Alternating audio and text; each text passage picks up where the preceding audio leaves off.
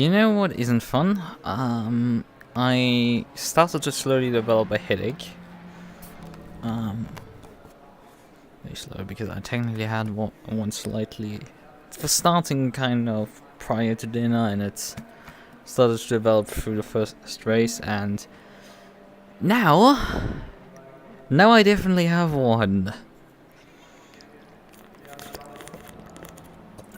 And to make the matter worse, I actually have no headache medication right now on hand. Thinking I could perhaps sneak downstairs and take some, but like, I don't want to do that. I will just drive now in literal pain and finish this race. I'm gonna drive for like the next close to 4 hours in pain. I hope people are going to be fine with that, because it's gotta be particularly nice. When I tried it on the L constantly.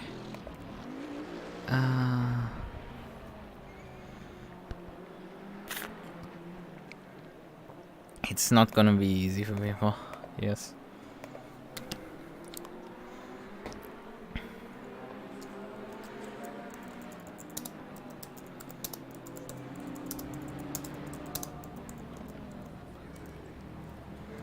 So let me just briefly post my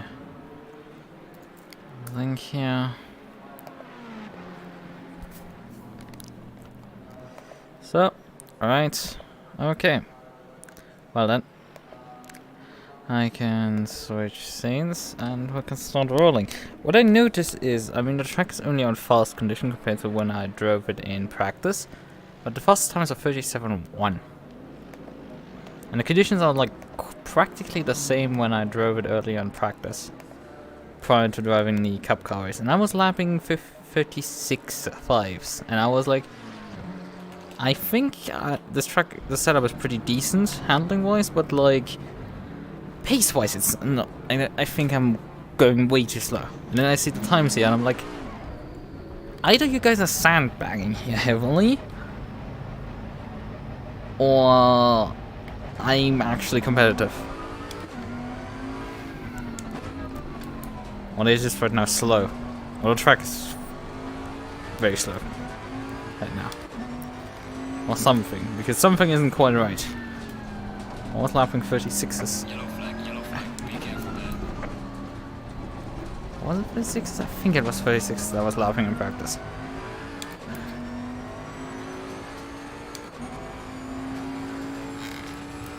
But hey, it's early hours, we have still 30 minutes in this practice session left.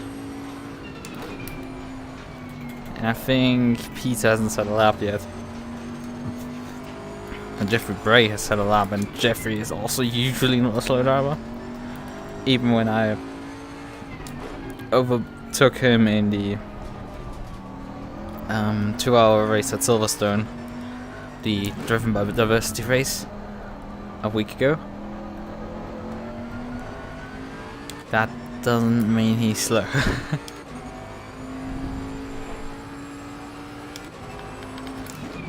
Usually he's significantly faster if you look at where he performs in the first split races and where I perform. Granted, I have had absolutely no fucking luck in those, so let's leave it at that. Jesus, you can use a lot of curbing on the inside there. Right, but one of the issues that I had with this set is we have a lot of understeer through this final corner here. A lot, to say the least.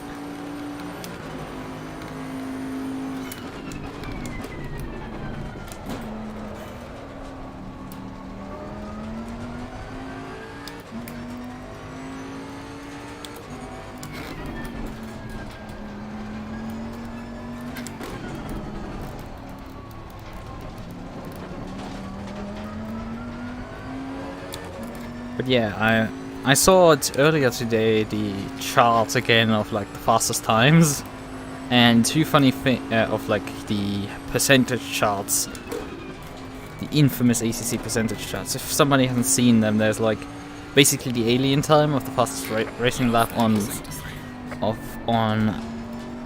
low fuel. What's I think is the name of the site? I haven't raced there. It's very popular, but I haven't raced there, so sorry if I butchered the name. I'm really terrible with names to begin with, so I look like an idiot when I'm not familiar with. I'm familiar with the matter. They offer, I think, matchmaking services, and they are essentially have a really good idea what like the alien times are, and then people basically make a 101, 102, 103, 104, 105, 106% table, so you can guess like your speed and get an idea, which is interesting. Two things that I saw there is number one, the boat, the fastest time on this track was set with a boat. That's the first one that is interesting. And second of all,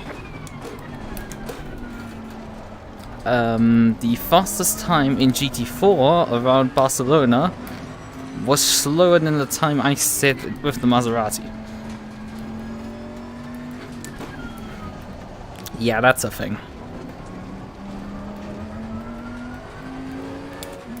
That's mildly insane to put forward. Yellow flag, be careful there. And that's... in terms of race pace, I was slightly quicker.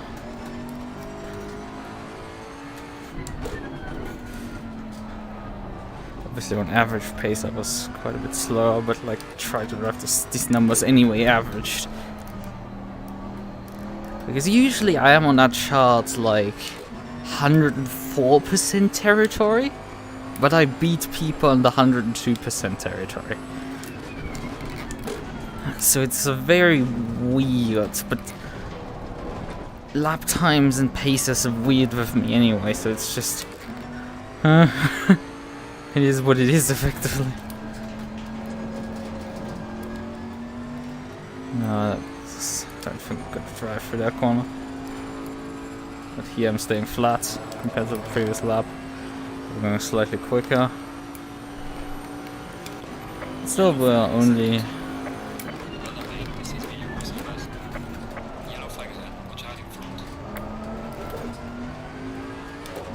only lapping 37,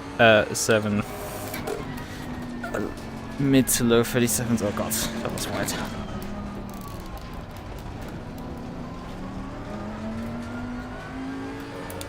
Granted, now I actually have like race fuel in the car, so we're not driving on like 60 liters like I did in practice.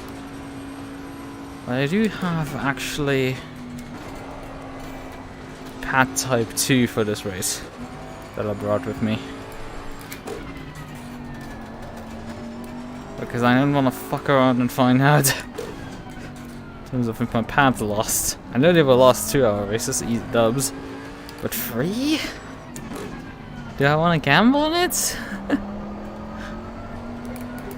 No? Especially on this track? It is kinda like demanding on the brakes, slightly.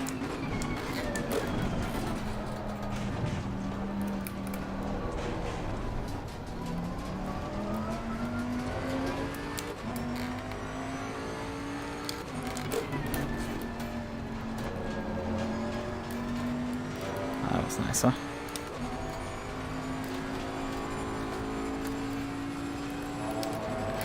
You lose so much when you have to lift for the kink there. Well done, mate. Personal fastest lap.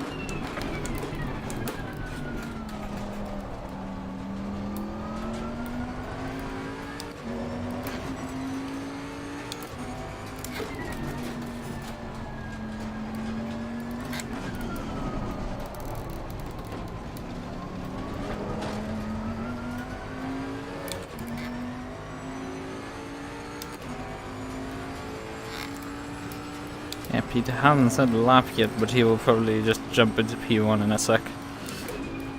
It's Peter after all.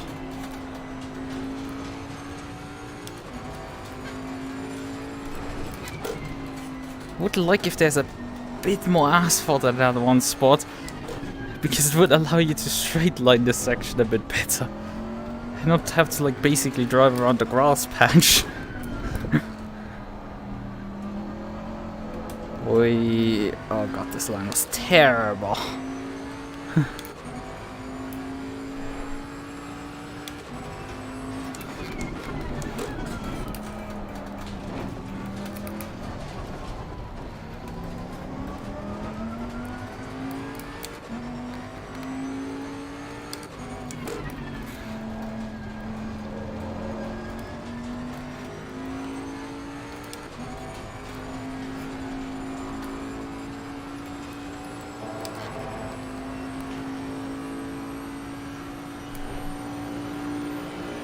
Well done, mate. Personal best. Did not plan to flash there. But it seems the fastest guy has actually... Yeah, Bray has actually improved into the 36s.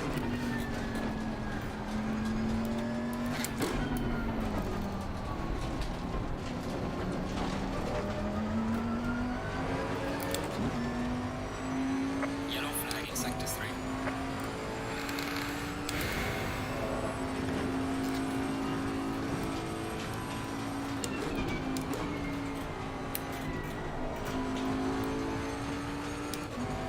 Pick up the consistency a bit.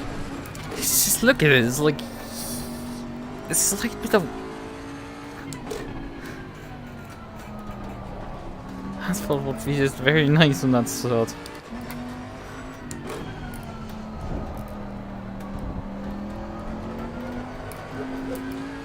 Whoa, a bit of oversteer there. We're coming back out of the corner.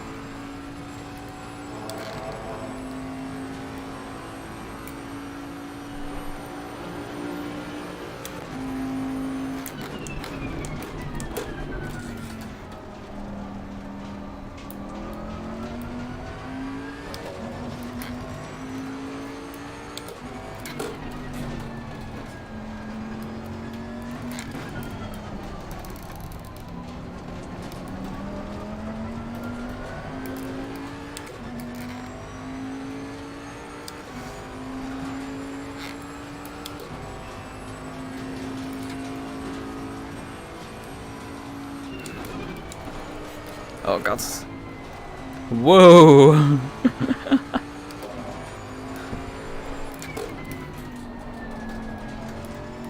That came back to me as a bit of a surprise, to say the least.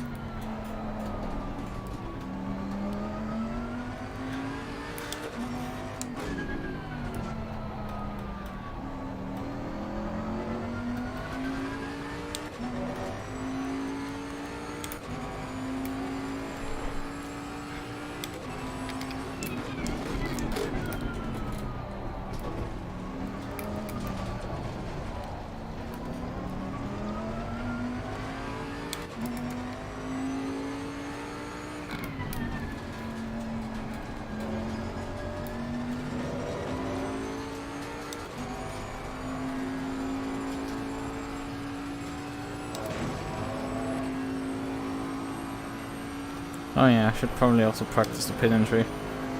This track is notoriously difficult in that area.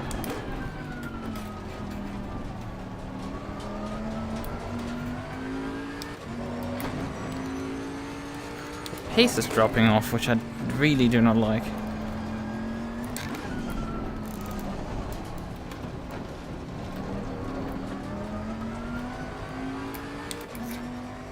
That's going slower and slower. That's not a good sign at all.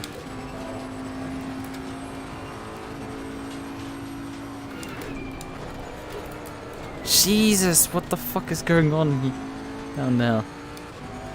All of a sudden. And I'm losing so much time for this kink now. Hey? Some things just do not add up right now.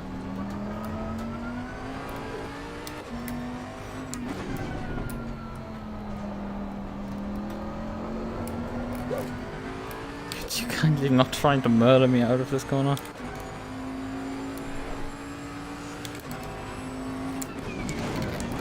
Ah, I dipped the wheel there. My most infamous error with the boat, dipping a left side wheel into the grass. I infamously make that error fairly consistently.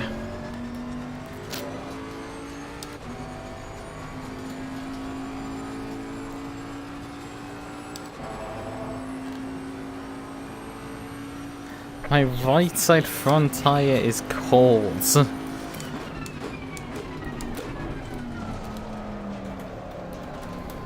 I'm basically entering fucking T1 with a drift because the car is not stopping enough.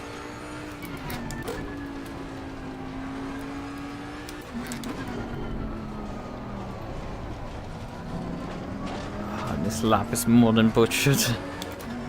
I'm just all over the place, but not where I need to be.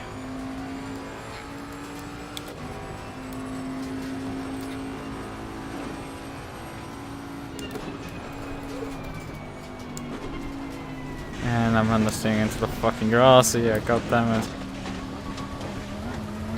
It's like my tires are just giving up like 4 laps in, which just is completely unacceptable. My Maserati had better tire life than this.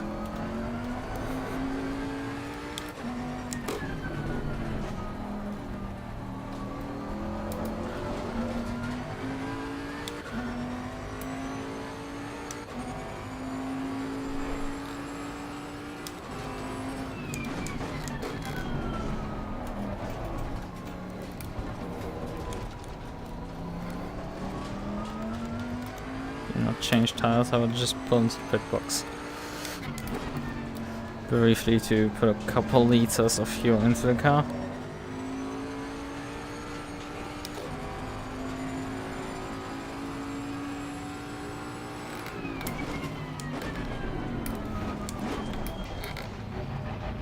I think that was on time?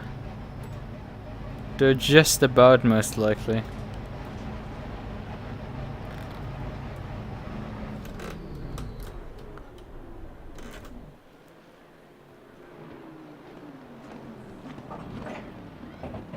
That was pretty good in terms of lining that stuff up.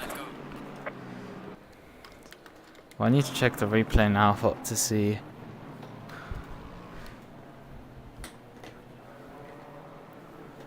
It's like, what would you do 3 stops? You need 3 stints?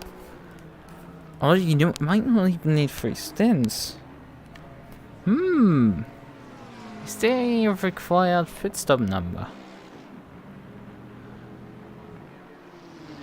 Oh, there's a stint timer on maximum length. There it is. Stint timer 3,900 seconds. Okay. Yeah, we can't cheese this. There's our cheese prevention. Okay. Good, fine.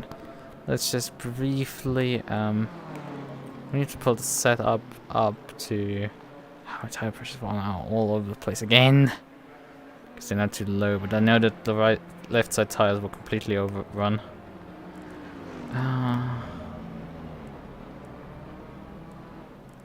The right side front actually needed 0.2 more in there.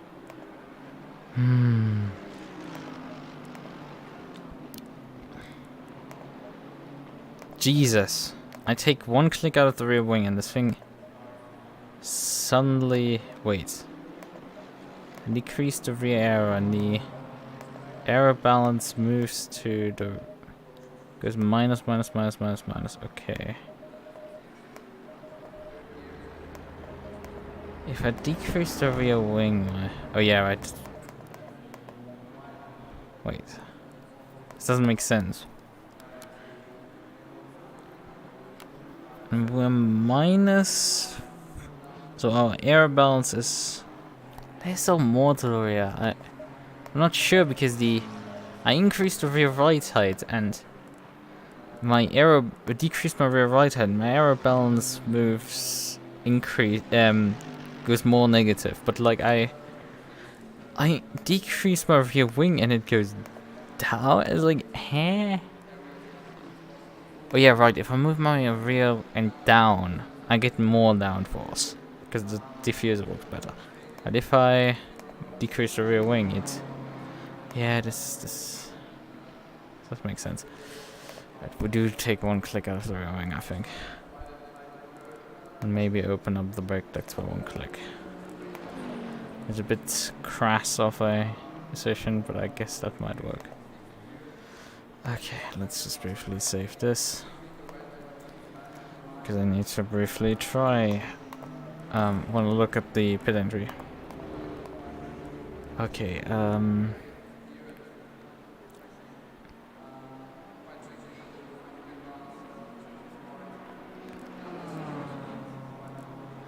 not dual driver, everyone has to pit at the hour mark.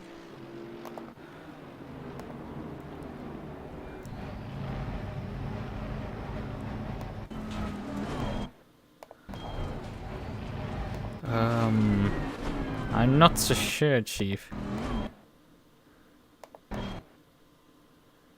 69 at this point. 56 while I think I probably wouldn't get a penalty for this, but this is too tight. Like, that is too tight. You can't pull that off. You need to brake earlier for that. This doesn't work. That is too tight. How the... Yeah, my right side tires are actually graining. That is insane. I'm suffering graining on my right side tires while my left sides are burning. That is insane. Like, that shouldn't happen. Blatantly, okay. Let me just briefly save this as a set.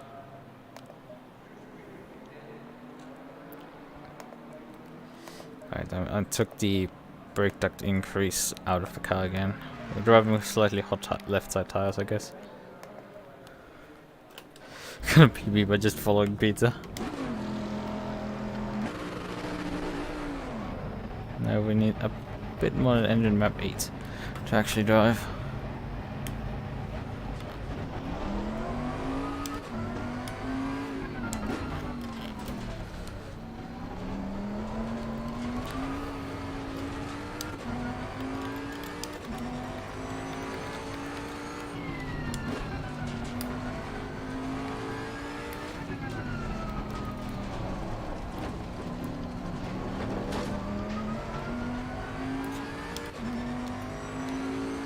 This is just so I can practice at the end of the stint a pit stop without having to configure.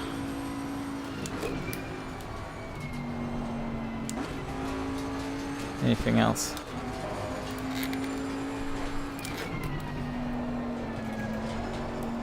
There's a slight skid of the rear tires.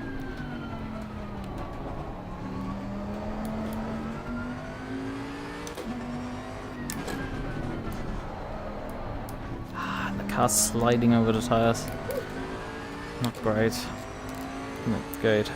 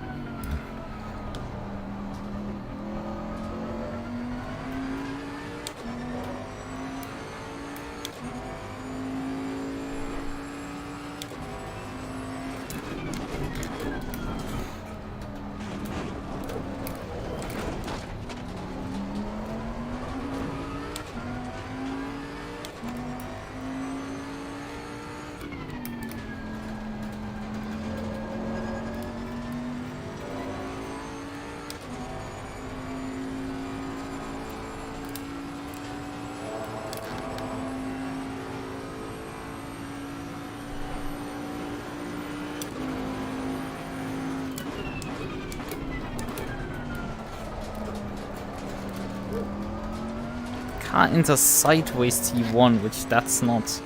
That's good for qualifying lap probably, but not for a race. Because I don't need that happening every single race lap. Let me say that. I usually run less ABS on my boat. Decreases by 1 click. Maybe we notice that there's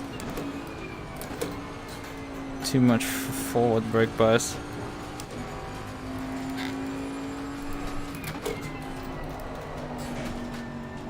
Oh, the front end wasn't quite gripping up there.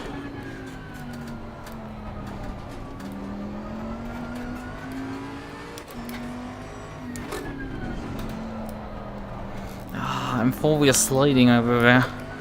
There just isn't enough grip. Turning in, the grip isn't there.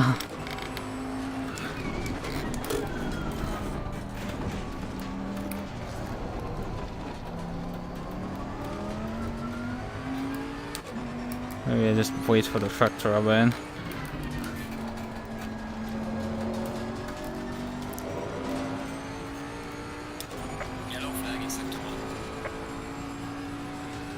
I think the rear wing adjustment helps me with the final corner finally.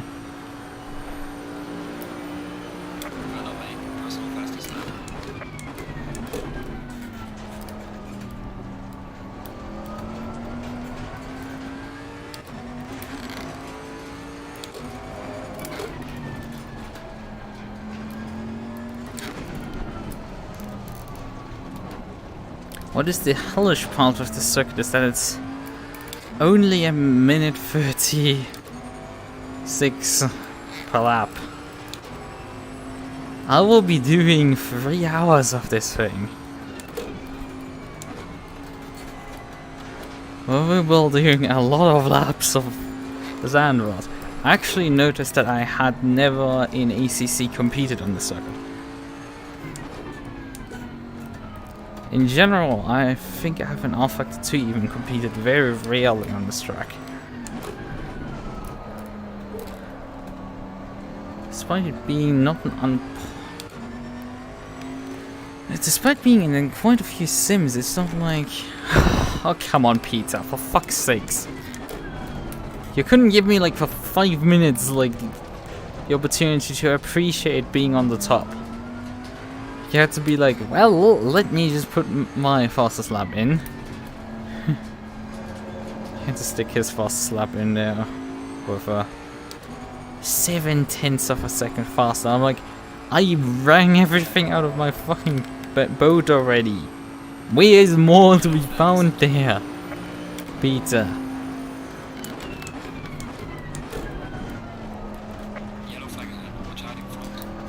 It's on over the last bumps there into the corner that the rear end then settles.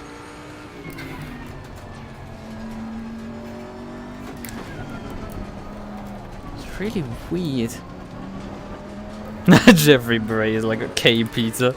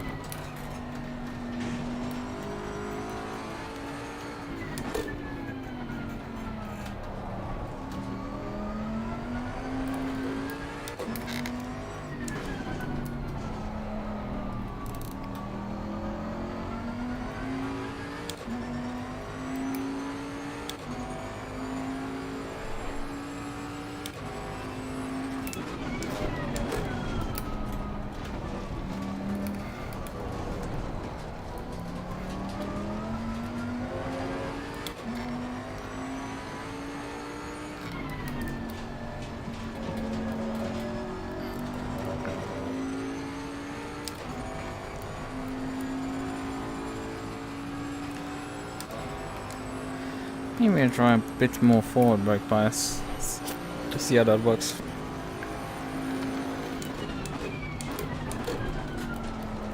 Still does it. Car just comes around in the last part of that corner entry. It sticks, and then suddenly goes. It's really weird.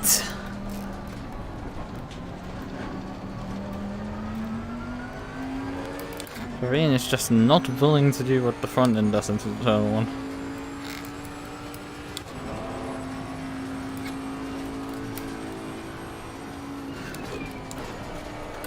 And the thing is, it's not like that's the only corner on the fucking circuit that does that. At high-speed corner is as well the case, where it just front end changes direction, the rear end doesn't.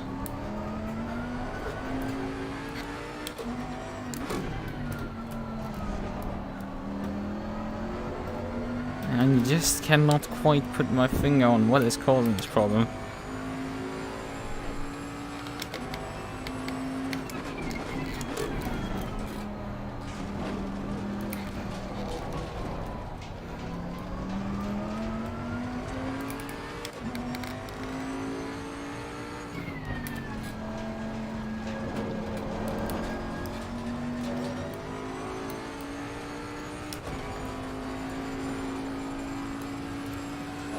There's more people actually improving in front of us. That's Calvera with a MUQU.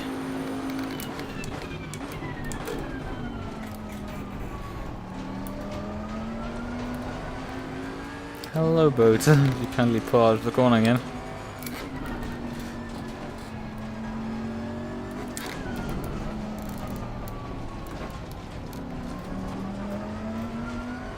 Yellow flag on charging front. Yellow flag in sector 3.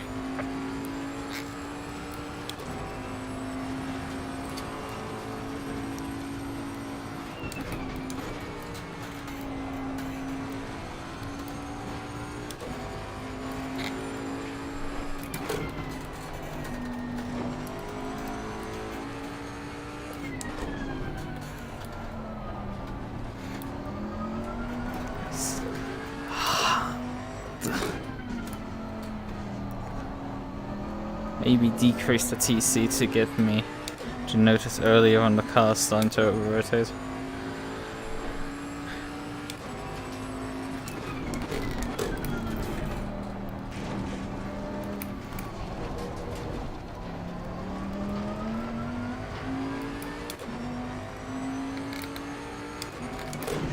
Ah, fucking hell, I hate this. Ah, where I dip a wheel, for fuck's sakes. And now oh, the boat.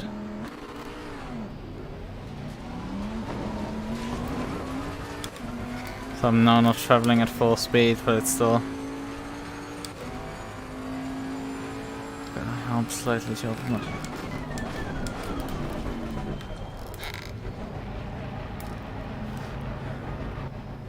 That was a bit better. Also, I need to pull my A game in terms of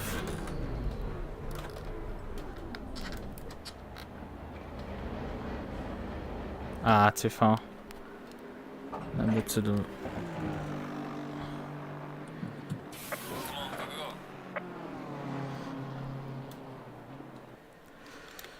Return to garage. There's a few.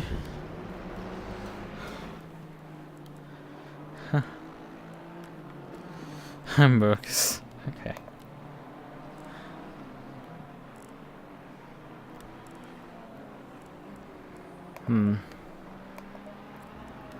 What is it with the suspension here? We have quite a bit of like rear anti-roll bar on the car.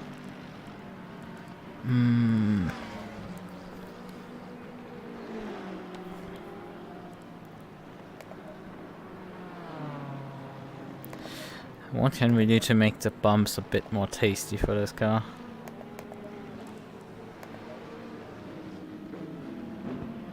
Car's the correct camber numbers, just looking at the tire wear spread across both of these runs.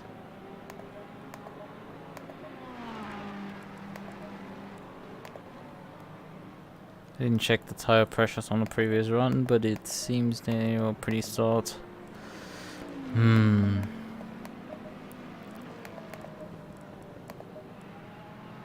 try low TC actually for driving.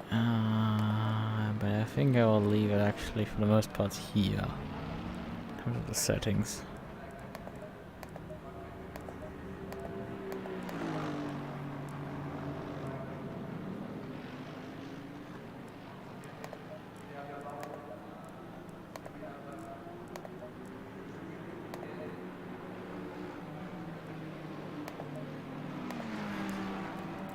I'm more or less paranoidally saving my setup because with barely any differences in it.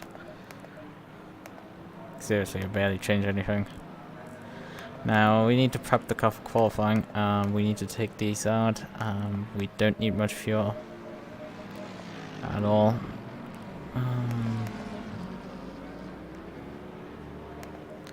Brake bar should be fine. We're going DC down a click. And all of this should add up for qualifying. Beret has also pushed himself by me again.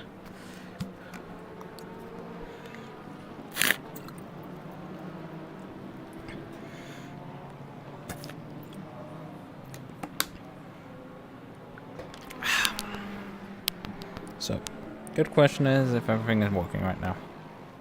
Seems like it. Oh well. No drop frames, everything here is going fine. And wonderful. That's awesome.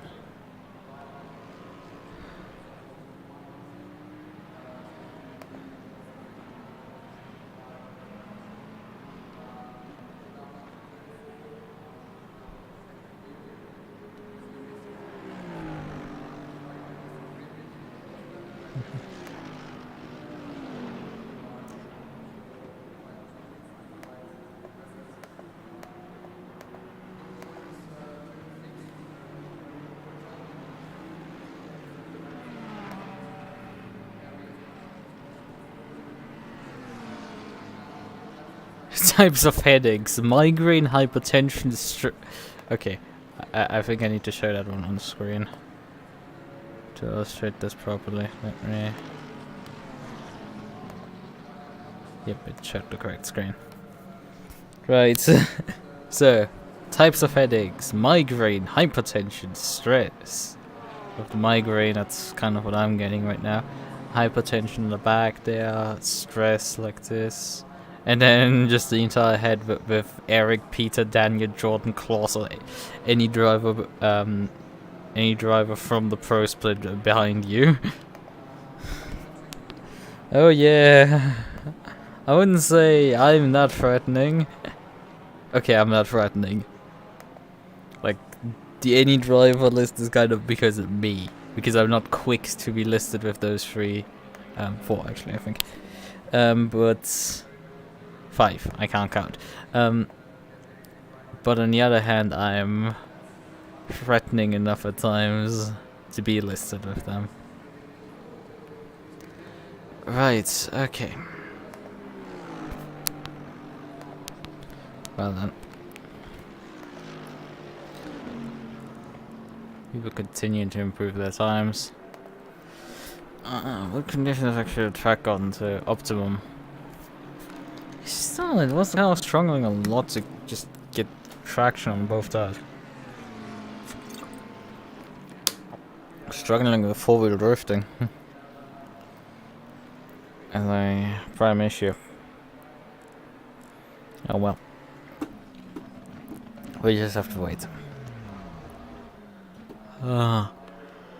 I think the reason why the boat is here the fastest because it's probably pretty decent, but I think the obvious McLaren and M4s are still like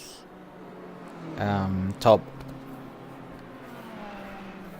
Top is just they haven't been put in here because who the fuck drives this track? No one. No one willingly under the sun wants to drive this track, really. That's why I somehow ended up driving. This is the last track where I haven't actually done a league race before. Till today. I've done it Misano, I've done it at Mowering, I've done every single circuit in this game except Zandvoort. I've stewarded a race actually here. Maybe not one of the first races I've ever stewarded was this on this track. So yeah, I have experience with that.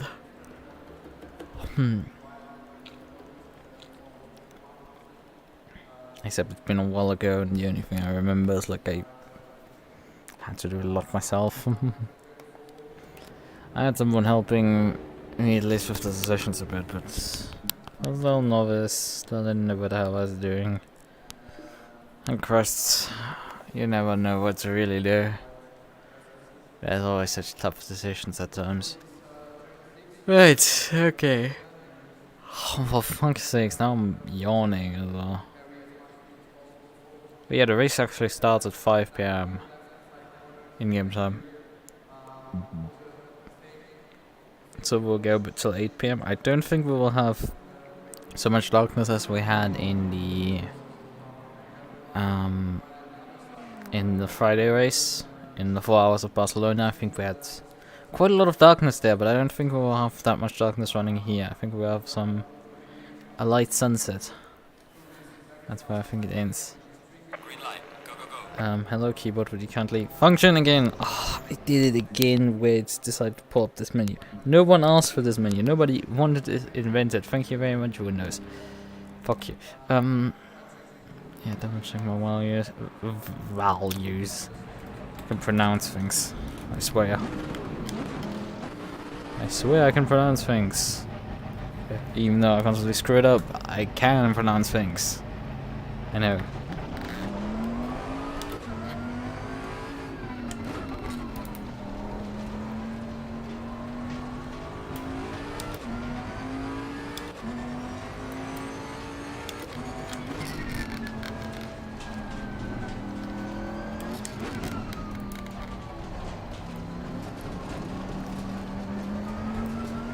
And also this track is probably not as popular due to the fact that it's also still the old version. We don't have the new version that was used in Formula 1. So no bank corner. Alpha 2 has that version. Nobody's playing that version either. But I'm pretty sure there's a lot of people that are blasting Super MUQs right about now. And I don't think I'm blame them.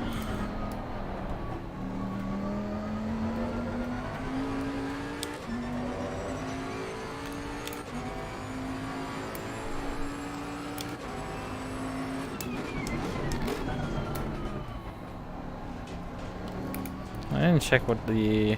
Yeah, the conditions are basically the same still. There's a slow car ahead. Oh, come on, guys. We had a massive check up here. I'm gonna abandon my first flyer. Most likely. Got caught here badly in traffic. Yeah, I have to abandon the flyer before I even started.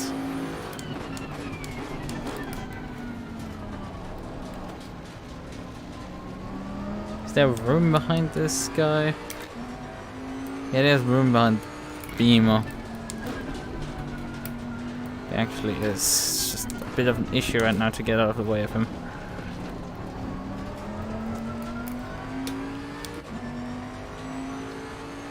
And also, I've been like losing out actually.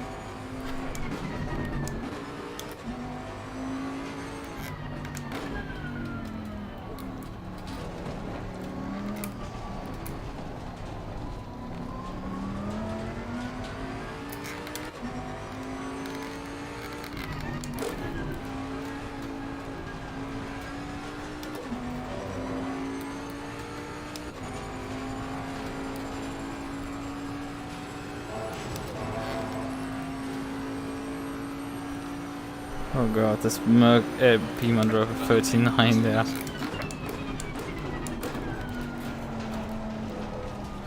Oh, that's a really bad line.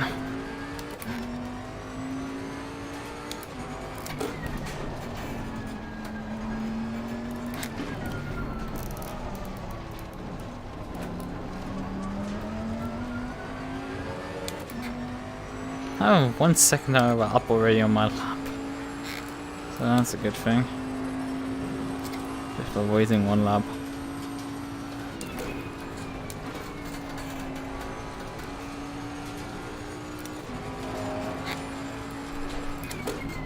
Oh no! Oh, that's a really bad line.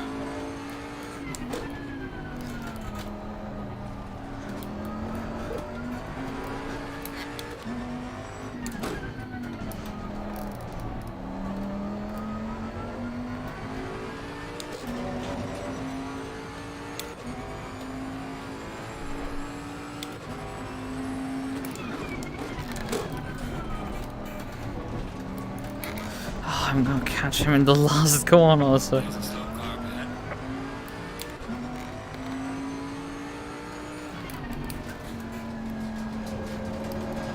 Please accelerate. Ah! Oh, for fuck's sakes, dude. Could you not just drive? Now it's too late. Now it's too late, mate. Car on the right. Clear on the right. Well done, mate. How's the best?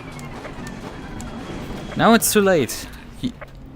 There's no point. You screwed up that lap already. Feet over under 35.7. Oof. That's too very fucking quick. I think we're lacking a bit in the pressure department. I think we do need a bit more. That's not 2 clicks, but only 1. But it's so unfortunate because he was for the most of the lap not even that slow. He just in the last bit just gave up all the time, and it led to me just ending up in his gearbox in the final corner. We're so close to working out perfectly.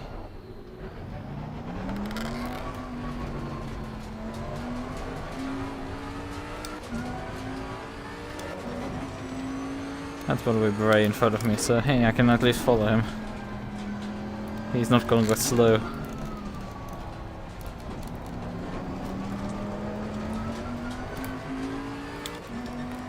Yellow flag in sector 3.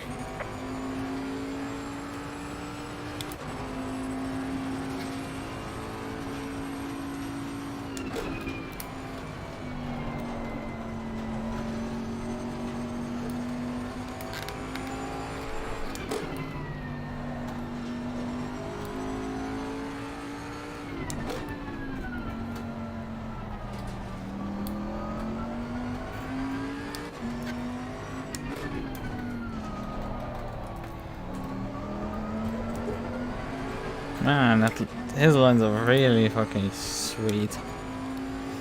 He's driving really quick right now.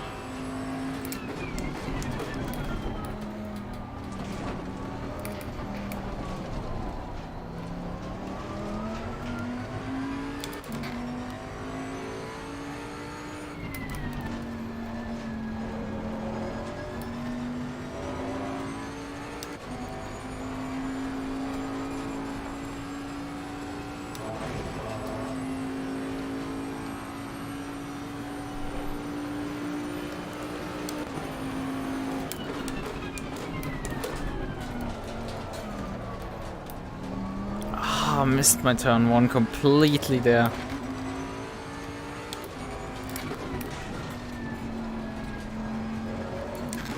Granted, it was my out lap.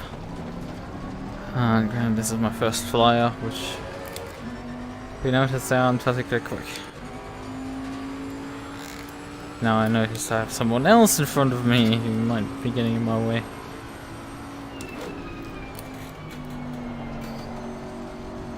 There's a slow car up ahead. Yellow flag ahead. Watch out. Yellow flag in sector 3.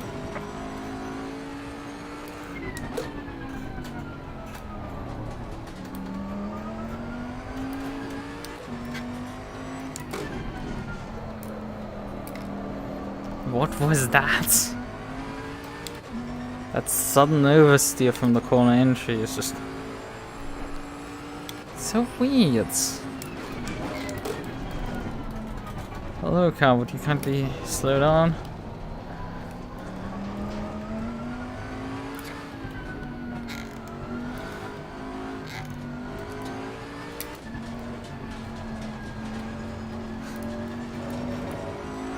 So I need to give this guy a bit more room. I don't want another case where I'm immediately in the gearbox of the guy in front.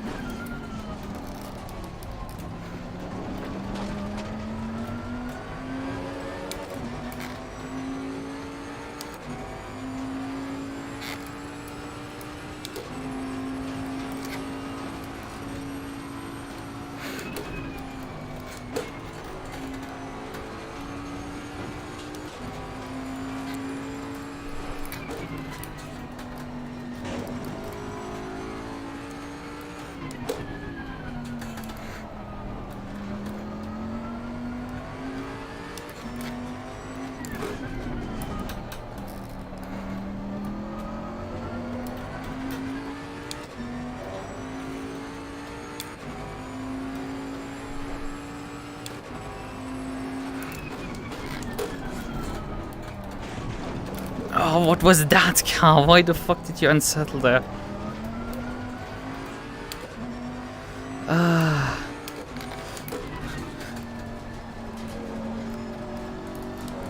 Oh, that was a really bad run for that corner as well.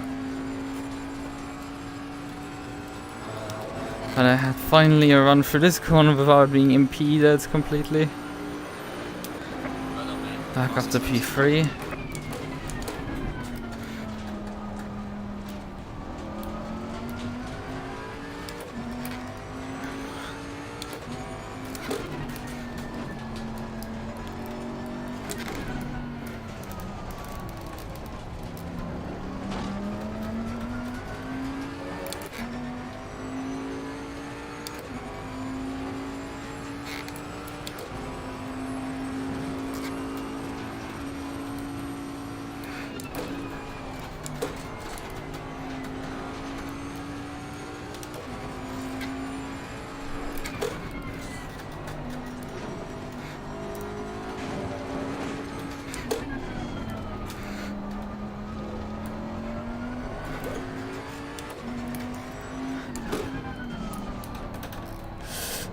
Oh, I'm pretty sure I'm overslowing for this corner. Having a really weird line for it. And then the brakes don't work. Ah, fuck!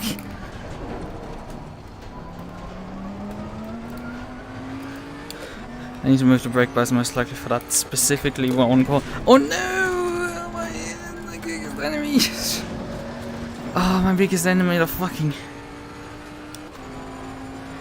Oh, I snatched the wheel again! God damn it!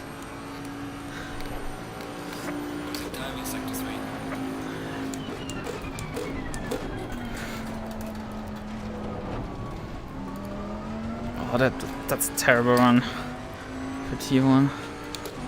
There's much more in there, as I demonstrated last time around.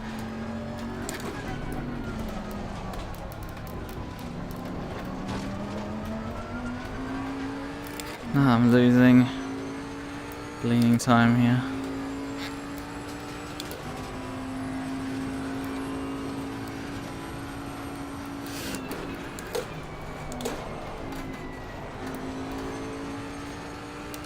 Should be escaping, getting back out.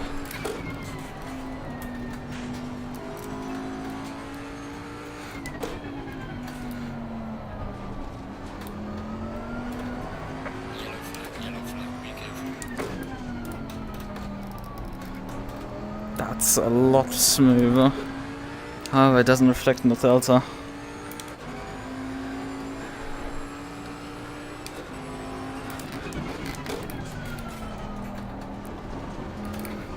a lot nicer when I last second adjusted my brake bias quickly there.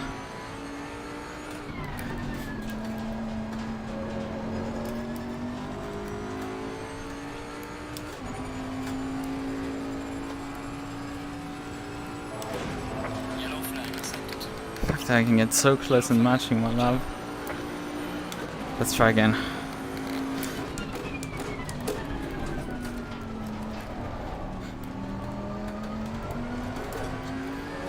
Again, not a good run for T1. I had that one lap of a godlike run for T1.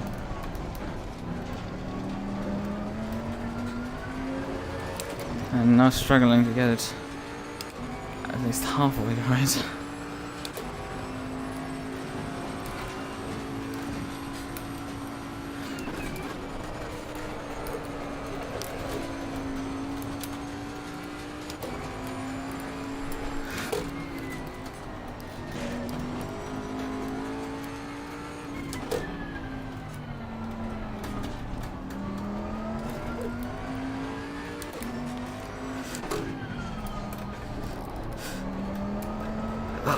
Car drives itself around.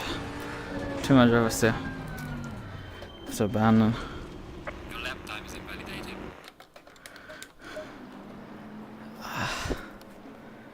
And it's pretty tight up here, so if anybody improves, I'm very quickly demoted. Come on.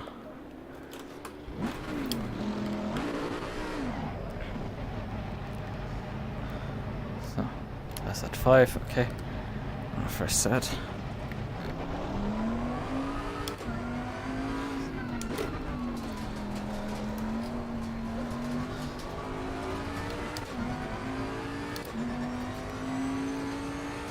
Yellow flag accepted.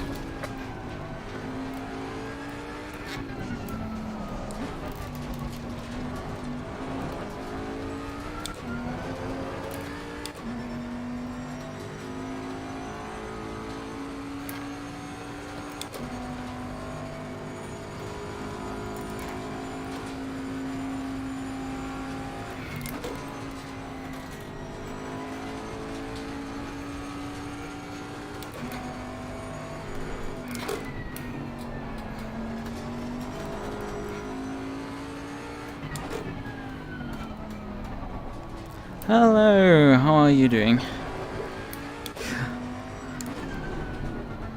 Hope you're doing good. I just finished a Porsche Cup race earlier with a victory. I think I sound less happy than I actually am due to me slowly becoming sick. There's a slow car ahead. And that's kind of briefing what is going to most likely be the case for this race, as I'm starting to come down with a headache. Now, it's not too bad right now, but I don't have any medication lying around, so I actually have to just tough it through without anything.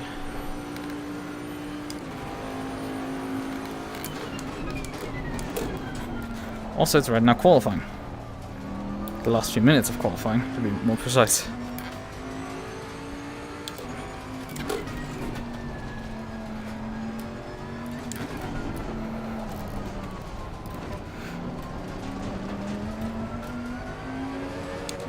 All the time lost there immediately again. God damn it.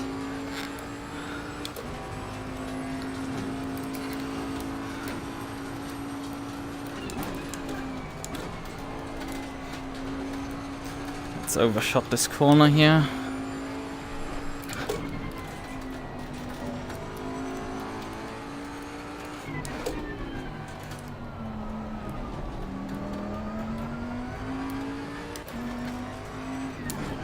Ah, I still fucked this corner up here.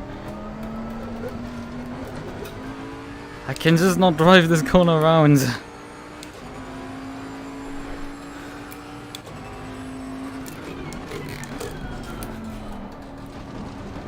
Well, as I said, like, I'm alive, I guess. I'm right now not crying in pain yet. But I have a feeling it might happen during the race due to headache stuff. Yellow flag accepted.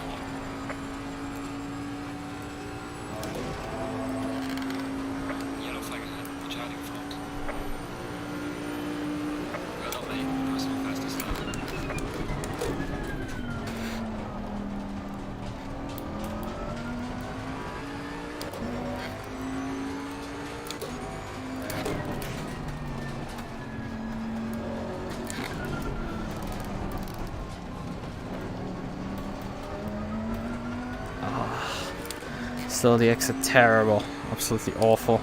The previous one was already bad. This one was even worse. However, the mid corner there was really good, so I'm up pretty well. Oh god.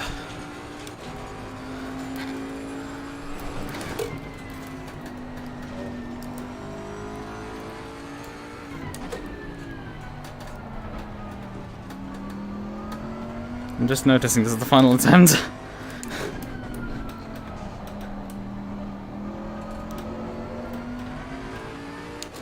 Find that checkered flag being displayed down there.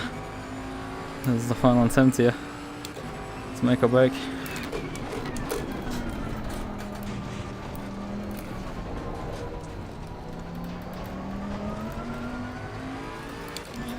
TC8 probably half my power there.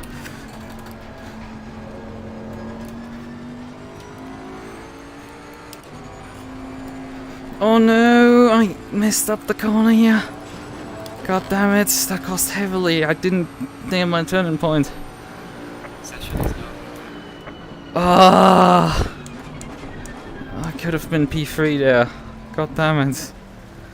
I messed it up. The final corner. Because I didn't put my line completely right. Oh, that is painful. Oh god. I mean, I'm paying attention to my hydration a lot. Because I want to avoid having them like twice a week.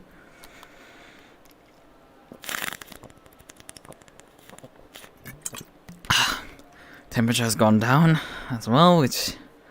that's great. That's what I needed. Okay, how much fuel am I gonna take? Like 85 liters should roughly get me to the hour mark. What? I think maybe running how much? No, he doesn't want to display it anymore. I think it was like 2.1 or something. Who knows? I think my let's just take 90. I think 90 should be enough. I need to put PEP type 2 on the car. Pressure wise, we need to increase the pressures now on the car. Due to the temperature decrease.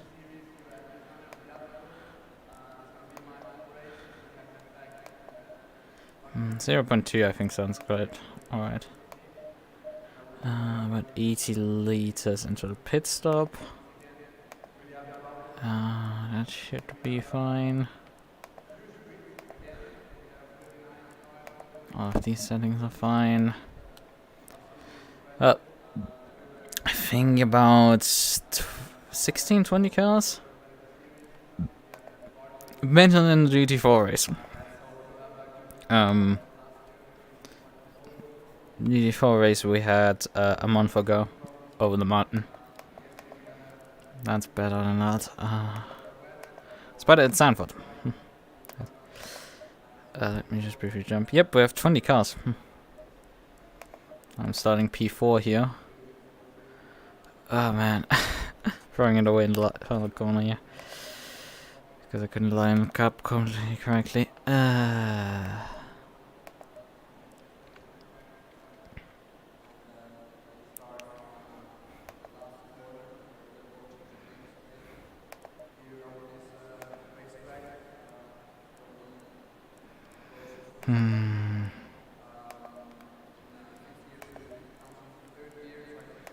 What can I do? Perhaps set up by store. What do I want to do? That's kind of also a good question.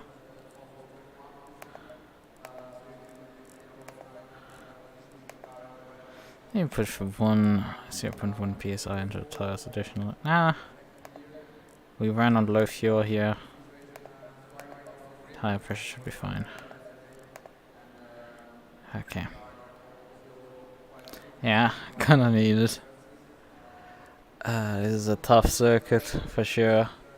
Funnily enough, I mean I have raced at this track in leagues in R-Factor 2 before, but I have not actually driven a league race on this track in ACC. I've driven one online race, I think. I think it's only one that I drove once. But that's about it. not driven a league race on the circuit. It's probably one of the track. I mean, I didn't drive that much Kyalami before I joined ACC, so there's that. But I think this track is definitely tougher than Kyalami. I think this track is definitely tougher than that one. Going single file. This is probably in the same difficulty grade as Brands Hatch, in all honesty.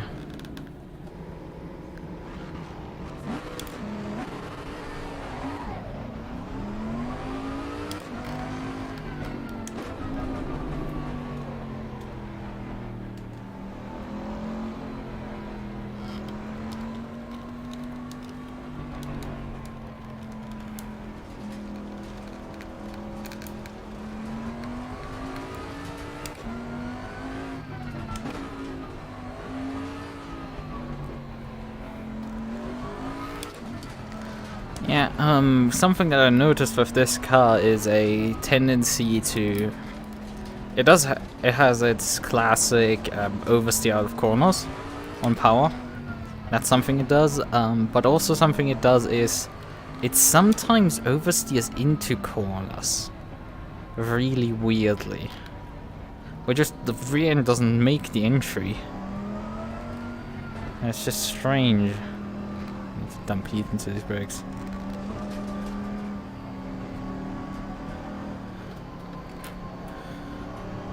It's not like stupid amounts hot.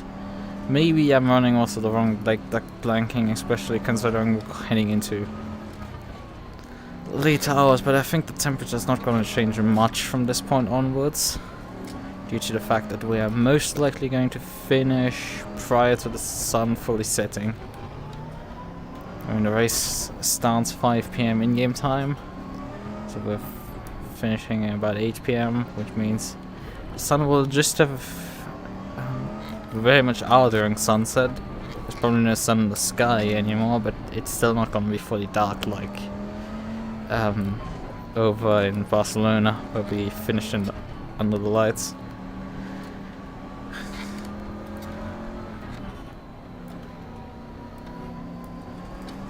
For once I need to actually move my brake bias forwards during brake warming because my front rotors are not getting up to temps.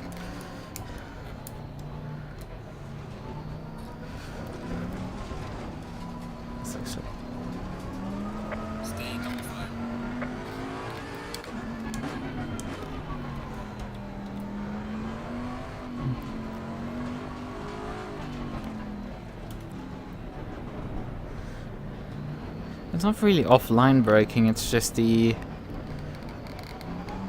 If you drive it not precisely as the car wants to into the corner, the rear end will find a weird bump and will unsettle over it. It's just really strange, and it doesn't only do it with T1, it does also with the high-speed corner, which that part is scary. The scarier part is that I haven't binned it there yet, despite what how many times I tried to murder me there. Green light. Go, go, go.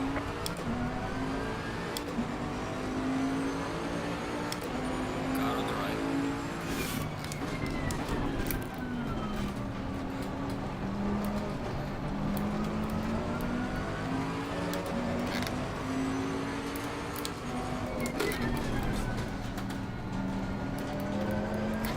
Clear on the right.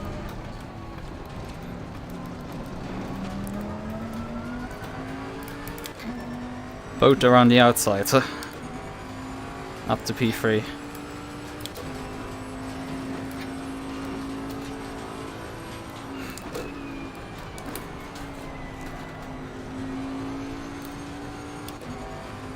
And also this here, it's like, I would really like if there would just be a patch of asphalt there, so we could just straight line that bit.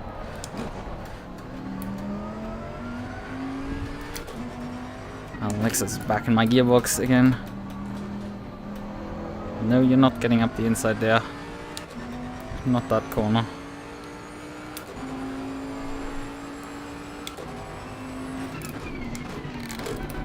I need to reload my braking points because I'm running now a pad type 2 again. I can probably get away with Type 1, I'm just not doing it. I should have probably done it, honestly. Not much to lose, honestly. Having driven them in a 6-hour race for like 5 hours, I think, on the car. Well, they're probably fine for 3 hours.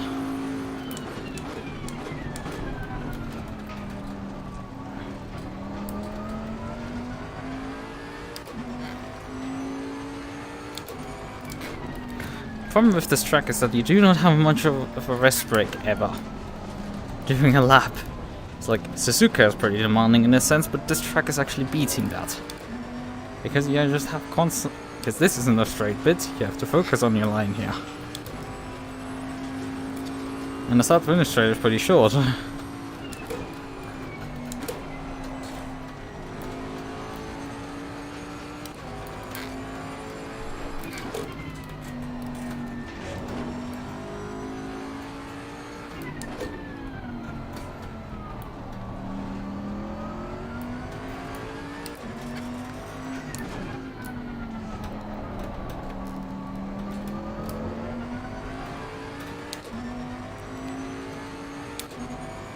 Yeah, we accidentally fitted. I've told the story multiple times, but like, that's the time when we at Spa fitted accidentally on our McLaren pad Type 1.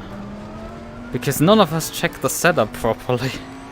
I mean, I didn't start the car, so there's that. But I didn't check the set he sent me for like everything. And it had like pad Type 1 and way too much brake duct planking, I think, even. And also nooks and crannies for issues. It's fine, it's not too... I mean, the car handled really nicely, the McLaren.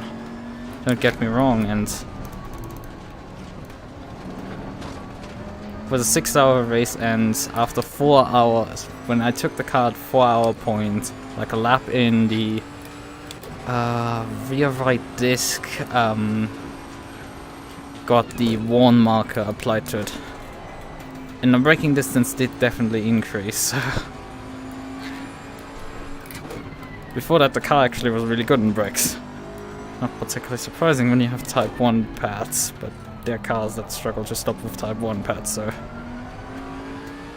don't take anything for granted.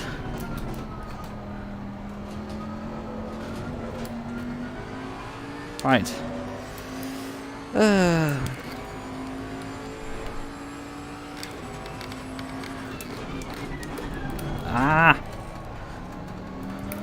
This corner here.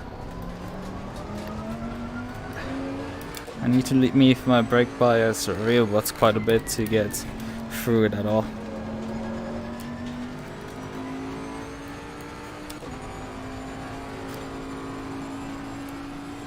And this track overtaking isn't really on the menu. Despite how close I am now.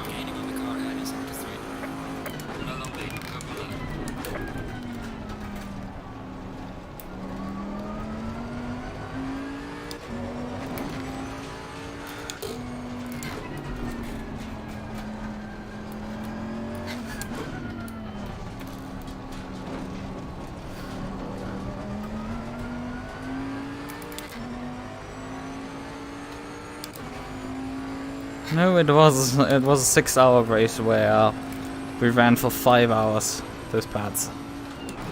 Oh fuck! Missed my braking point there.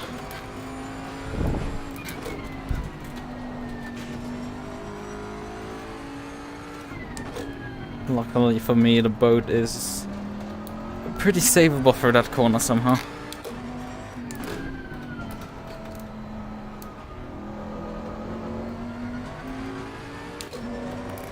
Maybe I want to increase the TC.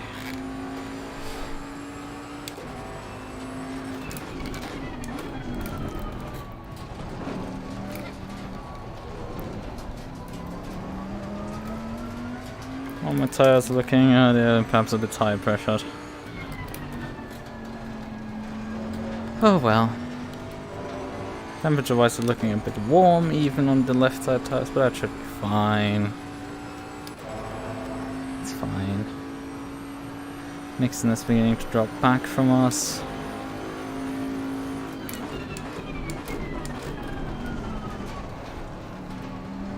I don't know, I didn't actually check if cars in front are single driver or multi-driver.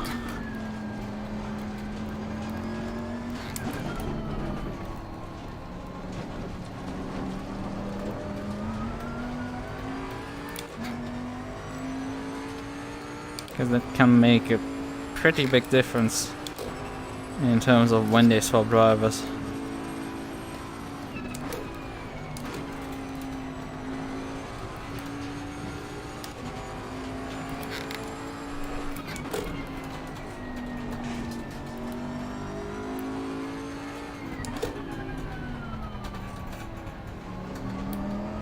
While a new driver will be over the long run perhaps faster, because they are fresh and rested, they need a few laps to actually get up to speed, so feel themselves into the conditions and everything. While I can just attack.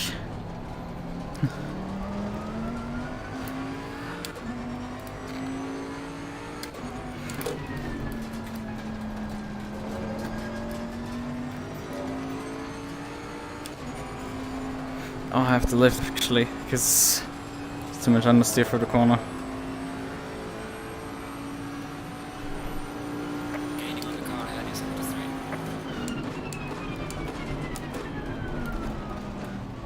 3. Not quite enough of a gap there to sneak up the inside.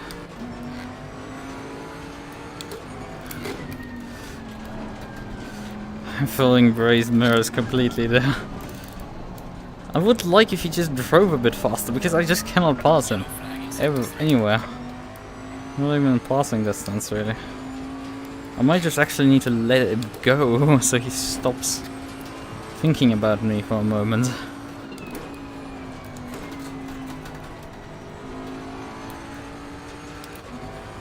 He isn't.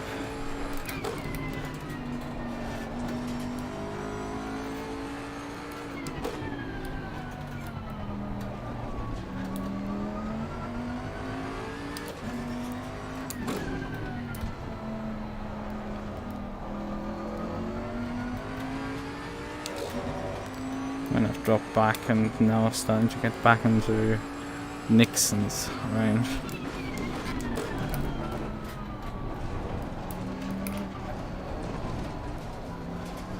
This is a Zandvoort, it's not like you can pass really.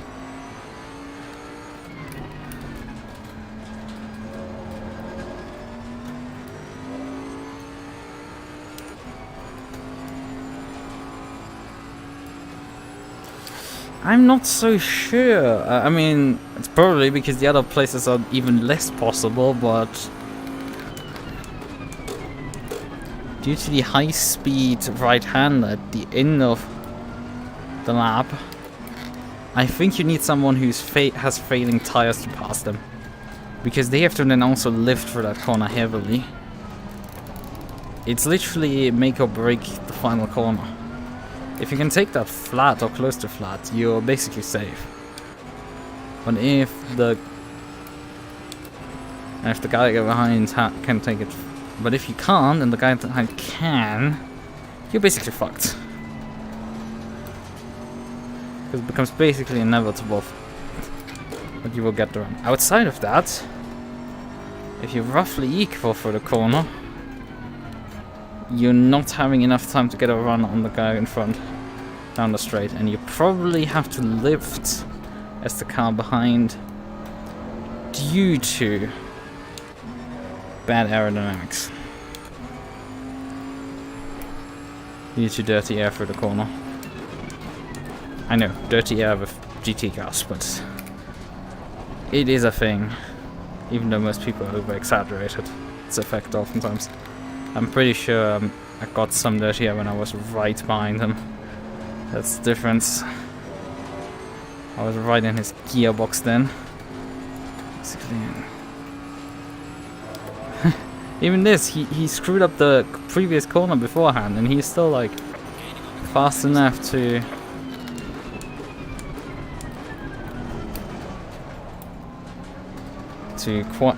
hold on, just about.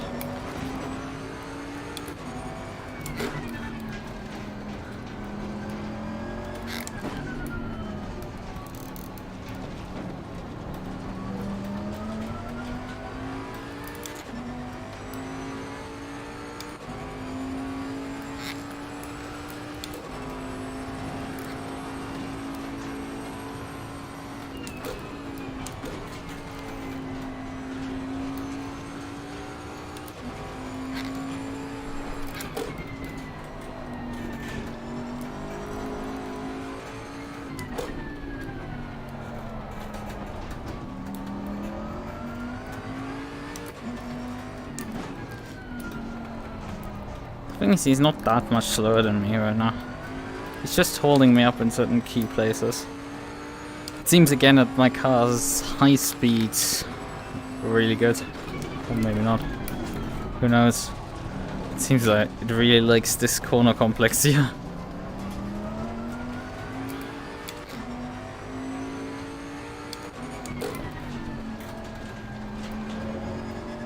It's a much better run from him.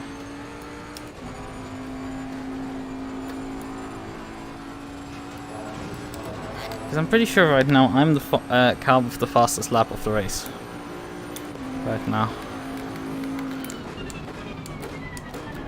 And when I'm only like 2/10 off my fastest lap while following someone, and that guy is not going particularly slow.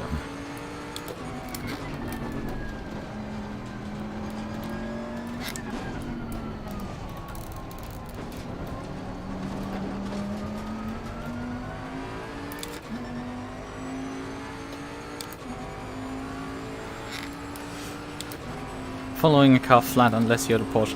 You can be the car in front as a Porsche and you can't take it flat. That's the one online race I did. I drove this track with a Porsche. It sucked ass. A lot.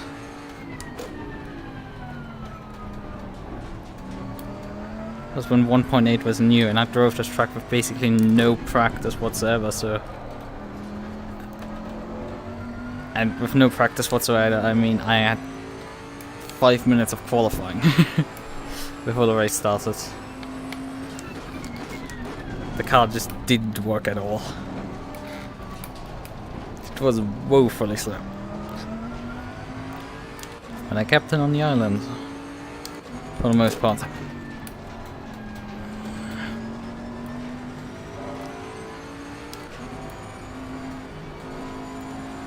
Oh, he's running wide there.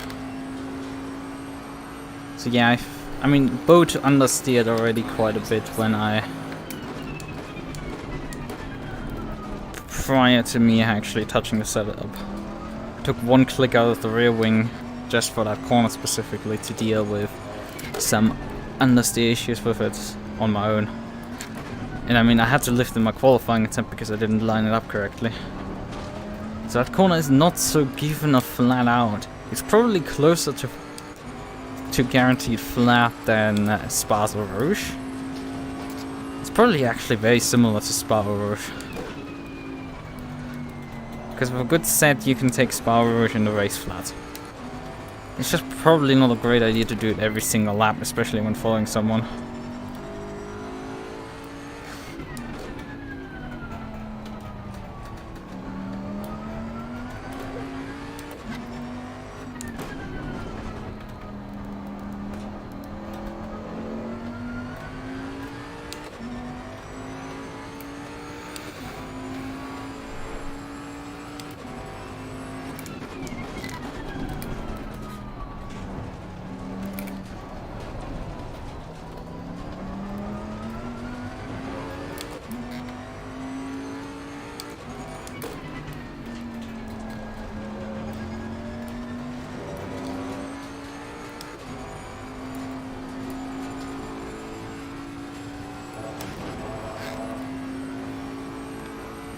I need to get back to driving that corner flat out.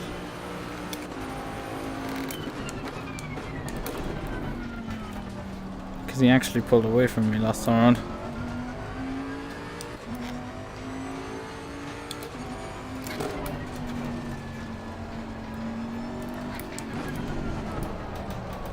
Ah, that's me sliding out wide there. Had to wait like half an hour before the car came back.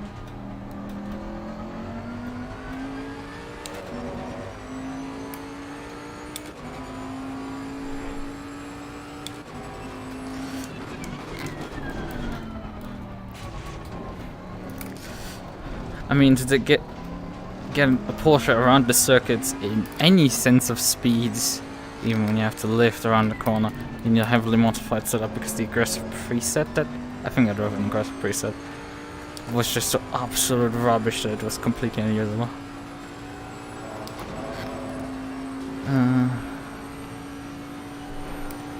Race teammates with Joel. I know, this doesn't make the Beamer slower any.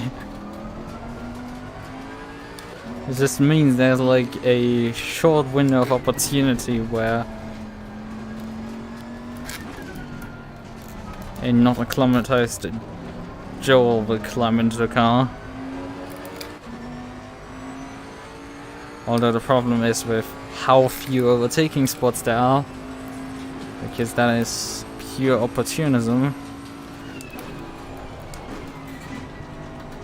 And that's where the car just nearly tried to kill me.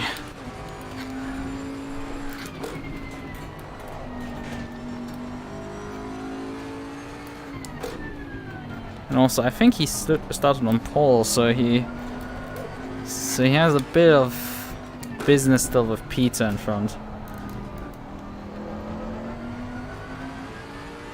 But getting his pole position back and stuff.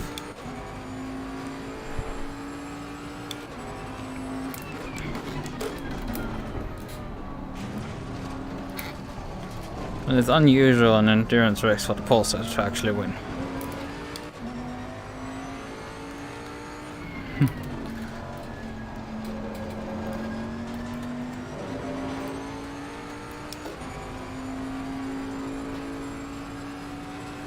It seems the Beamer just needed a few laps till it finally got up to speed.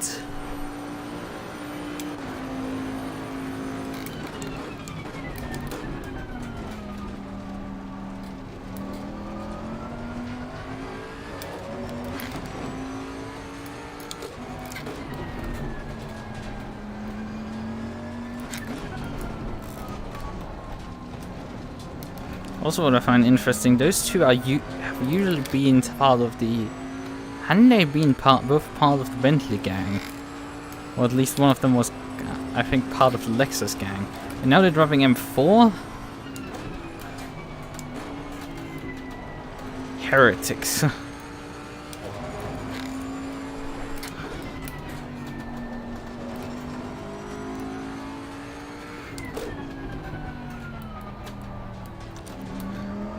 Yarn, we sent them over the plank. For the betrayal of the boat.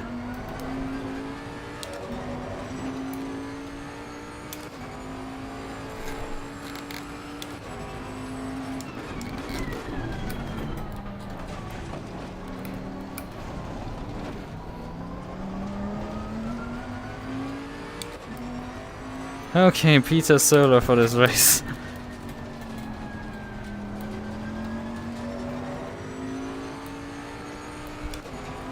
Considering my experience on Friday, which was I was fighting someone, I was driving a Maserati GT4 for 4 hours.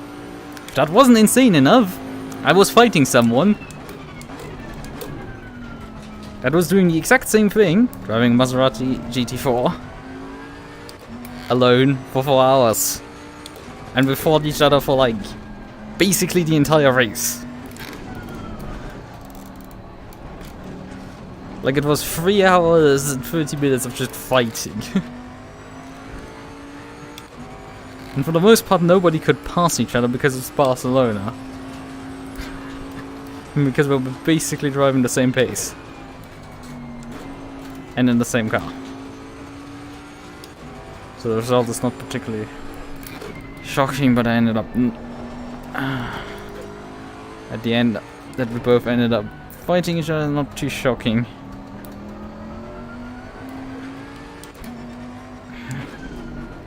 Sadly, in the end, I ended up not winning that battle.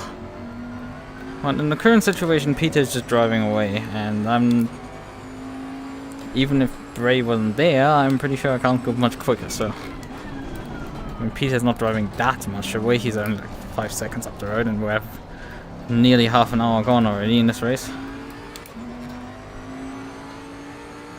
So... there's that. Peter's not running that much away from us. He doesn't have to, really.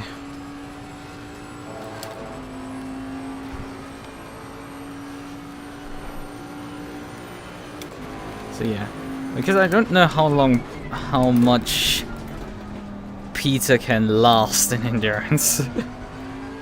I know what I'm capable of, and that is that these 3 hours are basically breakfast for me. Although the fact that I have a headache and that this is Zandvoort, which is a track that is really short, are not helping. But I've driven Road Atlanta. And there's a goddamn reason why I'm not the biggest fan of that circuit.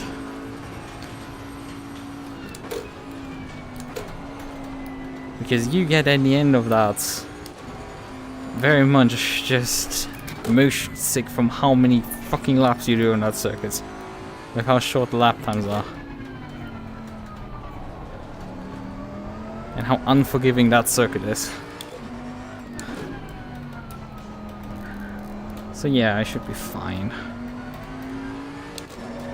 My condition doesn't worsen particularly much.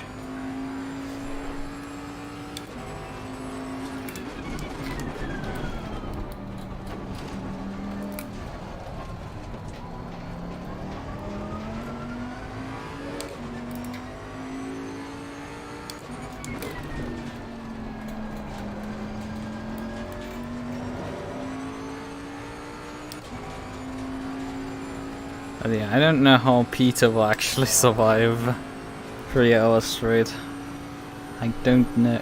I know he's done Enduros, I think. But I'm not familiar with his track record there.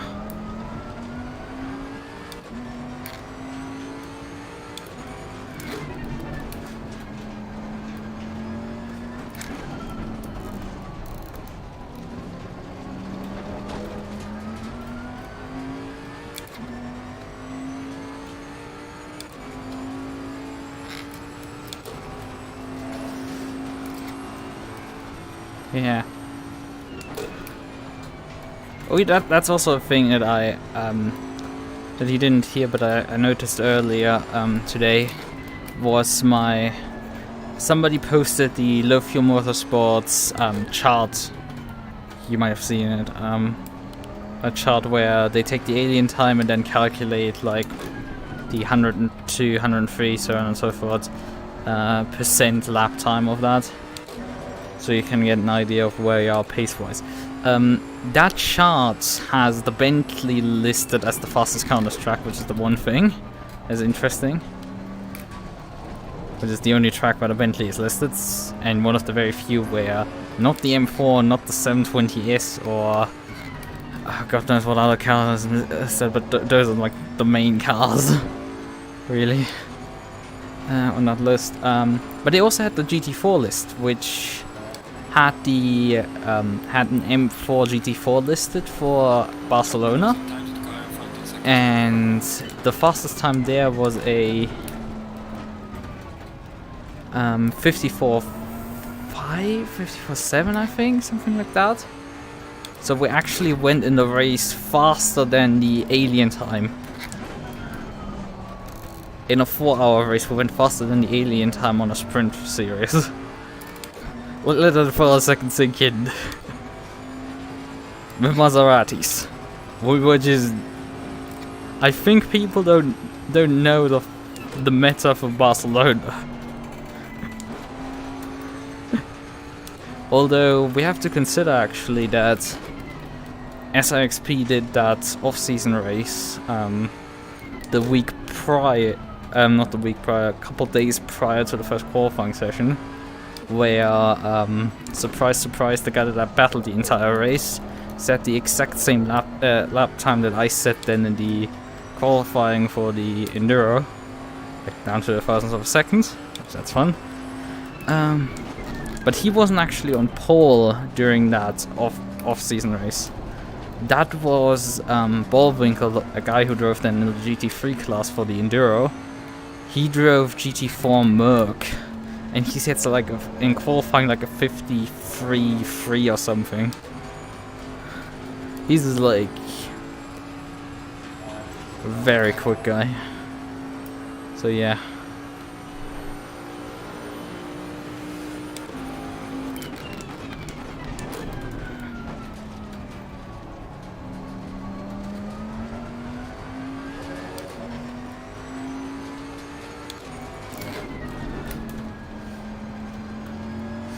Yeah, Peter's second fastest if he's in the MUQU. Because if he isn't in the MUQU, he's about as fast as I am. And less consistent. So I end up beating him at times. He's still good. No underestimation. But I think the Pro Series is misrepresenting my skill level to a whole level.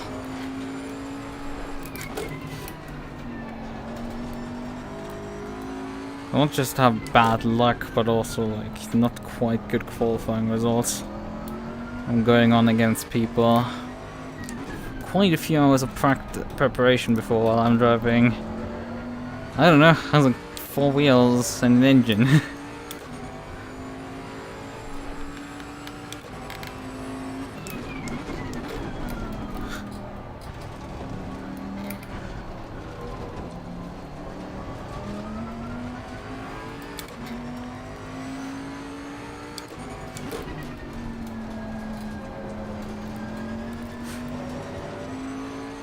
Was my fastest time below a 54 in the race?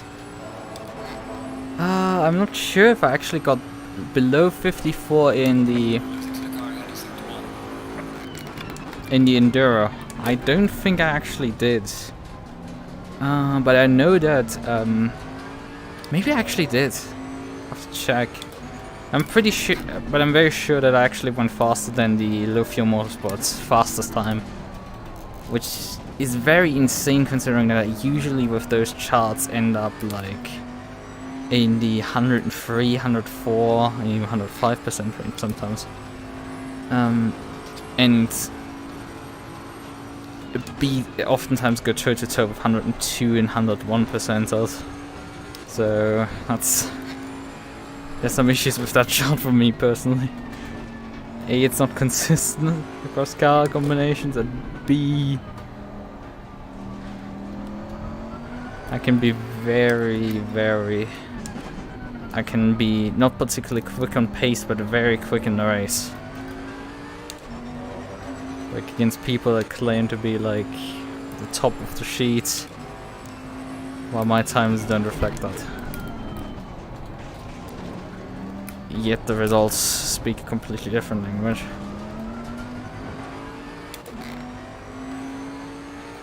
Right, we're back behind Bray again. He had a bit of a break. Being stuck behind him, but now we're back behind him. We're starting to lose time again.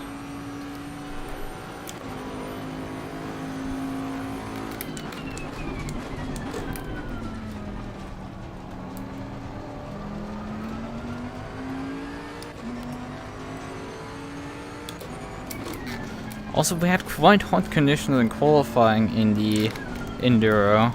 Well, the race was very much cooler. So while we had higher fuel loads, I had also significantly more pressure to ramp the pace up. and B, there was better track conditions. Whoa. Never felt the car get light over that crest. I mean, not with the boat yet. I think I distinctly remember other cars getting light over there.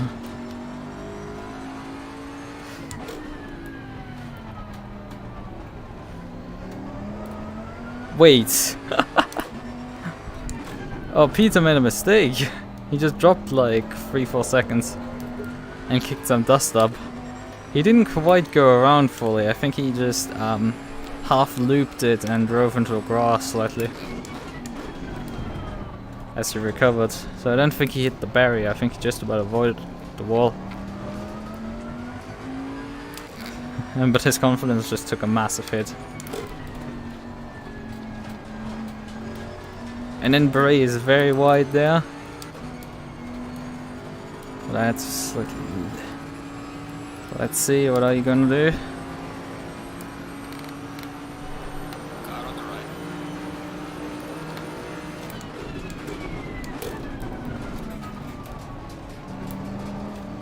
Clear on the right. Ah, not quite able to pull the pass up. Off. That's the problem. Because it's a very long T1, you can't really go around the outside even with the banking.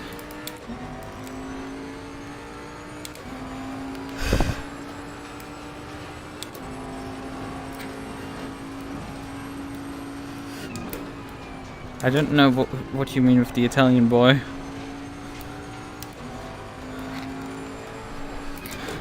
Because I don't drive any Italian cars. I don't even know anybody who is Italian I drive against. Would you elaborate? I think the delay between the stream and the chat is actually getting the way for once.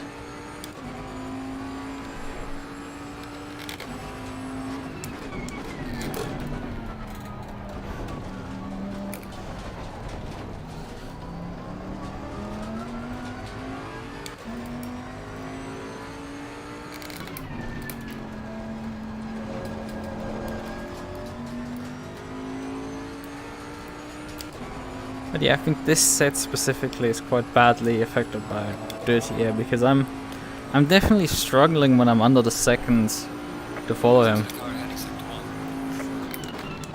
1. You can actually see my delta go up when I'm close to him.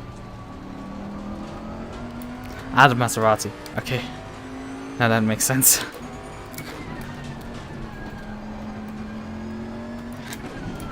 Yeah. We do know the Maserati isn't particularly good at every track. It's just very specific tracks where that car is apparently pretty solid. Although I still think that it might be the faster car on that circuit. Based on like Bullwinkle's time and stuff. And probably over like a full stint if you have very quick drivers, you can most likely drive a M4 stuff faster than the Maserati. But the Maserati's up there for Barcelona.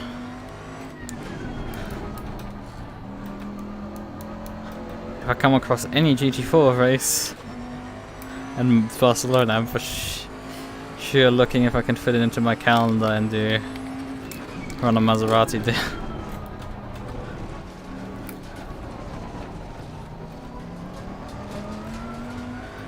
Just to see the stunned faces at minimum when that thing is at the front. If not completely, just touching at the front around.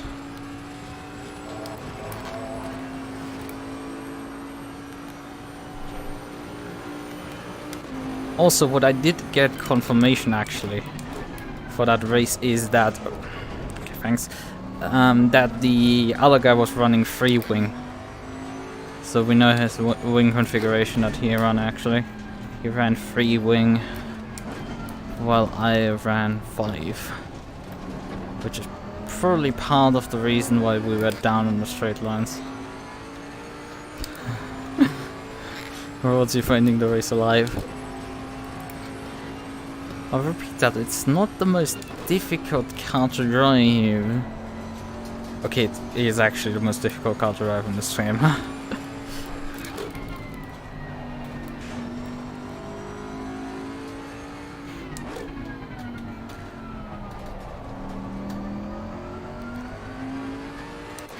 But it's not like stupidly difficult. However, the lack of ABS is definitely like the part that is really difficult to get around.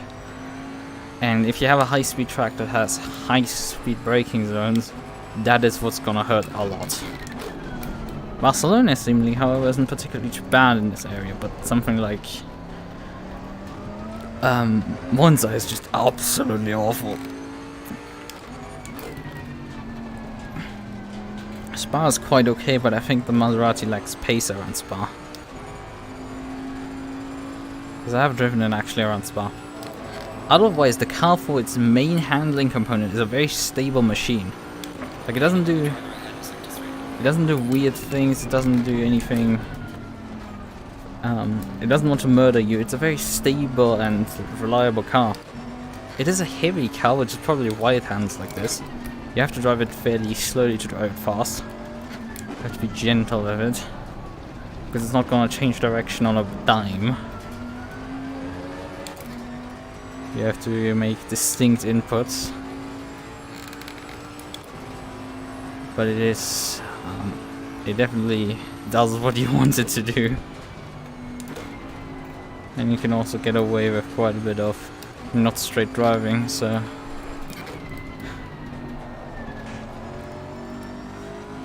It is in those aspects where it's not particularly difficult to drive with the brakes.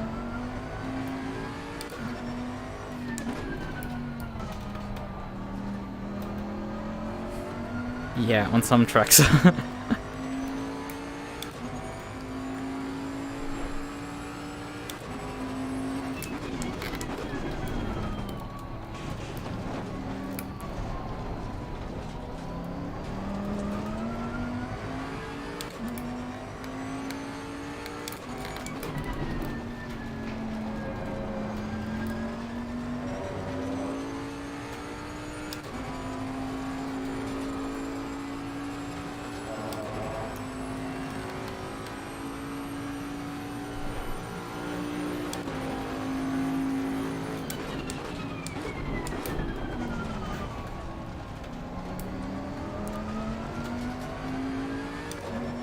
I don't know what's going on, but my front left seems to be under pressure. I don't know if it's maybe called a slow puncture. A very slow puncture, that. Because it's decreasing its pressure very... because we're down to 27.1 on the average, while the other tires are completely in the right spot.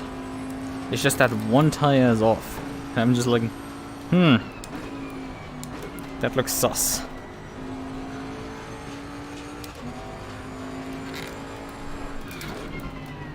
Have to monitor that situation.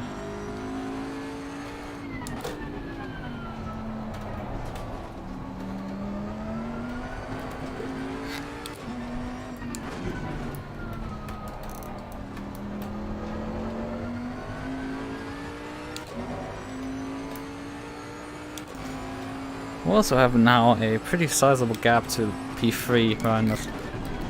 So it was really good that I got by that Lexus at the start of the race. Around the outside there. That was very important.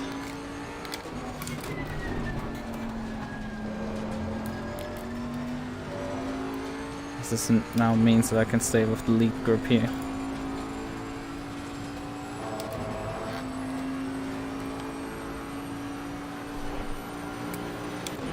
Yeah.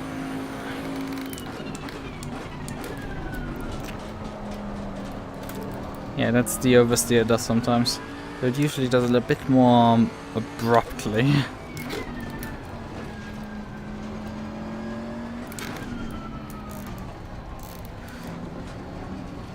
Well, pulling off the pit stop is still like gonna be a major important component. Driving a non-Evo Ferrari solo, Jesus.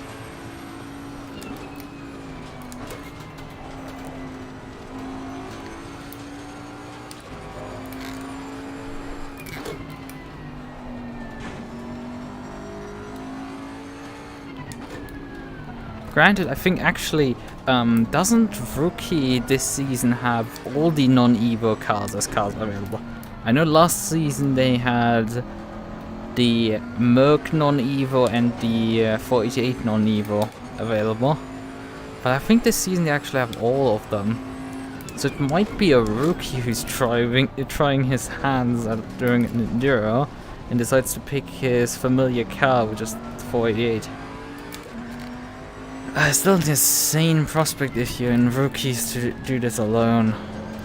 I mean, doing it, sure, great idea, because there isn't anything better to practice just consistency than doing an Enduro race.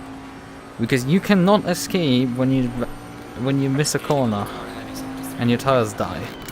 You have to finish your stints. Comment or not. You just have to keep digging. On that note, we haven't so far actually seen the lap cars. But we will actually deal in not too distant future with one. It is P18, which means there's 2 cars missing already out of this race. Ah, that's not great. Or they may be still there, we passed them in the pits.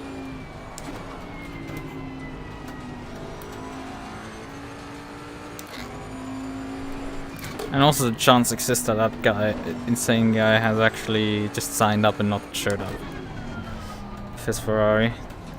I didn't check how many. I think we had like 21, 22 signups. We had like only 20 starters, so that's normal.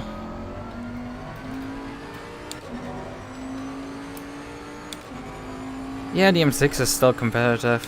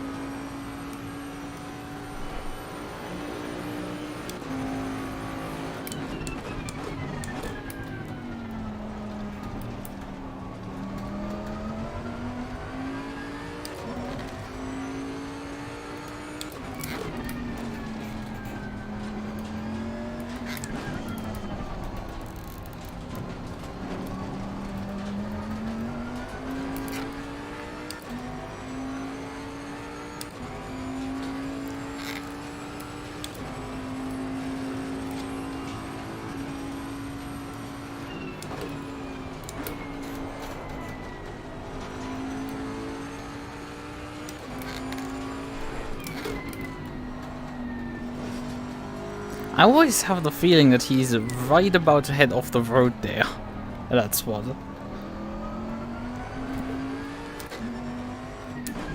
Because his trajectory looks like he's heading into the grass there. And it's so easy to be sucked off the road there. But every single time he just about keeps it on the road.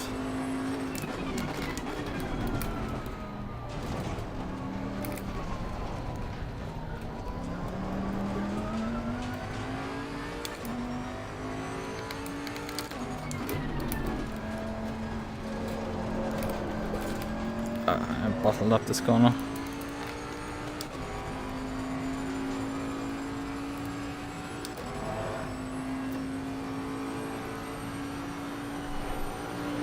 Falling behind the car in front in sector 2. 10 laps on fuel remaining.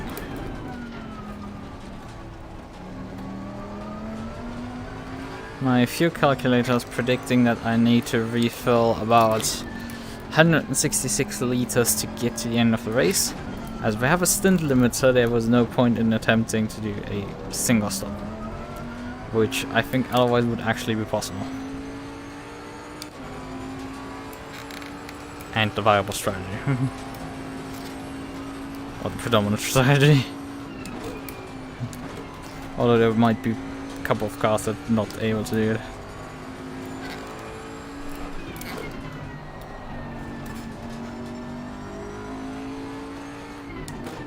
I mean, you can stretch any car to 90 minutes of runtime.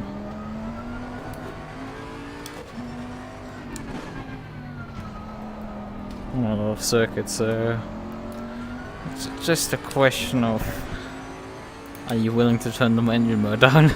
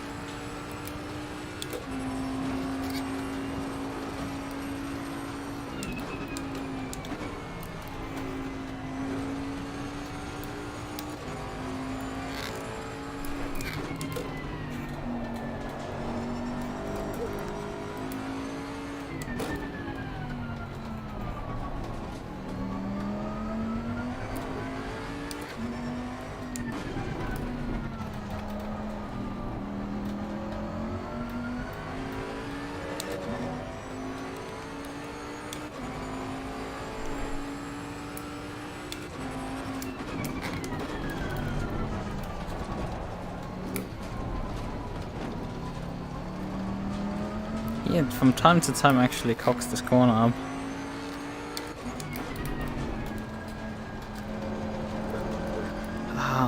Car's starting to rotate over that inside curb.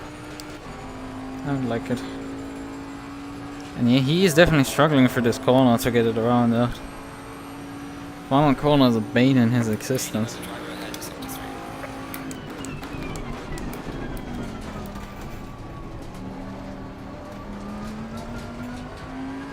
After monitoring the front left tire for the past few laps, it seems that tire's pressures are stable.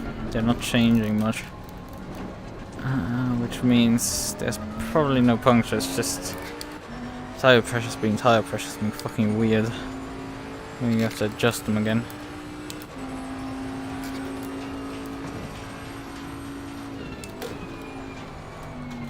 Yellow flag, be careful. Slow car ahead. Oh god, that's a back marker.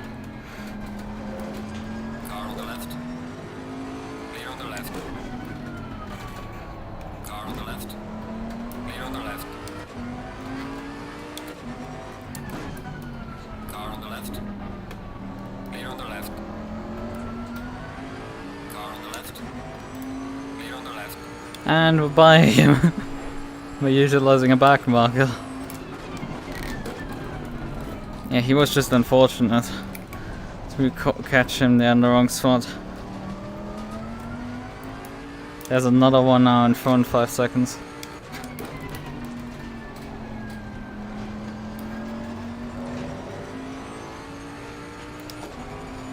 Let's see how the beamer is following.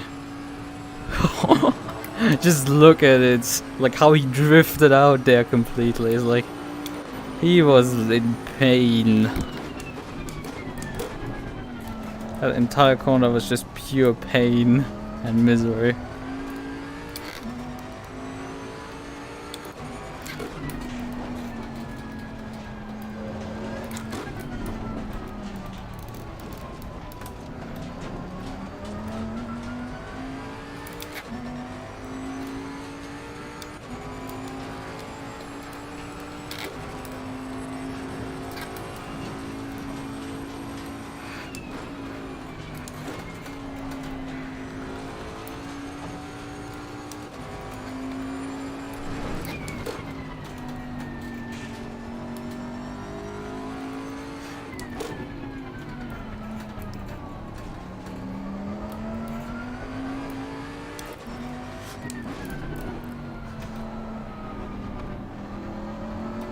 But again, it's a Ferrari that is causing havoc. So they're not just as usual. They cause chaos in real life, they cause chaos in the virtual world, they cause chaos around Paul Ricard, and they cause chaos around the Zandvoort.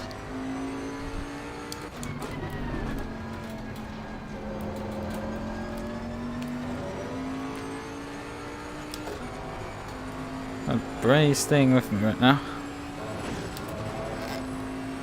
Okay. Stab up my face.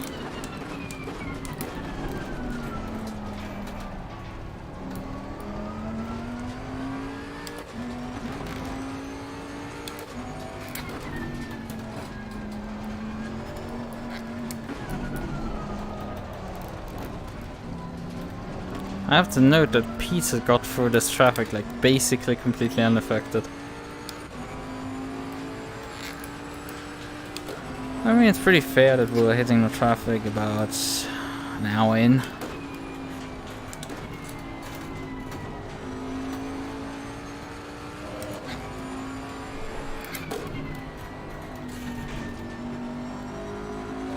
Oh, but that's what I'm afraid of. Somehow I didn't die there, because usually you should die there when you clip the grass. Somehow I just about survived.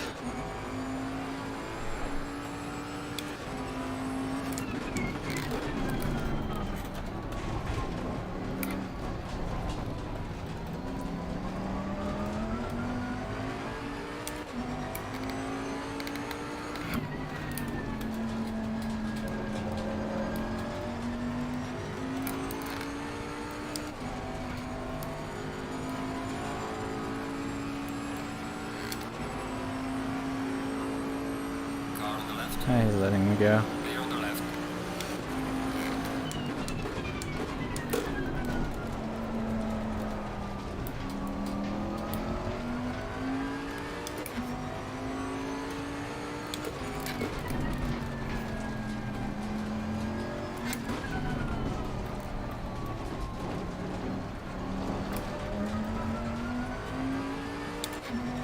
Ah.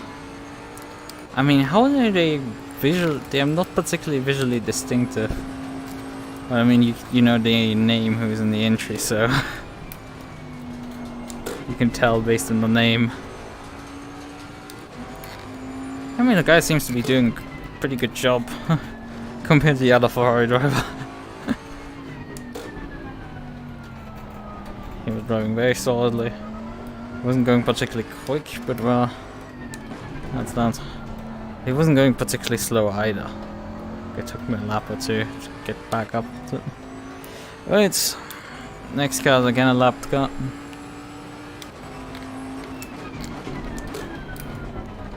In comparison to the other Ferrari, it was very, very slow. And got in the way of everyone. Stint is ending soon, just a few more laps. Yep, I know, 10 minutes.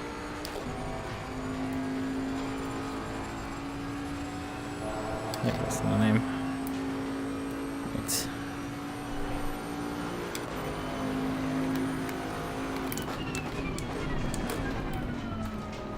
It's definitely interesting how many Ferraris here on the back. Because the next Ferrari in front of us.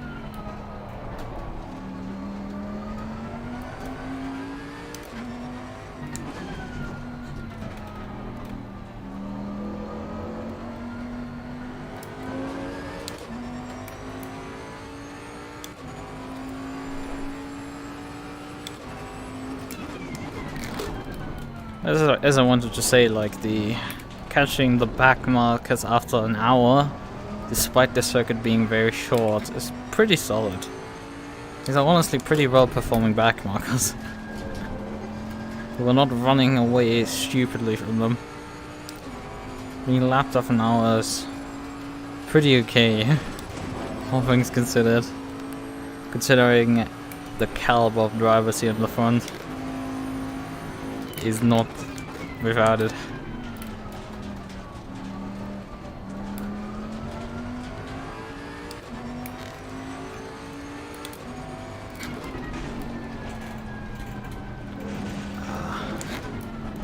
Slightly too fast. Oh, thank you. Car on the left. I appreciate it.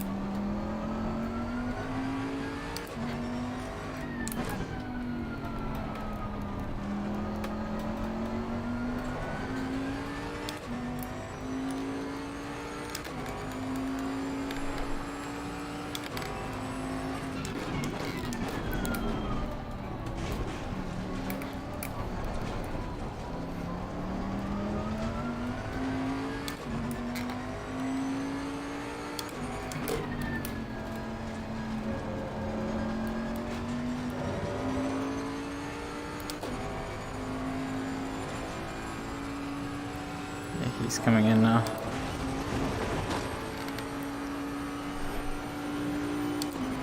Okay, now my front is just doing weird shit at this point. What is the... Oh, the ambient temperature has changed massively. We're down to 20 air and 23 track. Yeah, we've dropped to about 4 degrees Celsius. And some of the tires are still up. The temperature is more like a miracle than anything.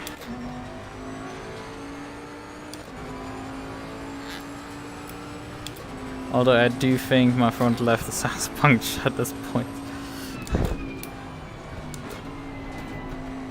That tire's drop off is just a bit surreal. So guesstimating where I need to put my tire pressures is pretty difficult.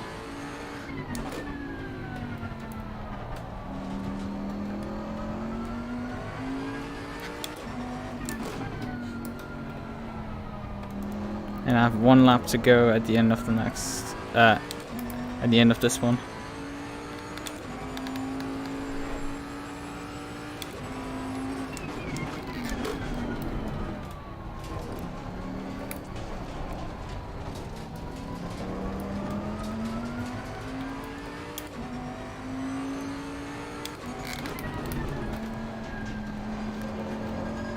I guess I will dump 0.5 or something into my right side tires. Left side tires, sorry. 1, 2, 3, 4.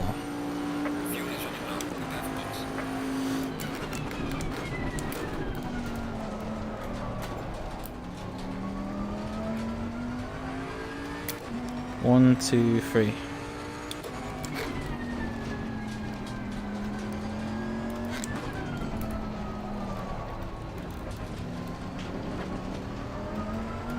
And maybe add 1 click overall. So, I think that's a solid plan.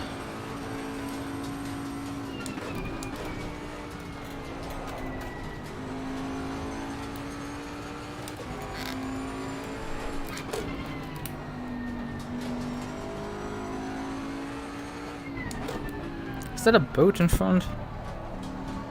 Or is that a beam? I think that's a beam.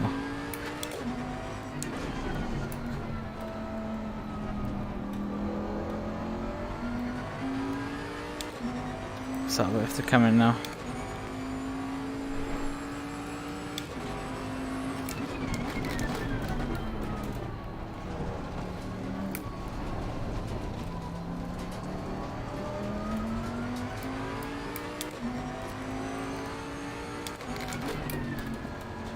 Why are you asking? I mean, do you have shorter standing times? Sure, but you get fresh tires. Oh god, I have this guy in front of me now. But at least I'm not speeding into the pit lane, I guess. Because he was quite slow in the entry here.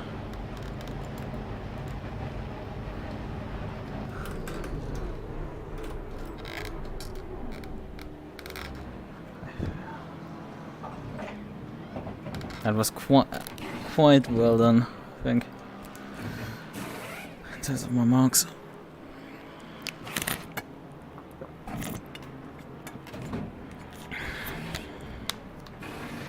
I think I'm one of the first athlete group to flinch.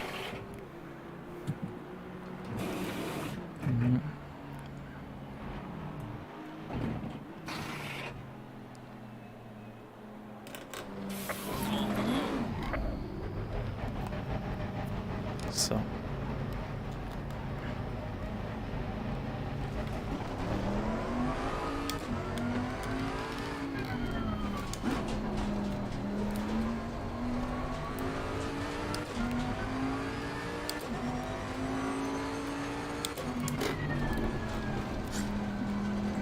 You might be able to do that. That's the problem. I don't have quite the numbers, but it's usually not worth it is the problem. You do tires and fuel at the same time. The refueling with how much fuel we're taking takes about 18 seconds or something. Probably a bit more. That's how much the refueling is taking, and then the tire. And you have fresh tires for the rest of the race. Should be able to do it. The thing is, I have not tried it honestly. I've just not tried it really. I know the GT4s don't eat particularly much tire, so you can do quite some crazy stuff like because they don't burn much fuel and they don't eat much tire. If you don't have a stint limit, you can run like for hours on them. As long as it's not a Maserati, because obviously a Maserati is not gonna let its tires live. I forgot in that race to actually check what my tire values are in the end. But especially on hot conditions, you can barely do a single stint on a set of tires in GT3s. Like, tires start off at...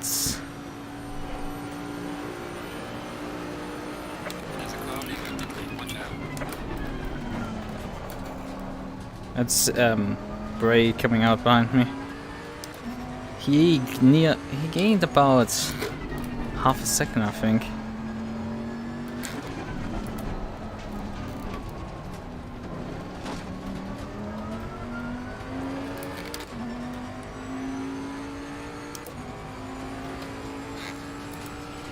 Although I have now warm tires, so I should be pulling the gap back out.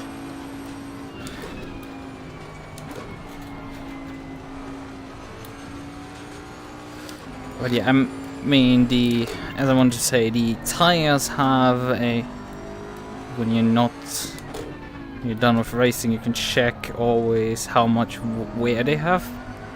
And they start at 3, I think, millimeters or centimeters, something like that.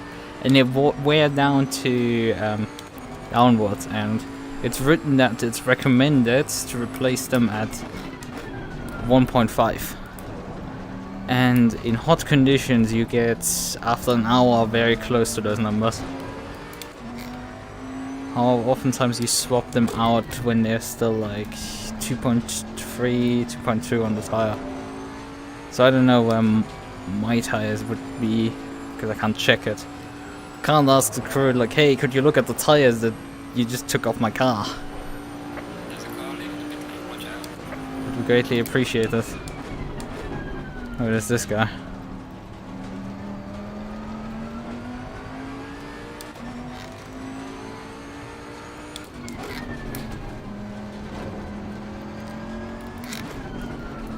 Technically it is a possibility, but it's just you probably have dead tires at that point that you're keeping on the car.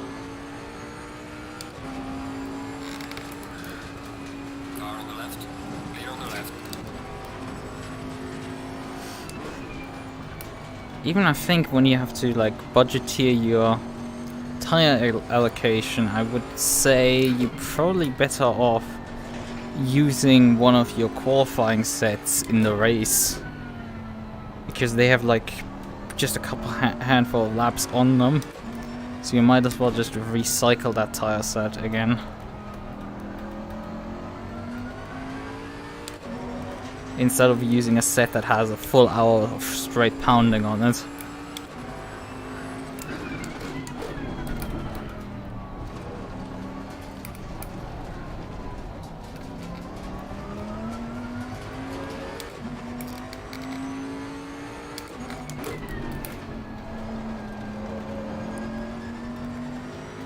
I think if anything under 90 minutes, this might just make more sense to just take fuel if you're not forced to change tires.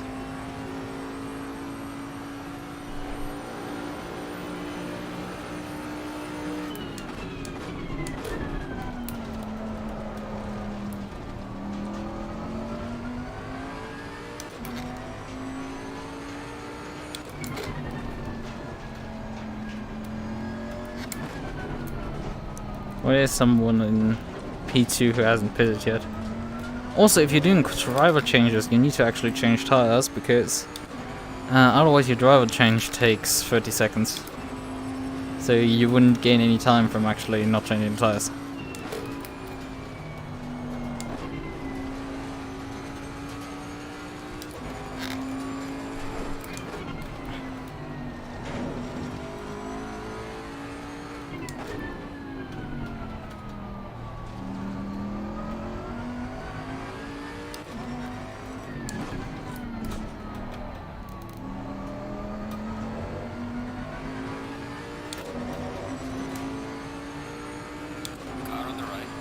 Thank you.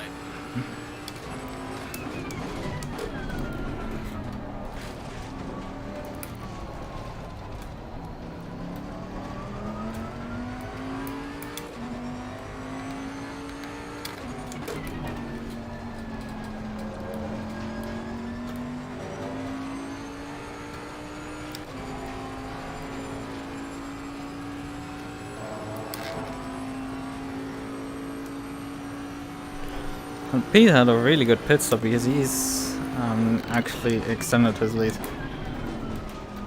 for quite a bit over the pit stop circle.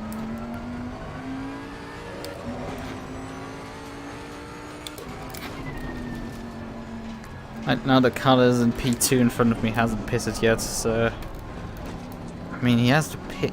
Actually he had to pit at some point. Hey, where is this Aston coming from? Can somebody reasonably explain to me what is going on that we have suddenly an Aston here?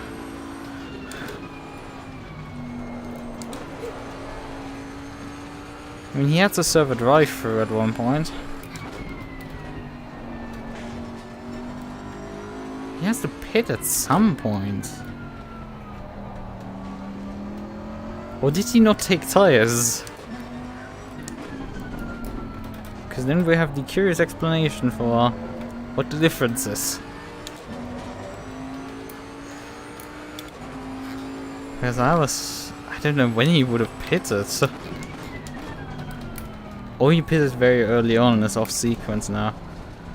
But still doesn't quite explain why he's here. Suddenly in the middle of things.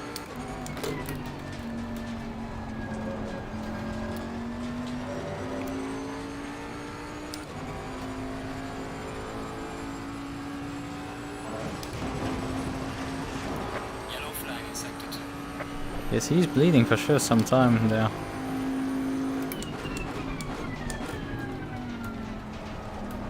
Also something that is to be considered about worn tires. You might think they last another stint, but you have to consider that in the end of the stint your car's the fastest, due to having not much fuel anymore left in the car, but which is compensating against your tire wear. So while the fuel is dissipating, your tires become worse and worse, so your pace remains roughly the same.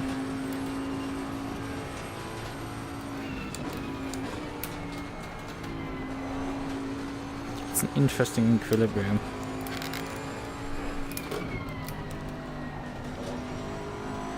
So when you just take fuel, you suddenly end up with a heavy car that doesn't have grip.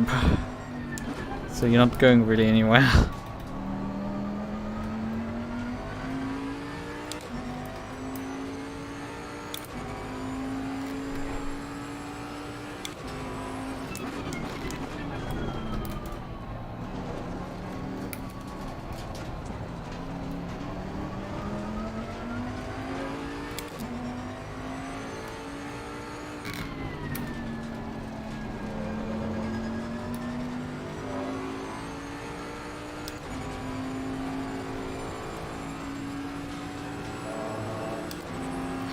Okay, he's trying to defend. On the right. Clear on the right. Car on the right. Clear on the right.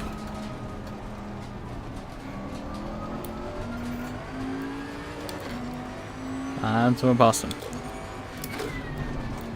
I mean, I don't know from where he came back, which position he was prior to his shenanigans into this position here, but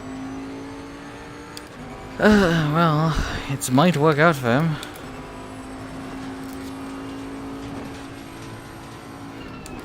Although he has a long way still to go in his stint.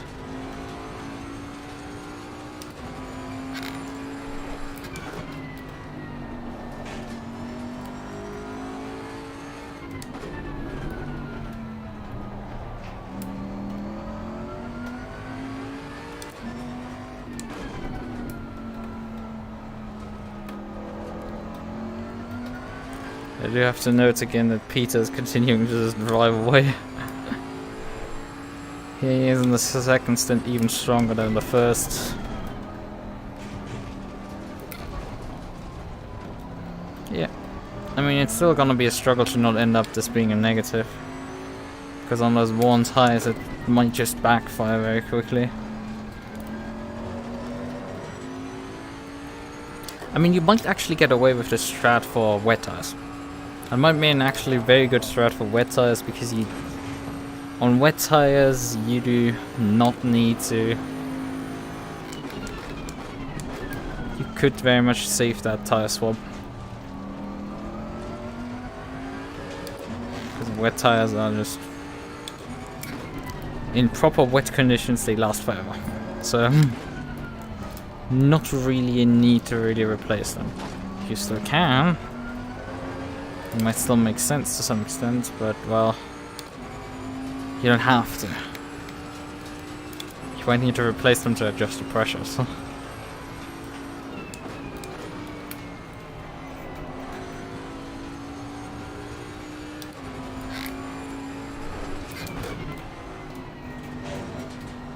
Okay.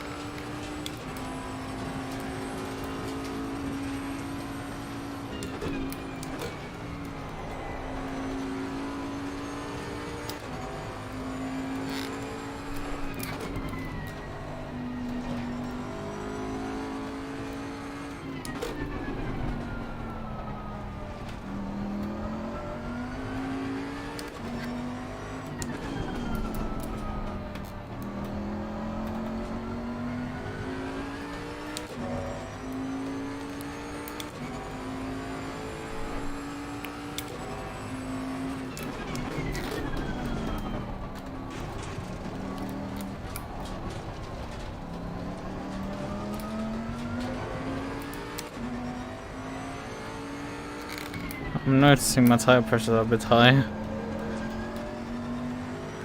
Especially my left side tires are this time around actually high threshold. I guess I might have had slow punctures on those tires and never noticed. This time around they're actually high pressure. Oh well.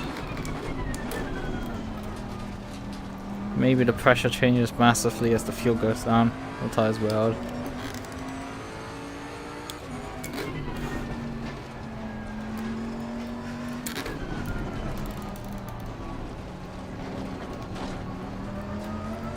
But I mean, outside of the turn 1 exit curb, how many curbs do I actually hit with those left side tires? Not that many.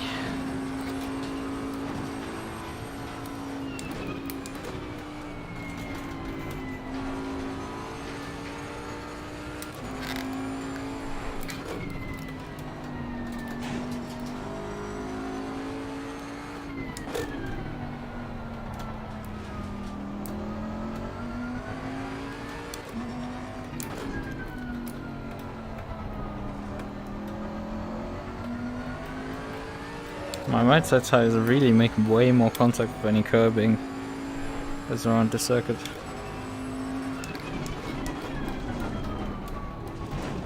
Like this one. This one.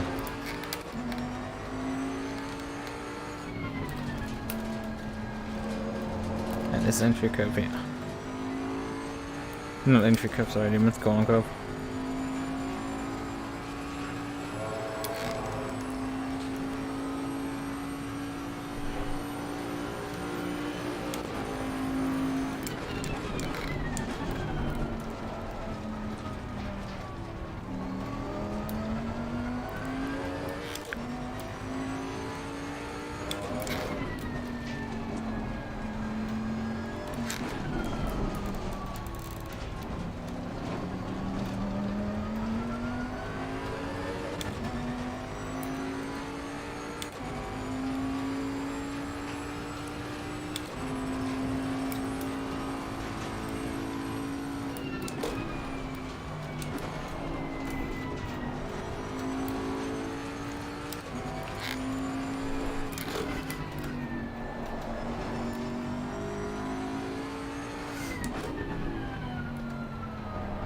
E10's off, I need to keep on top of it.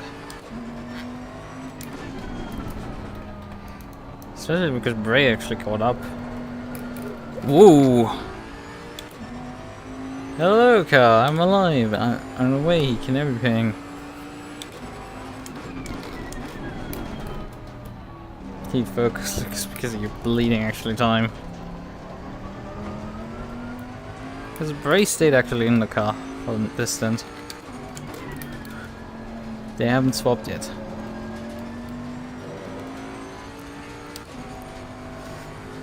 And there would have probably been a prime opportunity to swap when behind me. And let Joel try to crack me.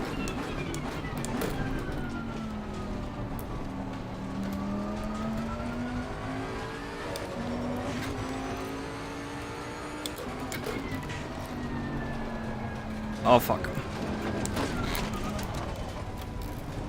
Ah, come on. Come on, Lucas. You can do this.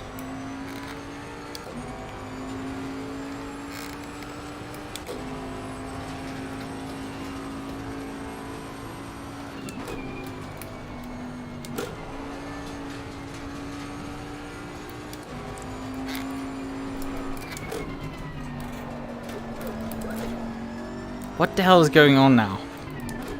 I'm suddenly having handling problems with my car.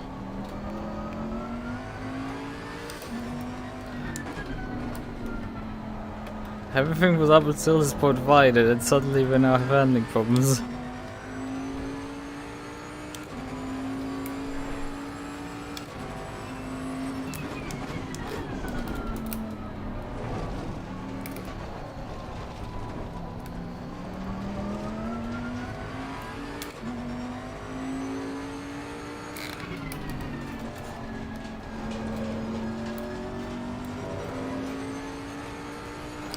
Peter's lapping low 36s.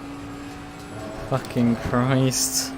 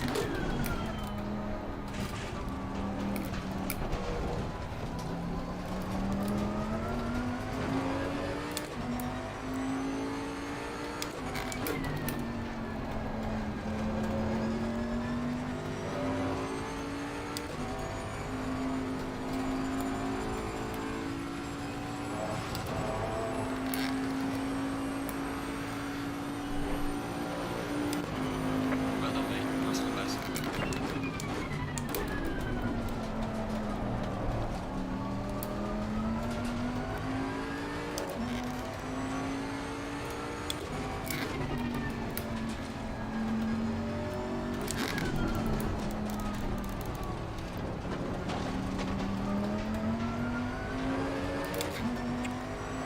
Oh, we've surpassed actually 50 laps.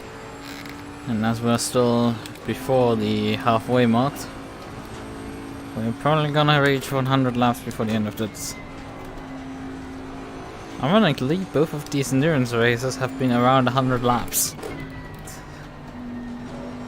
4 hours of Bathurst in GT4s, and 3 hours of Zandvoort in GT3s. Is about the same number of laps. Distance-wise, not too sure which one is actually longer.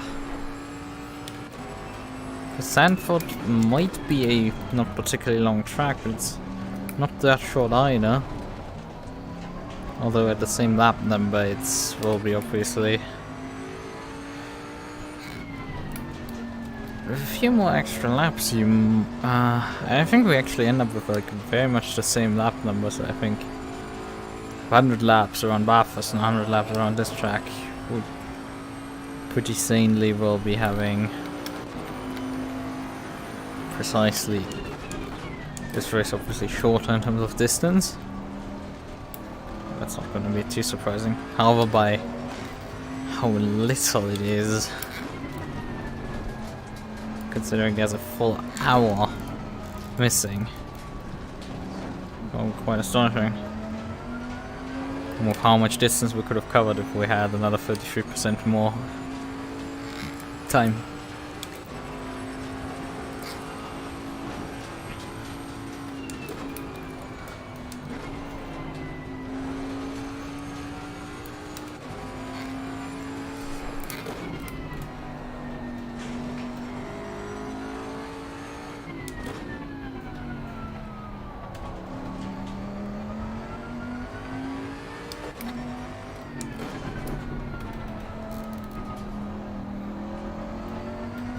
One lap race specialist. The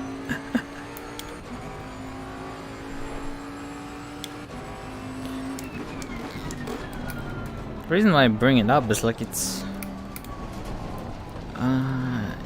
you usually start noticing some fatigue after driving about 100 laps straight. It starts being a bit dizzying and disorientating. Due to seeing the same sights over and over and over and over and over again. And you start to also become slightly sick of the track.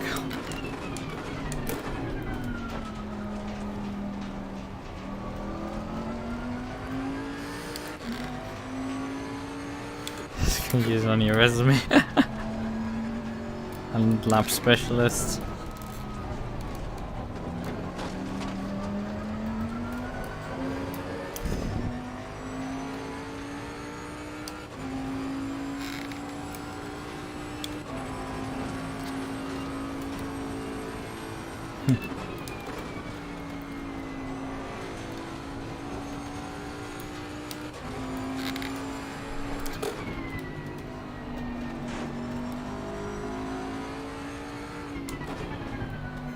Slowly catching up to a back marker in front.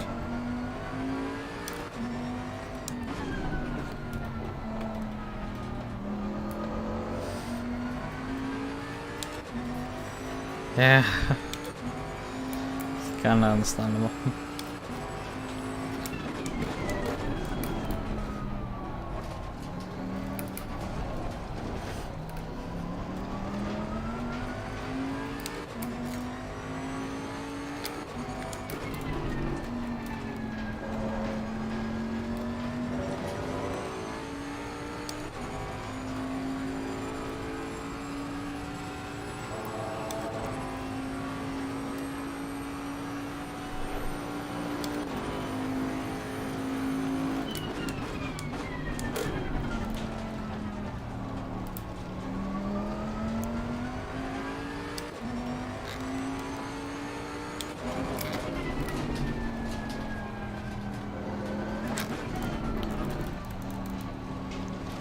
I mean, funnily enough, F1 isn't particularly far off like 100 lap races these days anyways.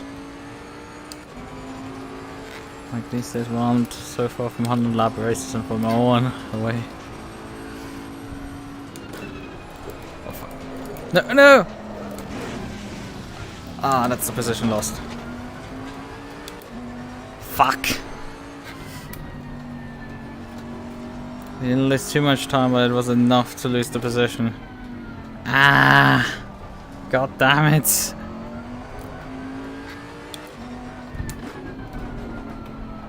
That corner had to get me once. Well, at least it's now in front of me, the Ferrari back marker, so...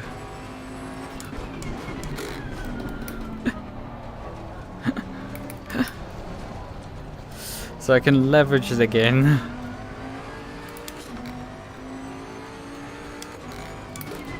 We are halfway through, not over yet. Thank you for the information. Though I would like some cooler tires.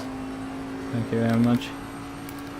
Also, this Ferrari backmark isn't going particularly slow. We have been like slowly catching up to him for like a long time.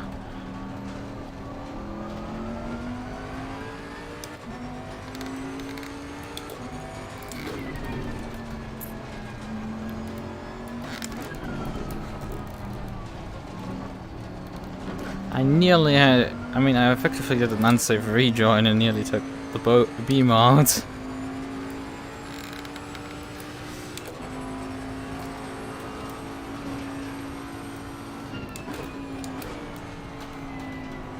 That would have been awkward. But luckily he predicted me trying to at least get back on the circuit.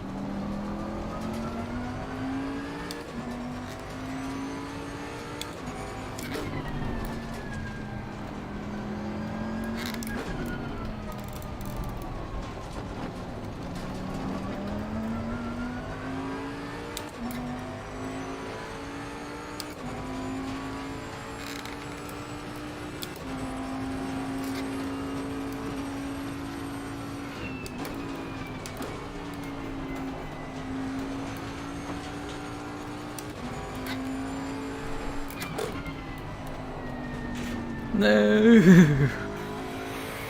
Oh. Nearly drove into that grass there.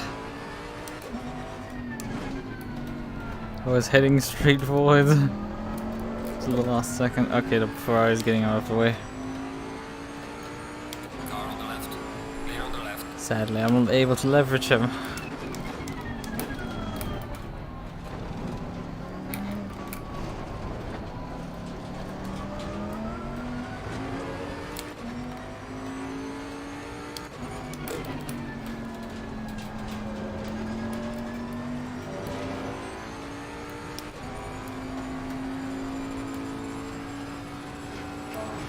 He's still not a fan of his final corner.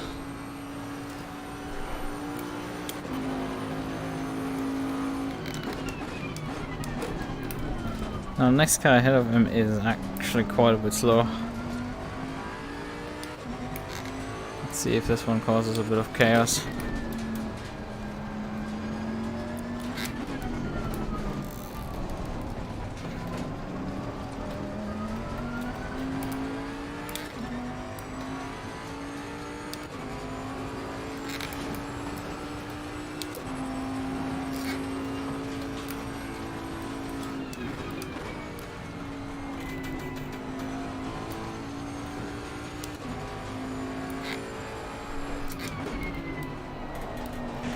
Ah, my tires are not gripping up through that corner. It's a real big issue right now.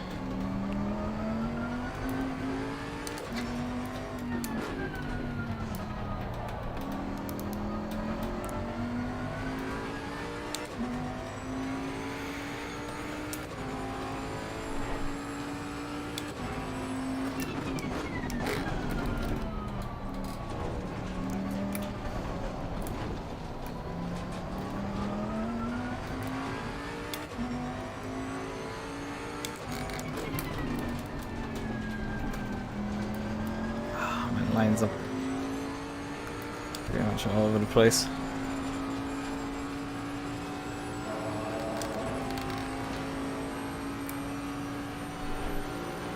Falling behind the car in front in sector 2.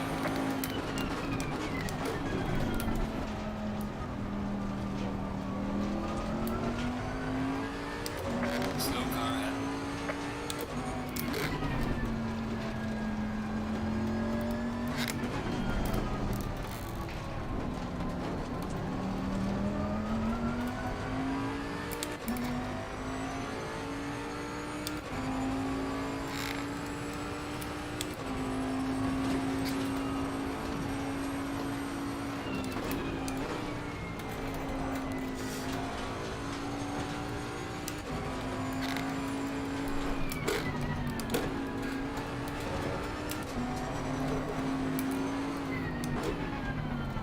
Car on the left.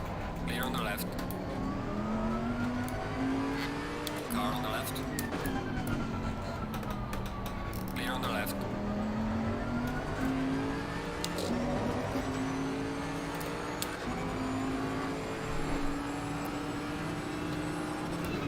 Car on the right.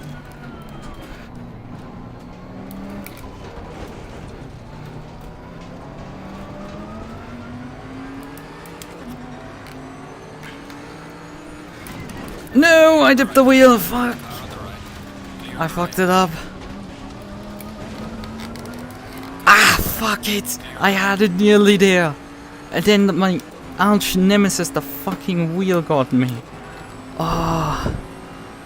Dipped the wheel onto that car. I nearly fucking had him.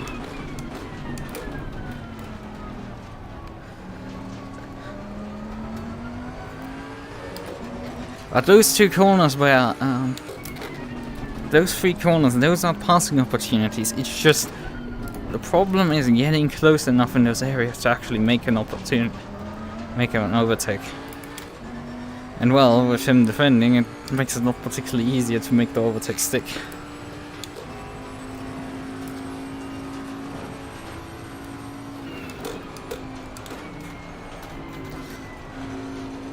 And now I lost quite a lot of time due to dipping a wheel there.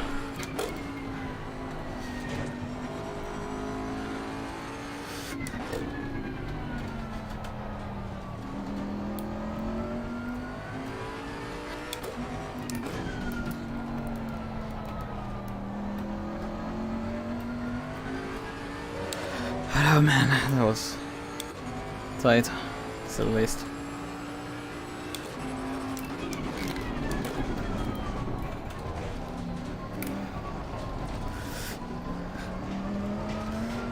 This just keeps happening and it's really annoying.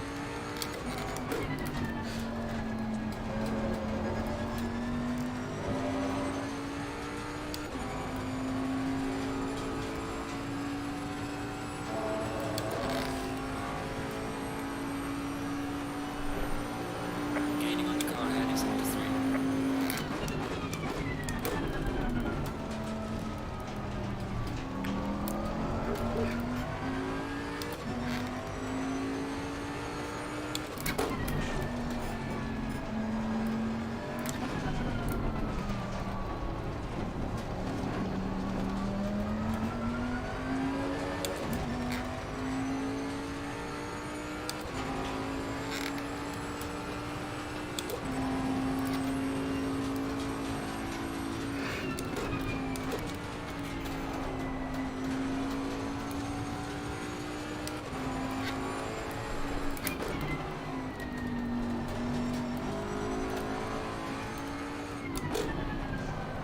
Oh fuck. Brake didn't work quite as it should. Got a slide and the braking there. My god, this thing isn't on a plant right now. Out of corners. Really struggles.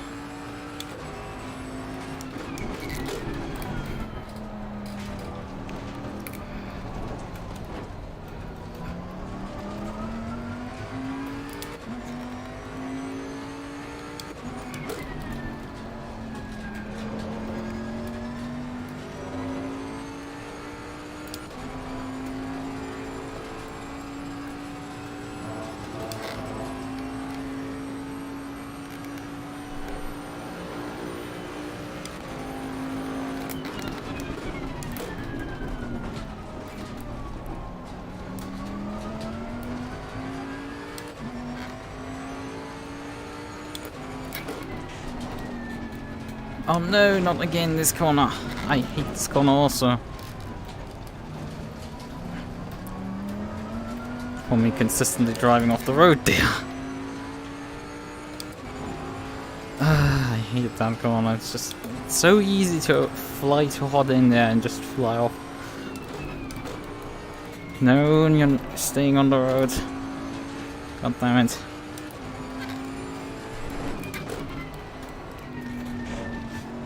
This car is struggling right now. It's fishtailing and that stuff. Both into corners at times and out of corners. However, he's not really pulling away right now. Despite how awful this lap was.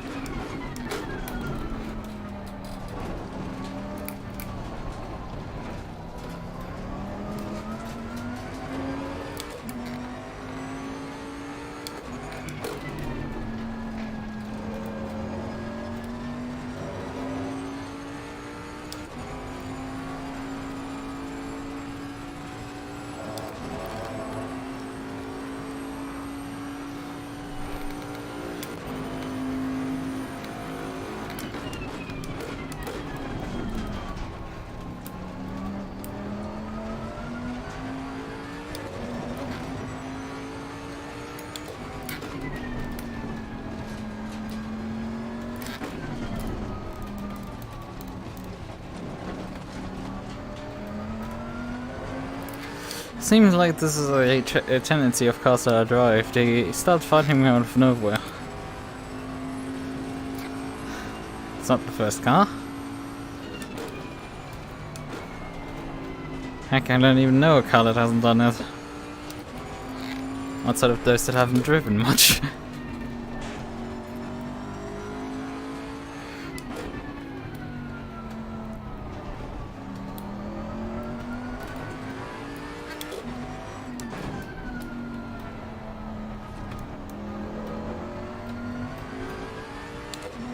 Oh yeah, this reminds me, I'm actually doing this track in the Pro Series.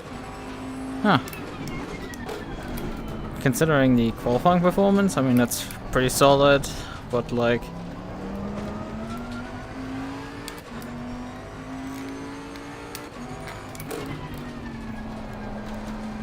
But outside of Peter, I think everybody else drives different cars. Peter and me, obviously. I'm driving also on boat.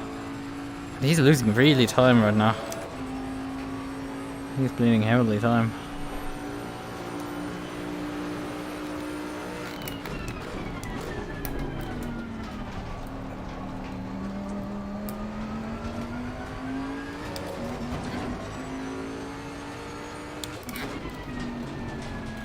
Not again.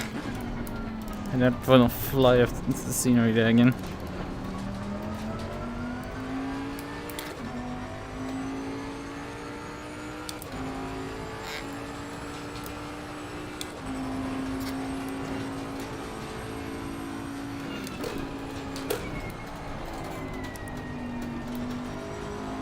Pro Series tomorrow race is not this track.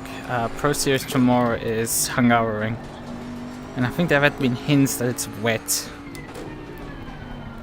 Zandvoort is the final round of the Pro Series Championship. Obviously of all championships. It's in Season 9. Duh.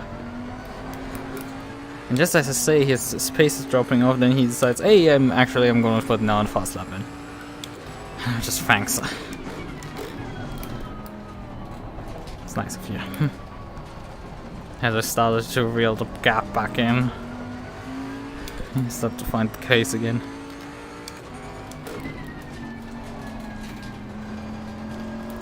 Oh, come on. She's not particularly willing.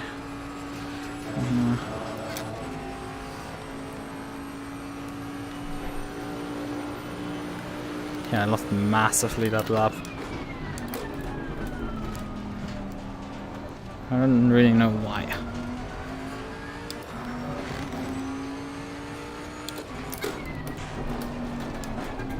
Oh, come on, just stop for the corners, Jesus.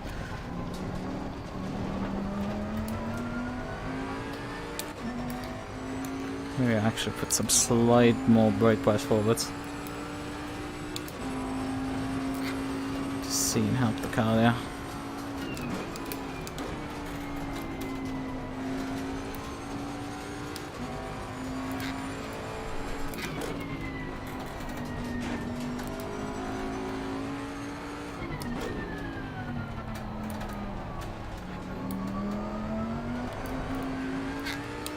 But my dirty air effectiveness is not a good sign for that season finale. What do you mean?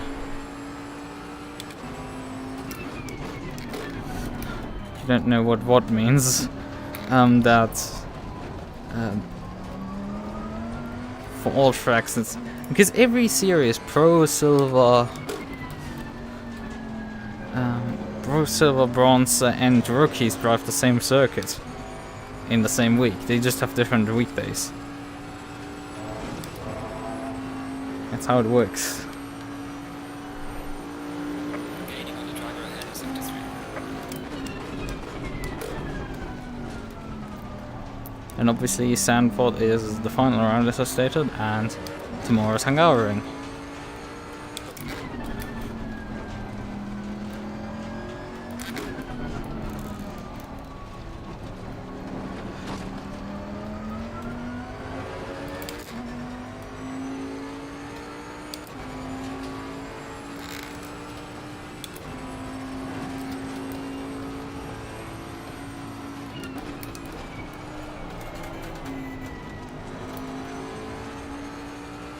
Ah, 0.35 rain for tomorrow.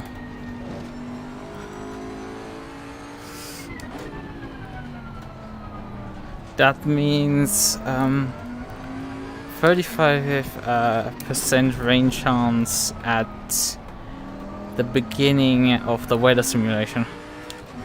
The cloud cover does a lot more how much rain you get, but like honestly, you can consult Ilpo, because Ilpo sometimes for such races like runs like simulation like here 1,000 simulation of the weather, and here are the results what you actually get. Because ACC you don't set, oh I want this weather at this session. No, you set the weather for the weekend. You set an average ambient temperature and you set cloud cover and other few variables like randomness and things like that. Left. Here on the left.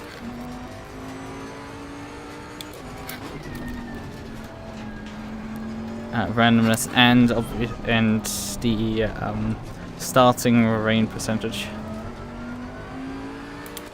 But 0.35 I think means quite a high chance of actually finding rain throughout all sessions, I think.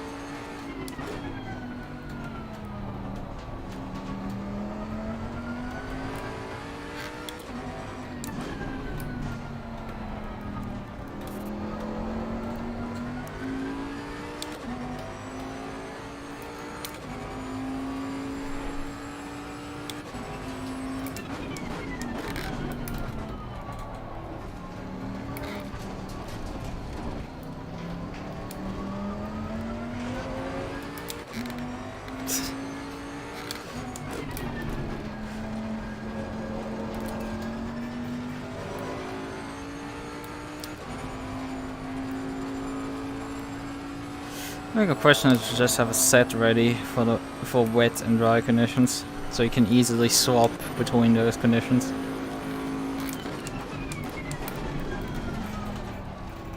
I think that is the high demand. Yeah, cloud coverage 0.5, so 50% cloud coverage. That is asking for rain by itself.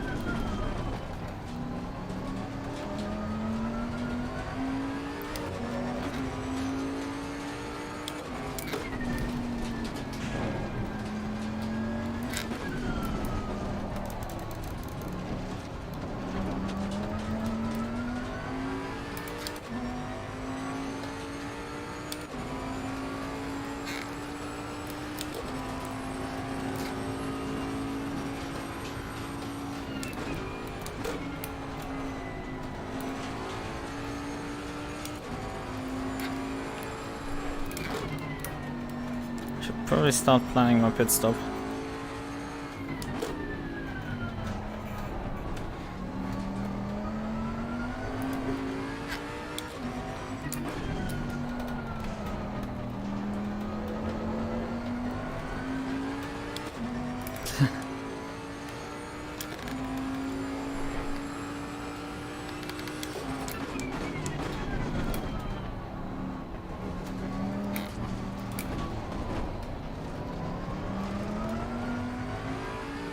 I guess my left side tires are actually now again into operating range, which is really interesting.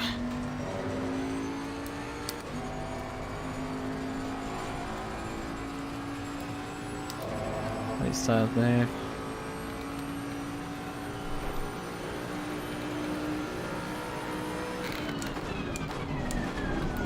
Oh, what?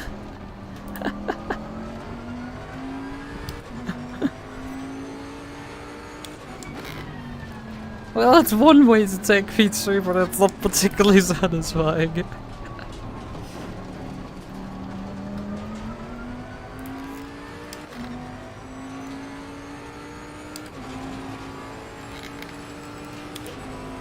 I guess you could say the back markers were his demise. Every single time. God, that must hurt.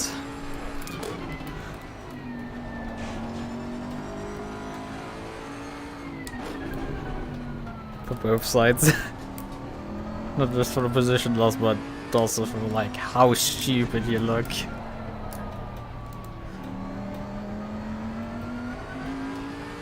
I guess what happened there is that he knew he was going to hit him, based on the fact that he messed up his braking a bit. The back marker probably broke a bit early, and then also tried to take a wide line, and he like realized that he's gonna hit the guy, and instead of forcing it onto a shallower and shallower angle, he decided to crisscross over to the left to just run straight. The problem was he was too close, it was too late. So when he crisscrossed, he hit the back marker. The idea is to not just dive bomb into the middle of the corner and take the guy out, T-bone the guy because you missed your brakes, and instead just going to the outside and avoiding a collision by just running straight into the gravel trap.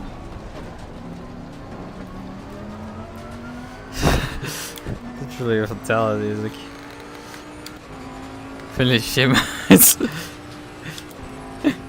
Yeah, he just tackled the back of that ass. There's no chance of survival.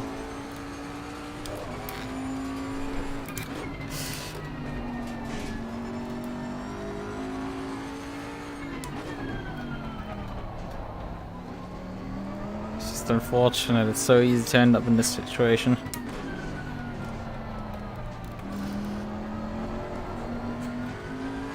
Right, we wanted to configure our pit stop a bit. I didn't increase the tire pressures overall by 1 click. I think that's a meaningful adjustment. It's really interesting. The entire race I've been basically running the same tire pressures, and they're still functional. Especially on my right side tires, they're still fine. The left sides were absolutely overinflated when I increased the tire pressures on them, so we're not doing that. No, we're just staying with what we have. Because it works. Fuel, how much fuel do we actually need?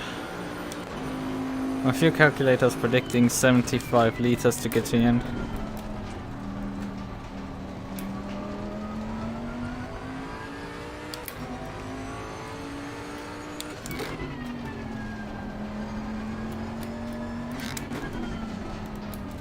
Car on the right. Clear on the right. Nearly the same thing happened just to me with that MUQU. That's the problem, is like when you don't do that. It's just like, I understand why you want to let me by, and especially in such a spot, it's just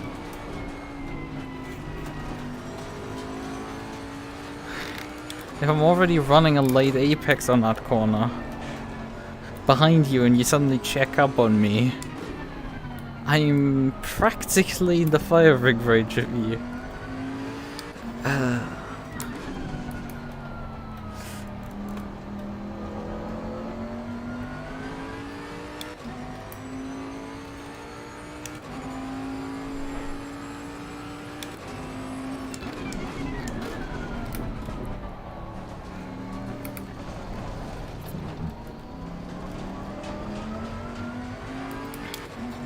Also, the car's damage was completely fine so far.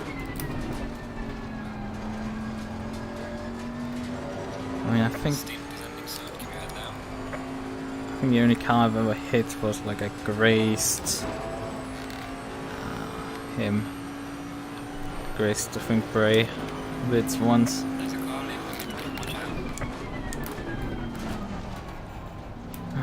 MUQU coming on.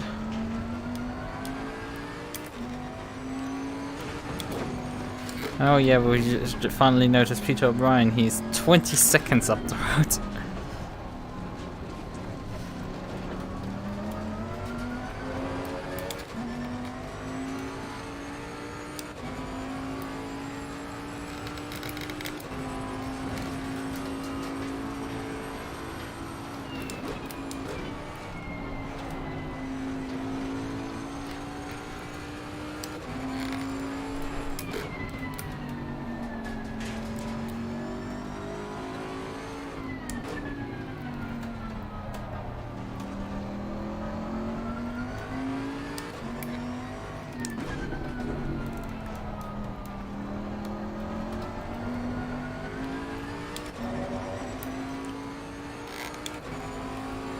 I guess Bray has decided to immediately come in after the accident because I have a massive gap behind me of 47 seconds.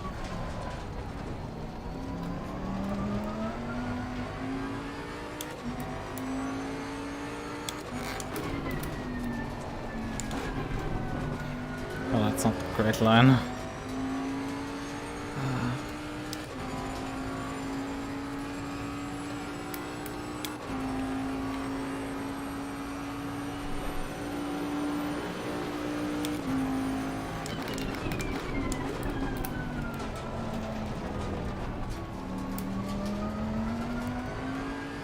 P8 by the way, who's driving by me. I think that car started also a bit further up. I remember him, I think, being in practice one of the fast guys in the top 5 at the end of the session.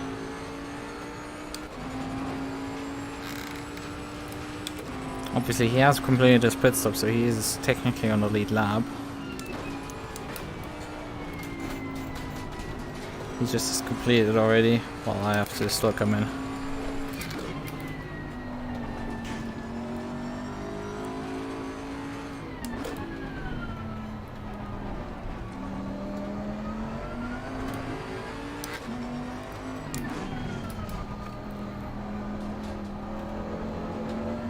And he is pretty quick on his fresh tires.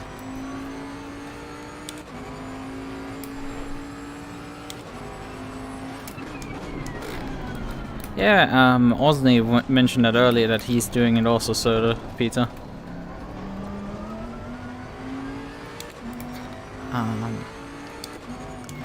Well, Jeffrey is driving with Joel.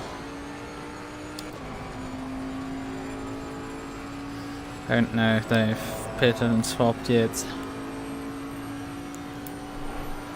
A bit of a nuisance to the MUQU lines. I'm trying to go as fast as I can. These closing laps of the stint. Not to hold them up too much. Not too interested in actually letting him by.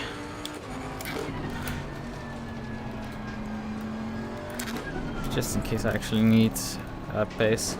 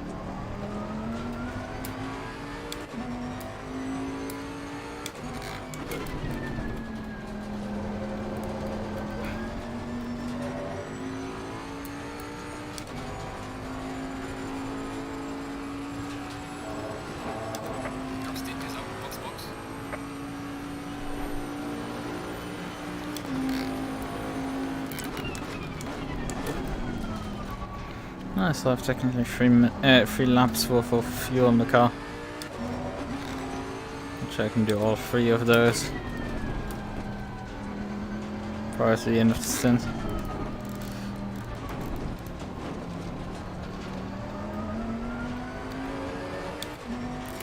I think I'm gonna hit in at the end of this lap. The MUQU is... don't need to hold this guy up any more further than I have already.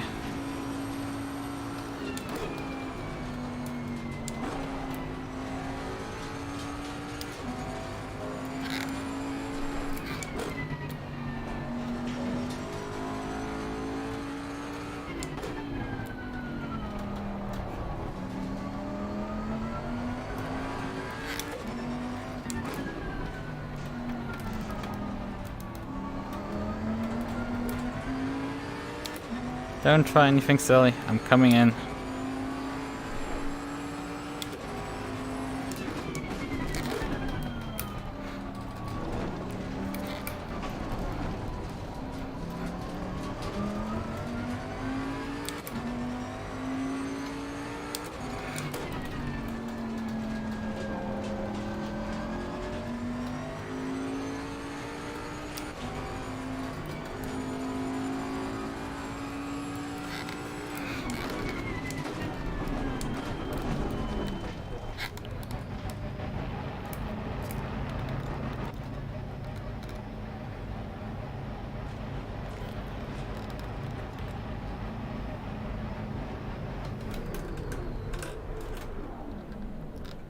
Oh, way too far forward. That took a while. Oh, right.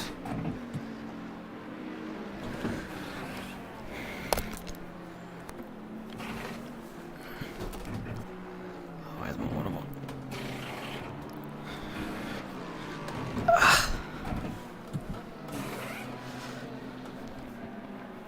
Okay, well, you currently retrain yourself.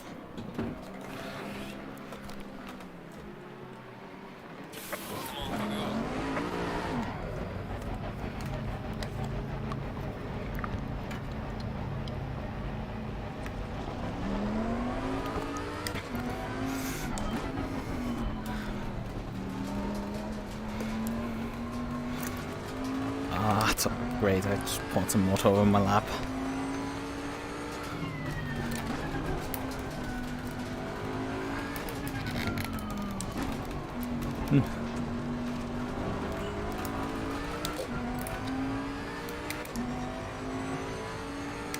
So, deposited the water bottle back down. When you... the advantage is, A, it's just water. B, I'm sitting on a literal fucking towel. Although I think I've got a bit of water on my hands.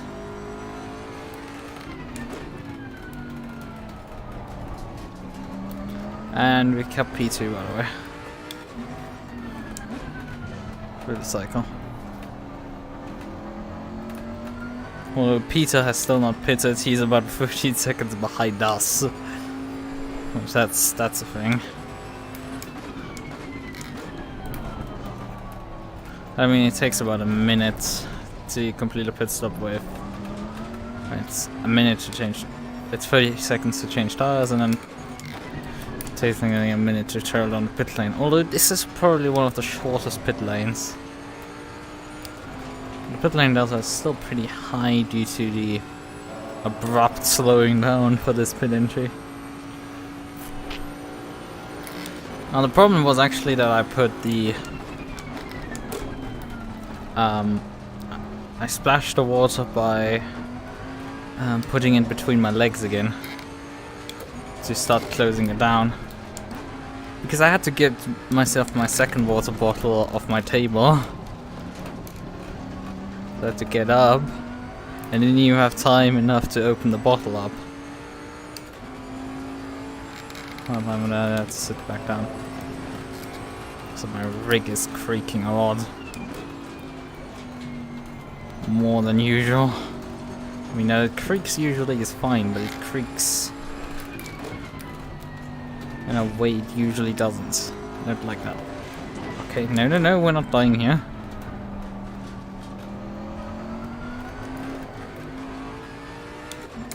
Also, yes, Joe Dallas is actually in the BMW now. about 14 seconds behind us.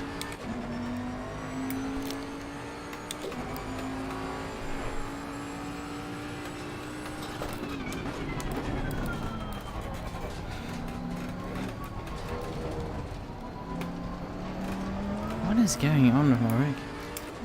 Or is it leaning against my wall now? And is that is my wall making the noise? Because the noise is very annoying at this point.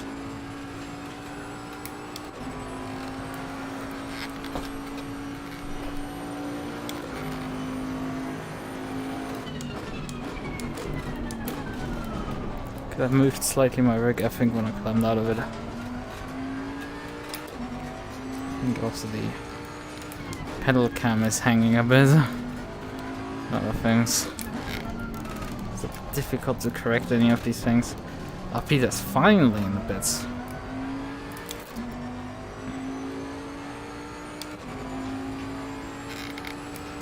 Oh man, my time's also really shit right now. Pick up the pace.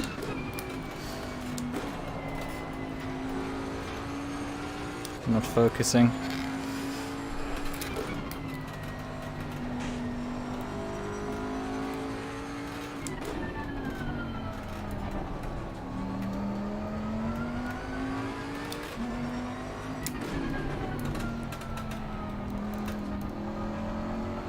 It's really annoying, this creaking. The regular one is totally fine, this one is just like odd and weird. However, it does occur when I do steering inputs. It doesn't occur with pedal inputs, because we're steering. Although it does slightly occur when pedal inputs up. So I guess it's... Okay, this is fine. Probably the...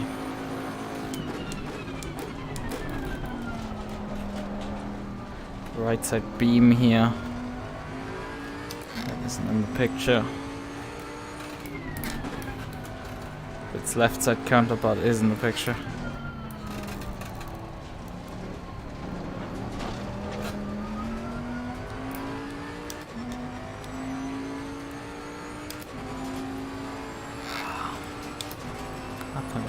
Horrifically terrible.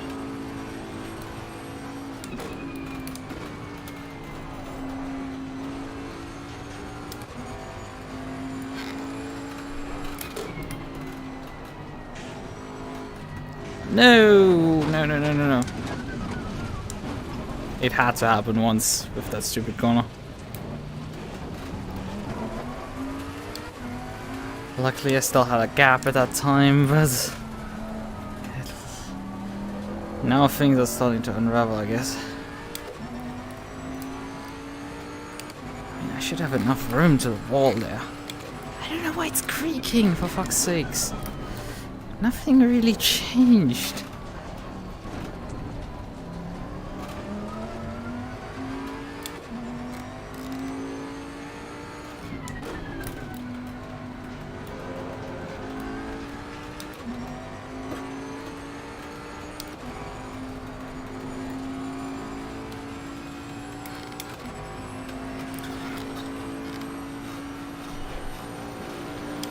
Okay, it is the pedal deck as well. Because if I change the load on it, it does creak.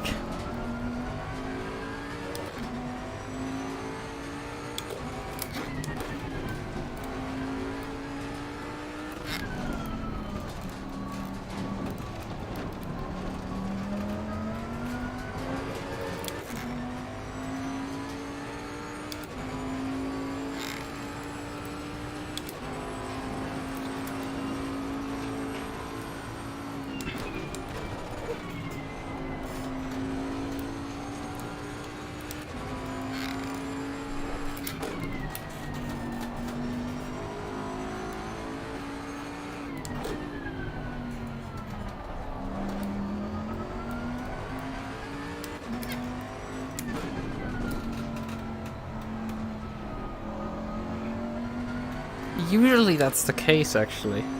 It's just, in this case, these creeks are going a bit further.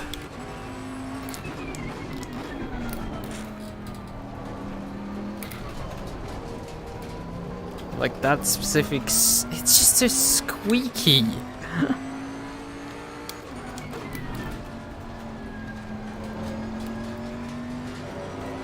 That's the final sector is where I lost all my time. Because now I'm finally starting to lap normal lap times again.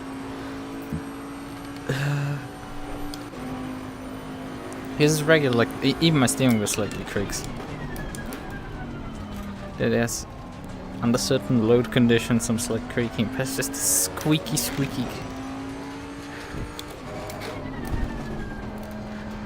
It suddenly started out of nowhere. And because I'm driving in VR, I can't really see if anything changed down there.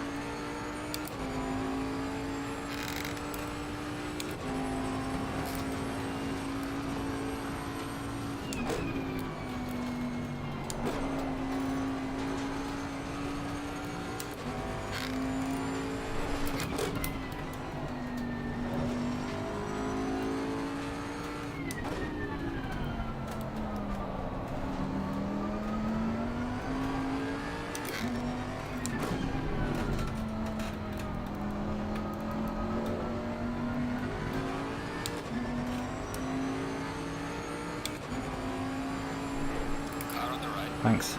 Clear on the right.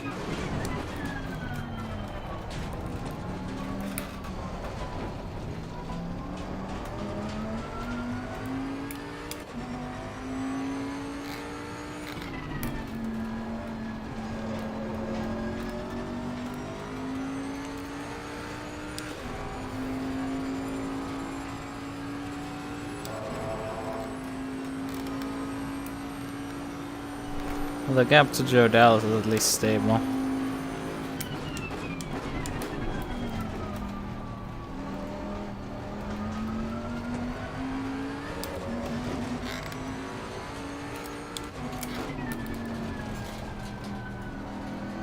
I think I adjusted that. I think that was me actually.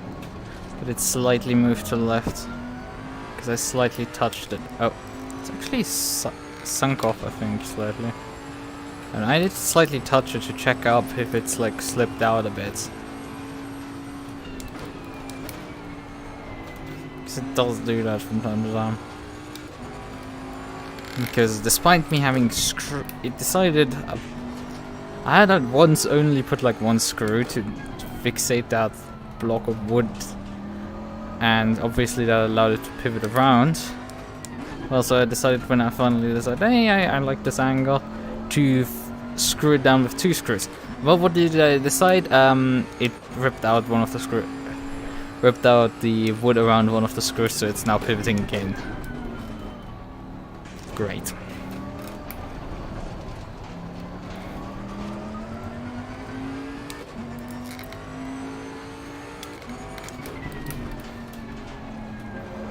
So I can still pivot it. Okay, I'm gonna pivot. Clear on the right. Okay, it would have been perhaps nice if you just waited for T1.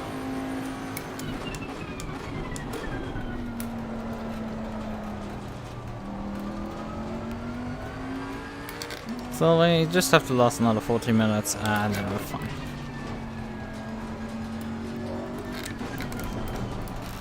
As long as I don't find suddenly my pedals somewhere where they aren't supposed to be, I'm pretty fine with this.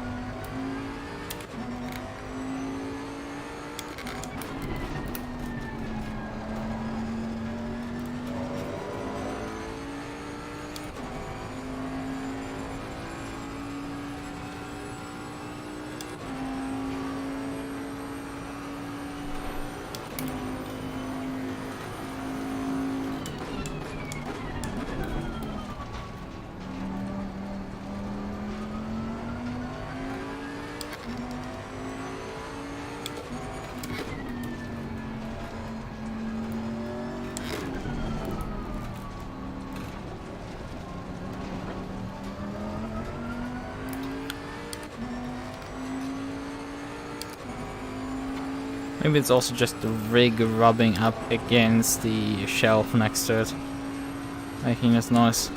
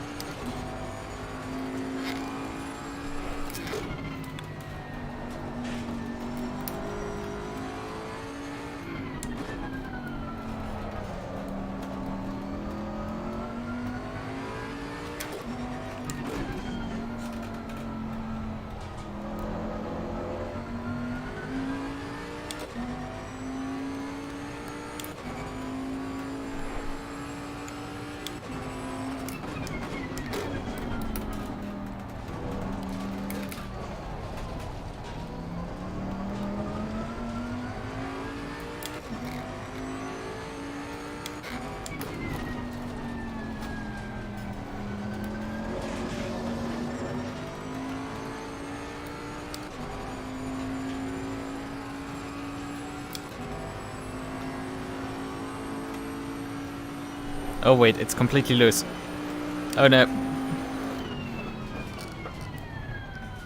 Come on, unplug. Just unplug for fuck's sakes.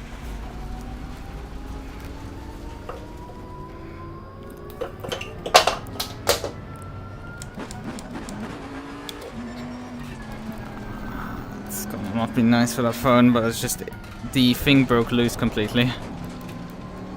And it started falling over, so I had to just pull the fucking plug at that point.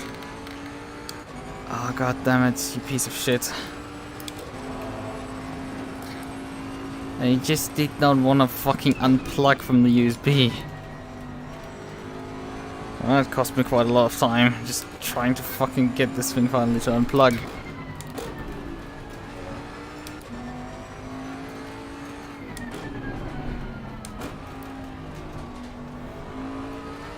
That beamer is gonna just feel like really weirded out for me constantly falling back behind them.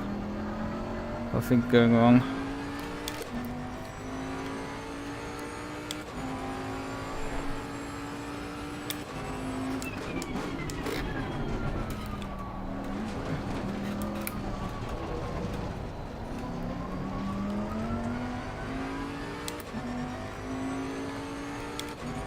And yeah, now both pivoting points, both points that I had screwed it in with have decided to completely fall out. It's great. It's fucking awesome. Now that's happened now.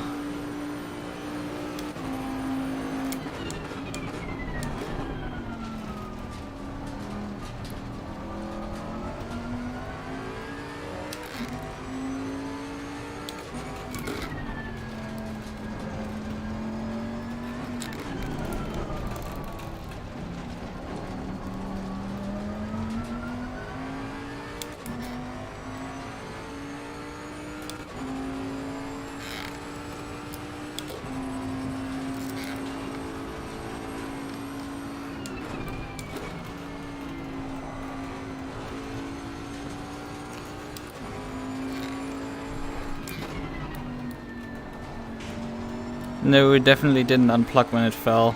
I mean, you might hear that falling. OBS might cache the last image for a second before it decides to remove the image on screen. So in the meantime, it could have very much moved the... Because the thing is, I chucked the phone to the left of me.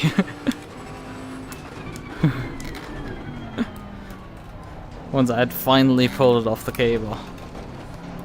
Because that was a fucking miss. It just did not want to unplug off that stupid cable. I'm so sorry that I've been messing with you. I've been having technical difficulties that I had to attend to. Our rig is deciding to disassemble itself. And also, once the thing unplugged, the wooden piece decided to fall to the ground as well. Luckily, none of these pieces are in my way right now, so I can just continue driving. But something has definitely happened, and I need to investigate after the race. I should be up and running on Monday because, I mean, I think this is functional. And also, in case I need to, I can probably get the pedal cam back even. I mean, I've chucked the phone on the ground, it might have broken the screen on the thing. Although I've thrown phones far the distances. And I'm pretty sure this thing had still its lid on. So the case should have cushioned the impact in that case. Especially because I'm not pulling away right now.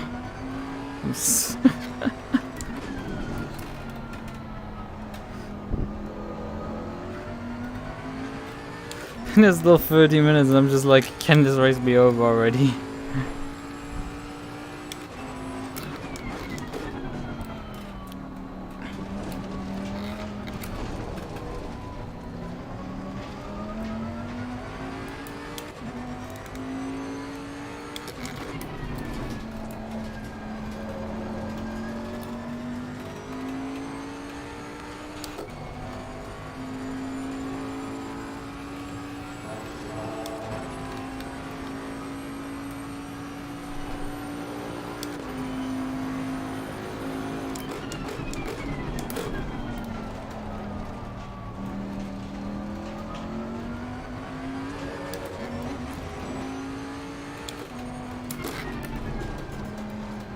Yes, this is a, it's an old phone that I was using as a cam.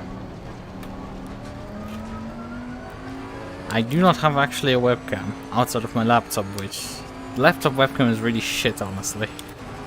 Because it's an old laptop at this point, even. So that webcam isn't doing much. And it's on a laptop, so try mounting that. But yeah, I'm using an old phone. It's not my daily driver phone, don't worry about it if this phone literally decides to, I don't know. Outside of it catching, I don't know, vaporize, as long as it doesn't like damage anything else.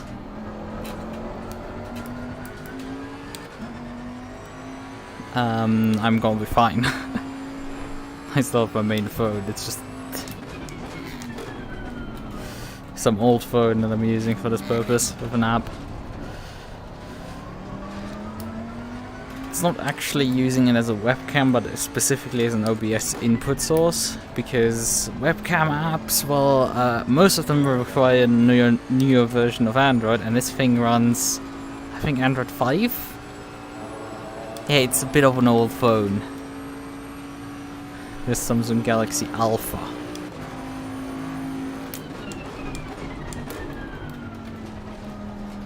And yes, it's just called Alpha. It's not called A something something, no, it's Alpha.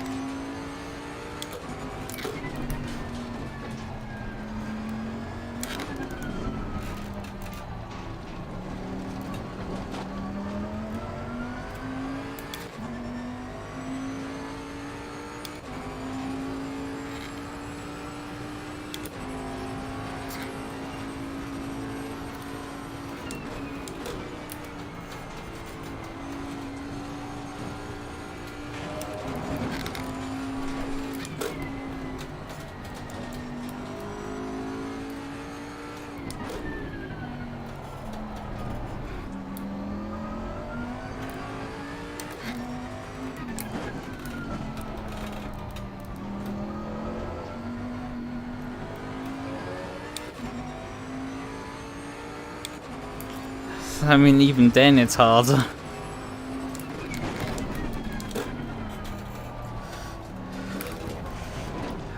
Even then it's hard.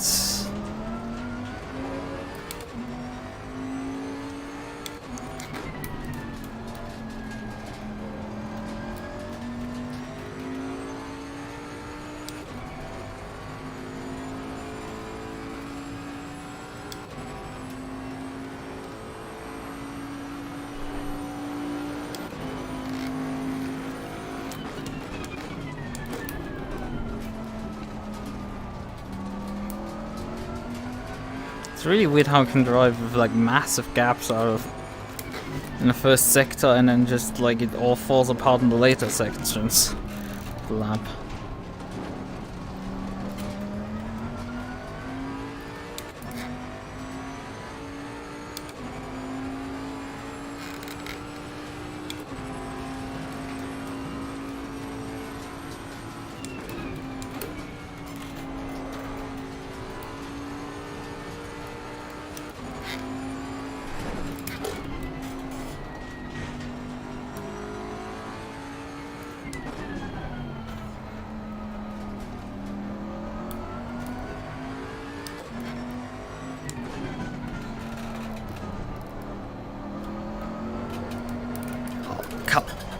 Whoa! Not again! This is a fucking joke at this point, for fuck's sakes! Can I just get away from this guy? Every single goddamn fucking time I get by him, something goes wrong.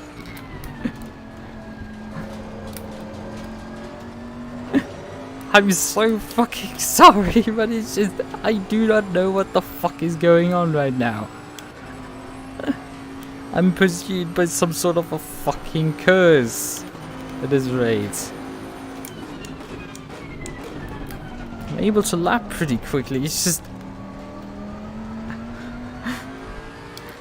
shit like that happens when the car just goes, actually no, I'm not gonna run the corner normally. And just dies, and I'm just like, well, thanks. And the small gap I build up to the guy is vaporized immediately.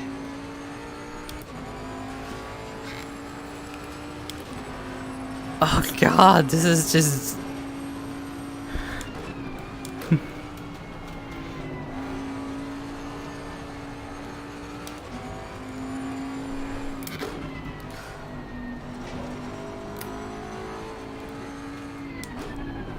like, this is the worst stint I've driven in a long time. In terms of... when we exclude every stint that includes wrecking. Because wrecking obviously fucks the stint up pretty badly, but... I haven't done that yet. I just run repeatedly into problems.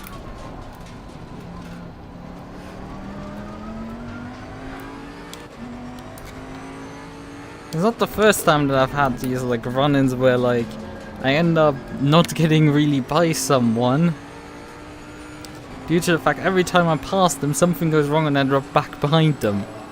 But I think this is one of the most extreme examples, and specifically with a back marker. Oh fuck, sorry! Clear on the left.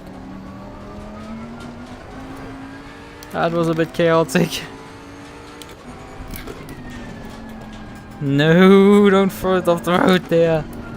I wanna just get away from him this time around. I don't want to see you again. For good reason. The only good thing about this entire thing is Joel is actually not going particularly fast. Every single of my fuck up I usually have had the gap already built back up out of it. Under the line I have actually not lost time.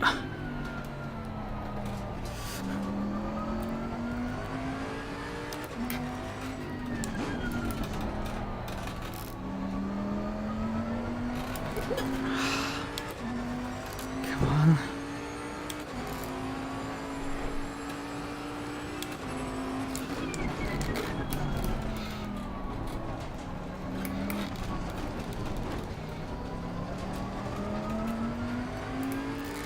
Some turtle said you. Well, where's the blue shell going to? Where's the blue shell for Peter?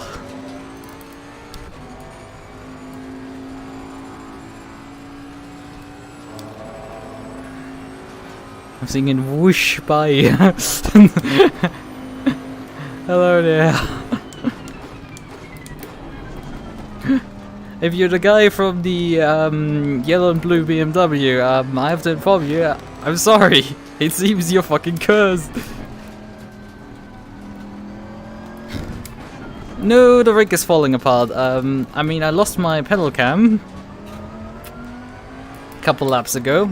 That's why that beamer once went by me. And then another time I made a driving error. So, when I did the pit stop, I grabbed myself another bottle of water to drink more, and that's when everything's kind of like went south. I mean, I'm still in P2, I'm still having a decent gap, so that is going well.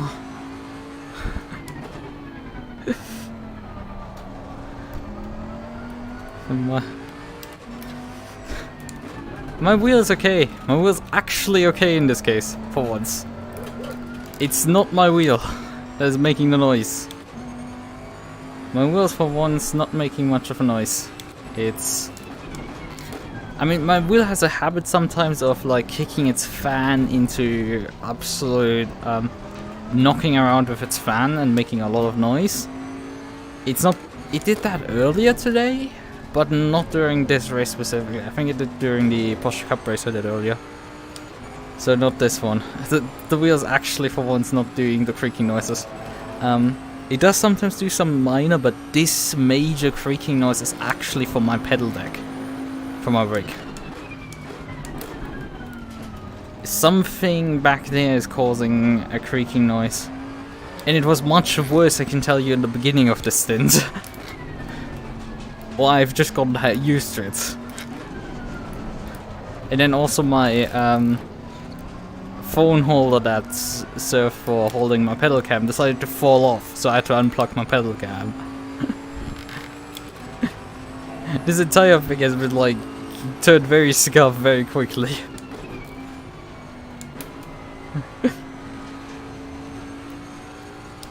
Yeah, and unplugged my pedal cam.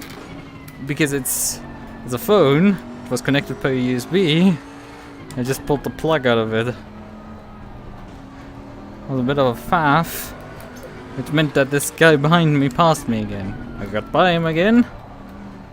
And then I lost it on the exit of this corner and nearly hit the wall. So he went back by me.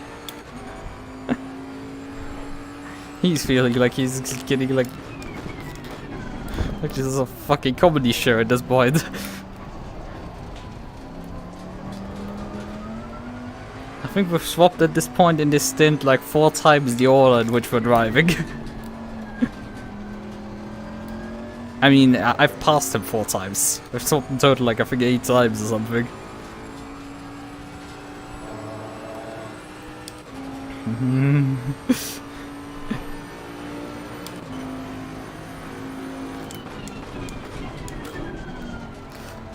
Yeah, I mean, he seems to be running down his... Actually, that's not his prey. His prey is another 9 seconds in front of him. So he's probably not gonna catch that car. Because I'm struggling to catch that car. This car is just P12. Well, I don't know what's displayed actually on the stream. I don't know if there's a frozen frame. Or what is going on.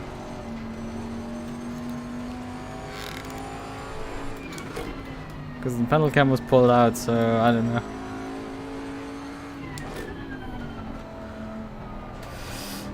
So I don't know what is actually being displayed on stream. I would assume nothing in the left bottom corner. Because the source is suddenly gone. But you never know.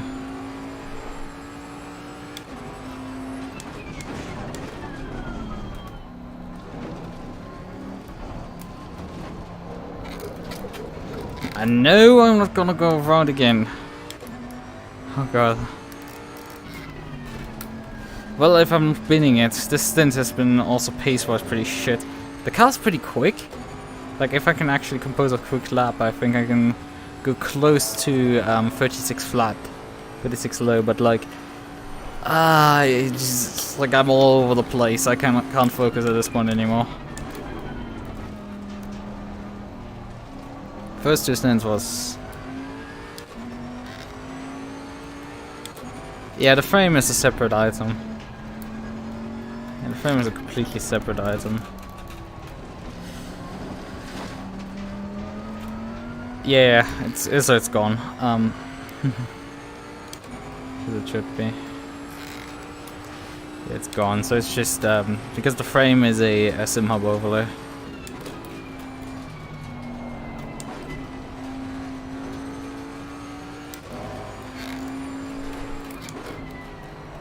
In its entirety, including the text above it. It's also part of that same overlay.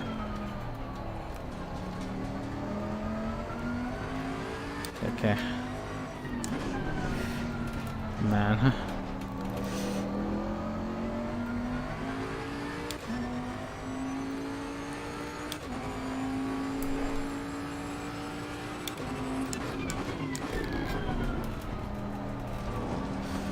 But and also this last stint has been dragging on. Because the first two stints were really rapidly flying past, and this one has just been dragging. Speed.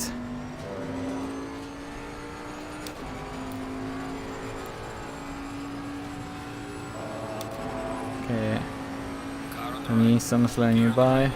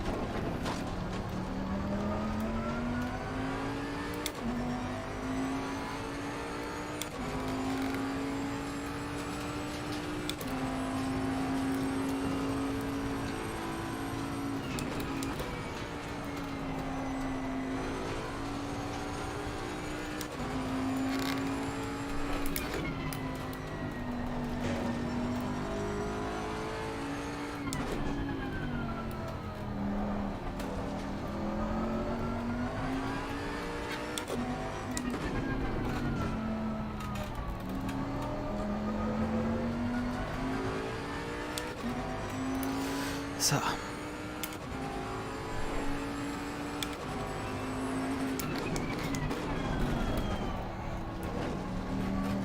Also, I did expect that we would see some sunset at the end of this race. Because I think the race start was 5 PM or something. Or did I miscalculate and it was 1500? Because at 1500, if the race starts at 1500, then obviously we won't see any sunset. But I mean, the problem is that you can't see on the desktop capture you can neither see my overlays in game, nor you can see the one created by the game on the desktop capture because ACC reasons. But what I have is I have the chat overlaid right over the area where the time of day. I still have left to it enough space to see the clock, how much time is left in the race, but well, I do not see the Indian plan. So I guess the race started at like 1500 and we are now approaching 1800, which would more realistically explain why it's so bright outside. We still have lights. Because I did expect again to see some sunset. Okay, I guess we just see some.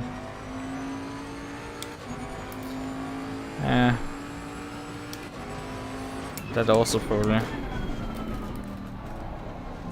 Maybe I just made a mistake reading the time, which that's also pretty likely.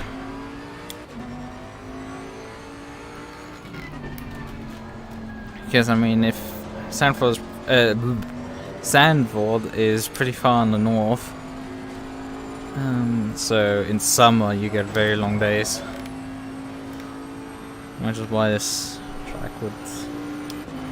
And you have that with a lot of tracks in ACC because, well, racing happens oftentimes in summer months. You get, and these races are set up for their respective date in the calendar. You get the sun times depending on that. The sunrise and sunset are depending on that. But it's not unique to ACC, that also happens on R Factor 2, depending on the track, how it's configured.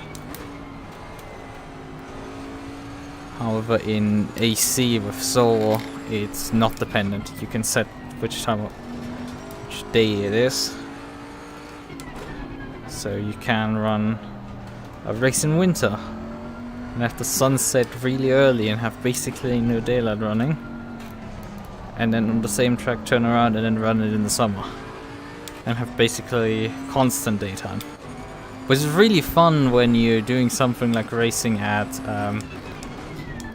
what's the track called? Oh god, what is it called? I forgot its name. It's a fictional track in AC. It does have a port actually to R Factor 2.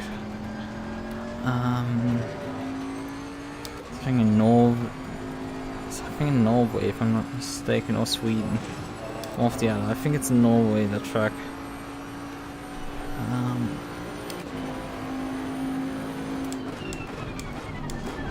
feeling stupid for not remembering the name of it.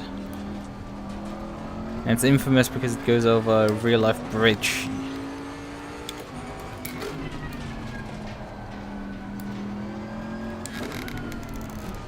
I mean, in AC you also color the grass white in winter. It's just the time of day changes. Also do something. I mean, when you run Daytona, for example, that thing will always have a shit ton of night running.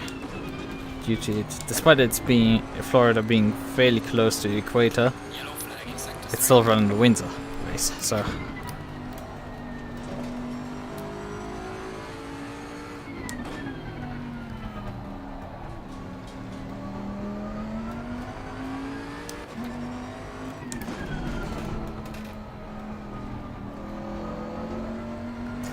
Oh well, another bot has arrived.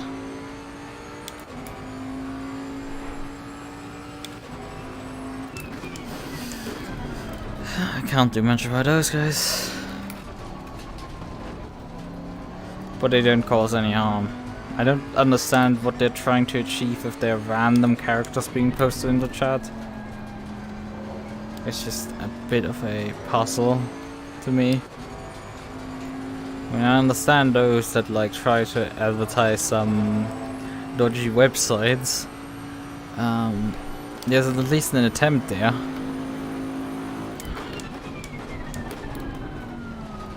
And it probably gives you a virus if you click on the link, but well, here's nothing. It's just a random string of characters that fills the chat, and I'm just like, I mean, I prefer having those guys over anything else because I can just delete them afterwards and don't have to think about it. Or leave it in. Doesn't really make much of a difference.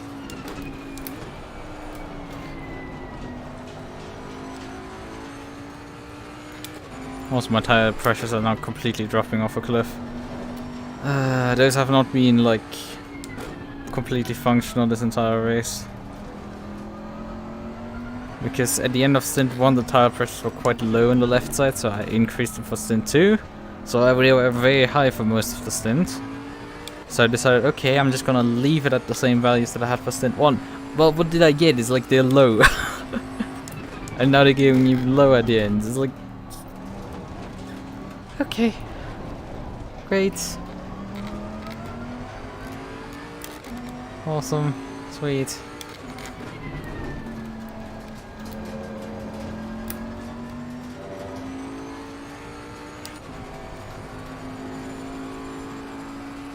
A good question is how many laps do we actually have still in this race?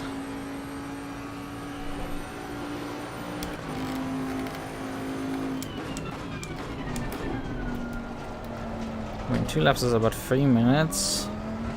That means we have 6. But 7 or 8 laps to go.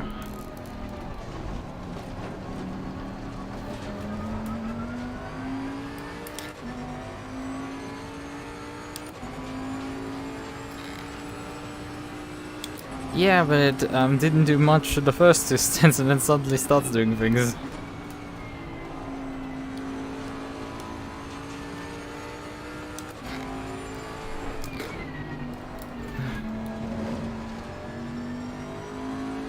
Also, it's way more temperature drop actually on the track, because I think the track started at 27 degrees Celsius. And it's now down to 17. This track is a lot colder suddenly. But that's the thing, it's been like dropping off significantly in the first 2 stints. And it didn't change much. And then it suddenly changes things in the third, so it's weird.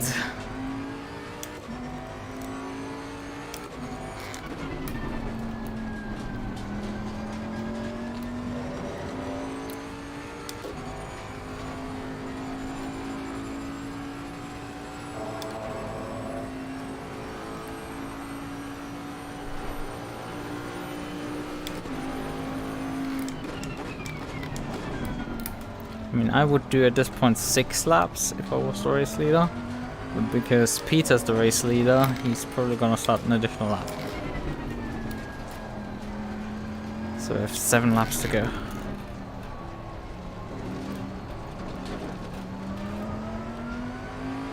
Peter has nearly a minute on us. That's pretty sad.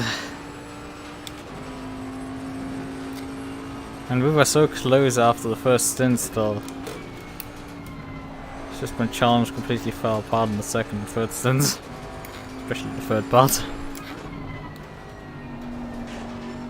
But he really picked up the pace in the second stint. So it changed a lot.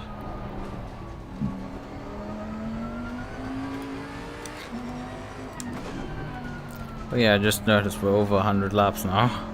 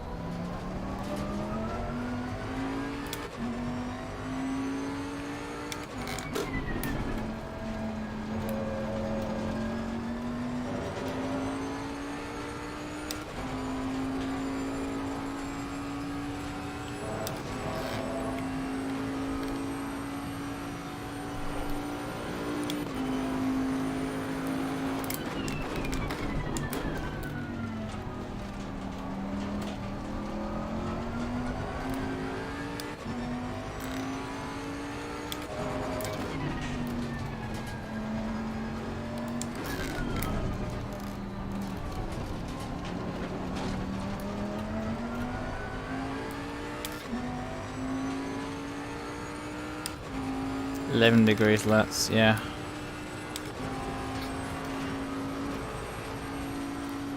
The track has just been basically getting colder and colder. I mean, it's not gone in the freezer like at Nürburgring.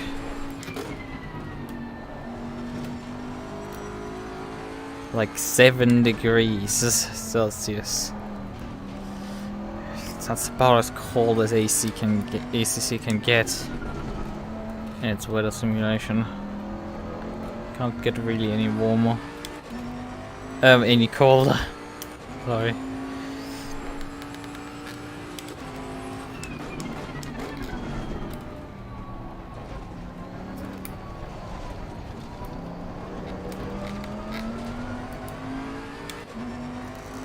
Those creaks were now my steering wheel actually.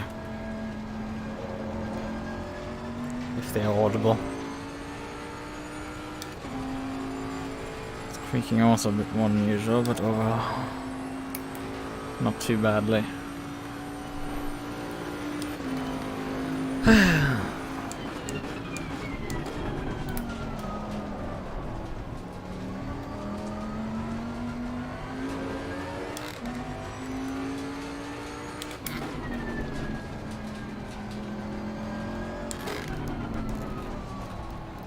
waiting for it all to be over finally. I'm gonna have nightmares from just going meow meow meow around this track.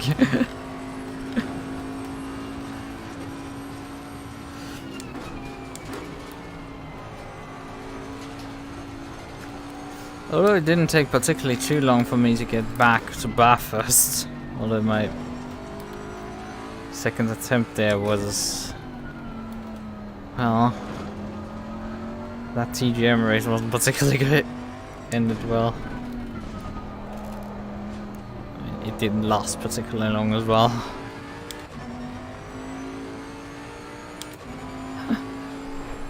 Yeah, I've finally broken away from the Beamer. I shouldn't say that too loud because I would most likely find a very hard wall to put me very much back behind them. Which actually that would be dangerous for my gap. Because he is at the halfway point between me and Dallas behind, so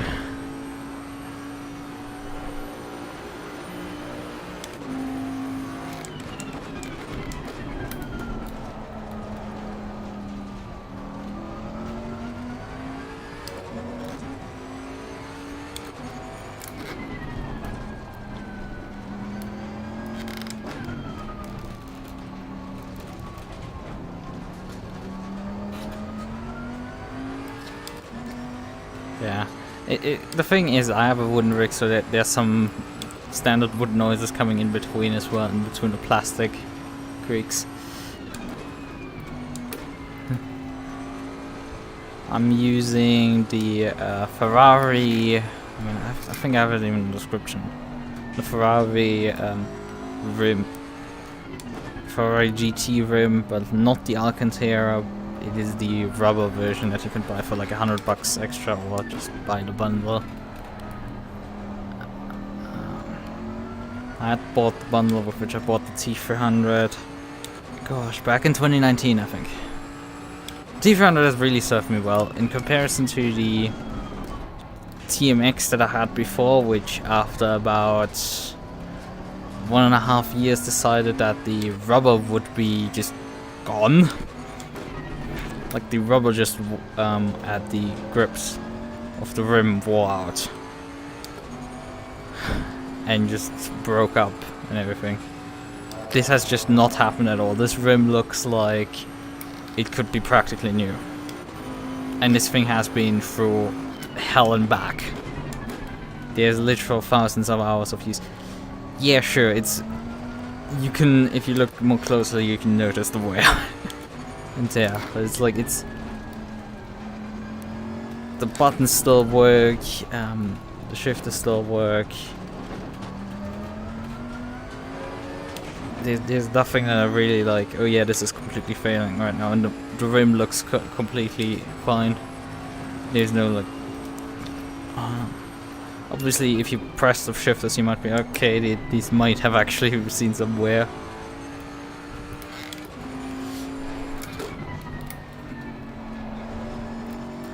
So you might notice that these shifters have gotten a bit of wear off, but I mean also these are T300 shifters, so like the expectations aren't high. This is actually one of the few products that if I would replace it in a near future, this could actually be resold. Because it's completely functional. The T300, I might need to open that one up because of the fan that sometimes does a lot of noise for some reason when it turns on. But recently it's not been making too much noise. I've had that happen with a power supply, where like the literal solution is don't open my power supplies, but unscrew the fan of the power supply and screw it back in. Solves the problem.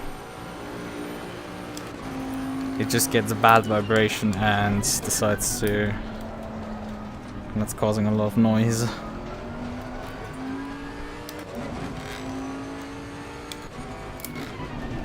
And that's what my T300 is from time to time doing. Not too bad recently. Yeah, I mean, you might notice that there's no pedal cam. It literally fell off at some point. I was at the start of this stint, my I had briefly climbed out of the rig to grab another water bottle, and it started my rig squeaking. It's not as noticeable. Just as I say, there's a massive squeak.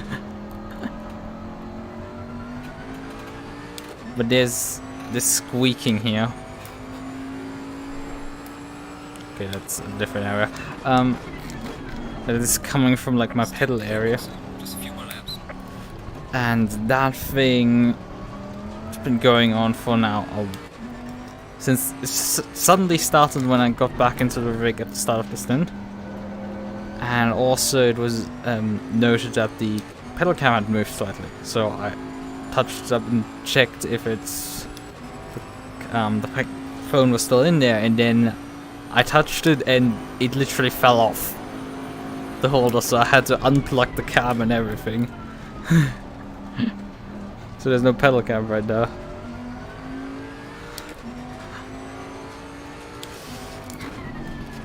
Yeah, I mean the T300, the G920 can be quite loud from just moving it around due to the gears. The T300 can do that as well, but you have to like do those 90-degree saves. That's when you can hear the belts, but not 90-degree saves. These like 270-degree saves where like just rip the steering wheel the other direction to pull the car back in. In those you will hear the belt moving on the inside.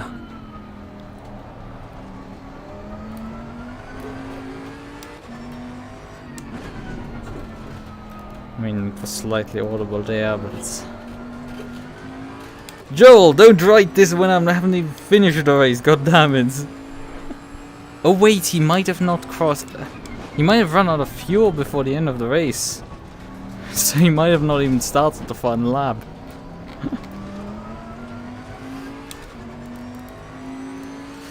Oh yeah, I mean, squeaky pedals are not foreign to me with my T3PA cassette that I previously used. Also, spring failures are not a foreign thing with my T3PA pedal set. Ask me what that's. They're probably fine.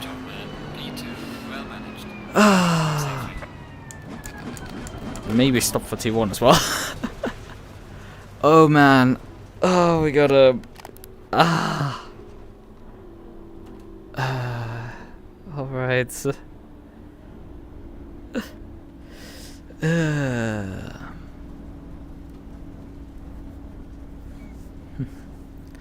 think this took a bit somehow out of me more than the other ways. Right, what is causing these squeaky noises? I have to investigate in a sec. Where's my phone? Where's the phone? Here. And it's totally fine. As far as I can see. Funnily enough, I actually captured a screenshot apparently at one point during the entire action of trying to pull the thing out. Apparently I screenshot it at one point. Oh, that's an achievement. But right. Oh man. Right, P2. Only finishing in Peter O'Brien because it's Peter. For God's sakes, there's nothing you can do about it. Although we were up with him for the first stint, the second stint he just took off, and the third stint we completely fell apart. But luckily the beamer behind couldn't really answer. Interestingly enough, the other boats finished P4 and 5. They weren't there at all during qualifying. Let me actually pull up the qualifying results. Okay, they were actually not that far back. They were P7 and 8, the other two Bentleys. And they're now finished in the race P4 and P5. So that's also a decent improvement. I started P4, finished P2. It's a good result. The Lexus, the Lexus, the started P3, finished P7. So that was really important that I had cleared that guy in the first corner on the first lap. That was really important. Oh man, right. Okay, let's see where every component is ended up. This is where the, yeah, it ripped out the 2 points where I had screwed this thing in. Decided to rip those 2 out. That's annoying. Oh yeah, I think that's not on the replay anymore for me because it happened too long ago. I think. Actually, no. Never mind. The beamer is there. The beamer is right there, so we can actually rewatch that on the replay. Oh, tell the game first me out, but I saved the replay. Green light. Go, go, go. I did save the replay. I didn't check the tires how they were doing in the end of here. I didn't check that because it was kind of important. Right.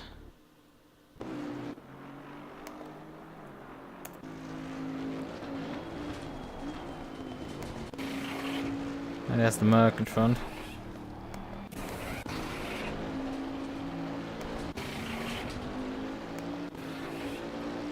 There's the beamer. I guess it happens there. So, radius of impact.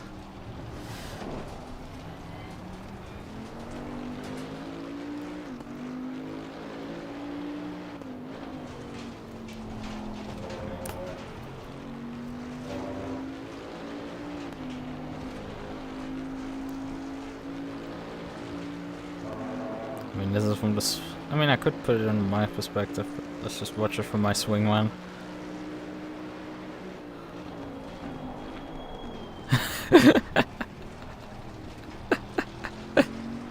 Oh. This direction here.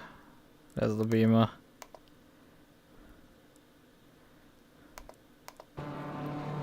Let's watch it from on board.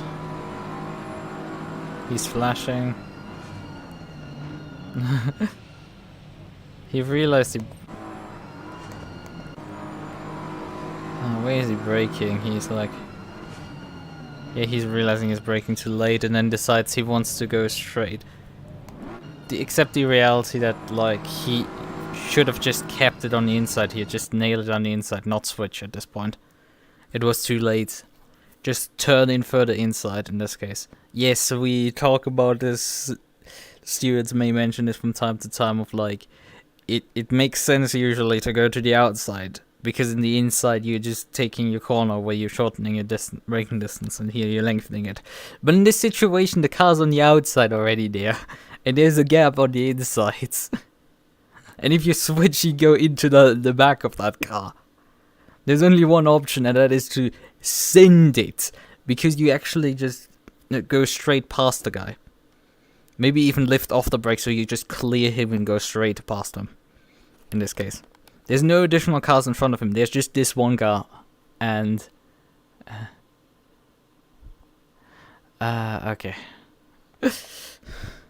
Okay, you're asking how is the Index doing and would you recommend it?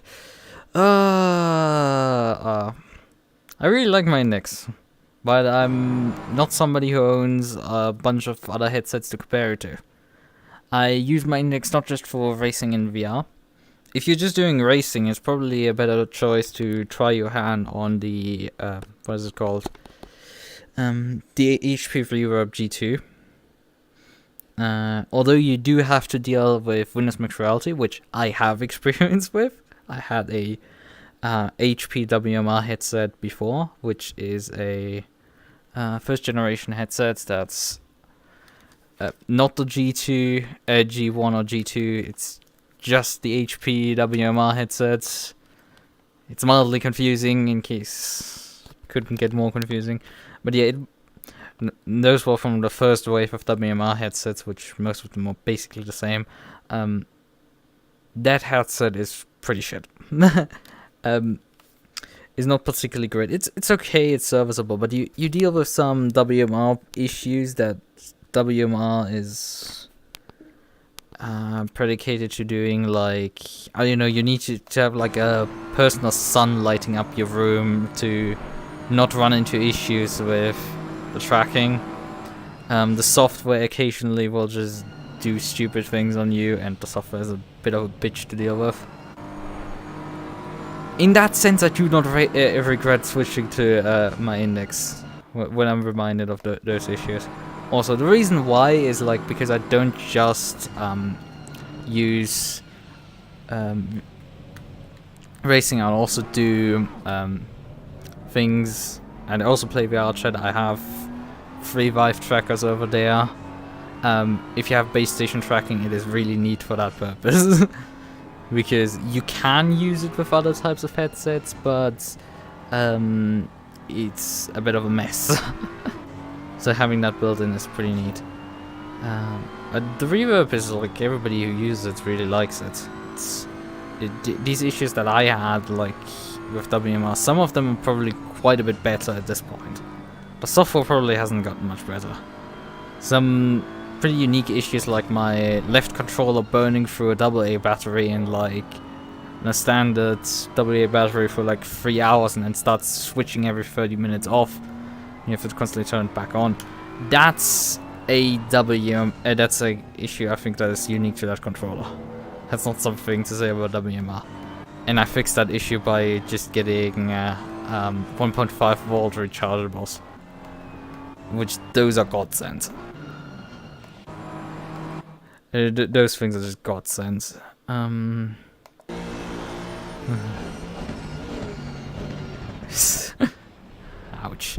Oh well, do we have something else in this replay? It's actually my overtaking attempt on him in there. I don't think... Oh yeah, right, it's not, because I'm miles back. So the overtaking attempt, unfortunately, isn't on this replay.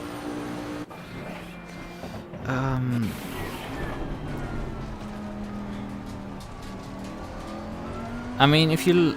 I don't know how much it costs the reverb for you, because the reverb should be like 30-40% cheaper than an Index, if you regard it like that. And people swear by the picture quality of the reverb, which is a lot better than the Index. So that's something to take note of, but it also takes more GPU to run. You don't need to even take advantage of the full resolution of that headset. A lot of people run it at lower resolution. But really it is a... I mean, I'm running an RX 6800, you probably want a better GPU, especially if you want to do ACC racing. I would highly recommend you have a decent computer when you want to play this in VR. Like, don't come with a 1066 gigabytes into trying to run VR on ACC. I've done that with a with the old WMR headset, and it did not work. Actually, I've done that even with the Index. But I've even tried playing it for the WMR headset. Kinda worked. The Index, it dropped into I've run out of VRAM mode and didn't load any textures in. Which, yeah, the pastel-colored world of ACC is a pretty interesting world to be put into. To experience that, it's kinda hilarious. Yes, the question is which Index you're looking at. That's the problem, because if you don't have anything in terms of VR, you would need the full Index bundle. So with controllers, you need the base stations. Anything else is not... Technically, you can use an Index without controllers. I mean, I currently have them connected and stuff, but like, you can technically use it without controllers. Because especially it has one neat button. I don't know if if the Reverb has it, because the Reverb shares quite a few designs with the Index. At the left side, it has a button to open the system menu, so I can pull up my desktop that way, and that is just a godsend. can tell you that. That feature alone is really nice. But yeah, otherwise you would need base stations, you would need controllers. Technically the system the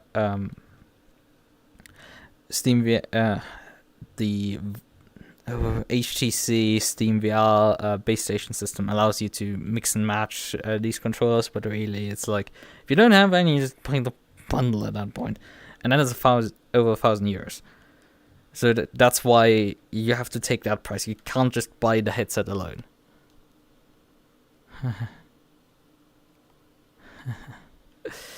And the thing is, you would want... I don't know if you can set them up without controllers, that's the thing. Set up the room scale and everything without any controllers. You might at least need some Wi-Fi ones, and... it's just... it doesn't make sense to not just get some controllers at that point. Even if you're not gonna play a lot of other VR games, like at least you can do something else with the controllers. It's like you don't need this finger functionality or anything, but it's like you need some sort of a controller. I'm not saying to take these, but they include... there's a bundle that includes them. So, okay. Right. So, I need to take my, I mean, it's nearly 2 AM. I need to start heading to bed. I need to start, perhaps checking my rig and seeing what else has gone wrong and figure out what's the creaking problem.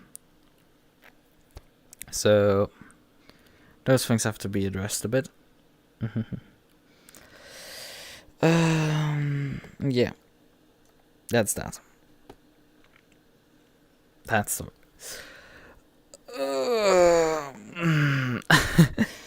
oh well. But yeah,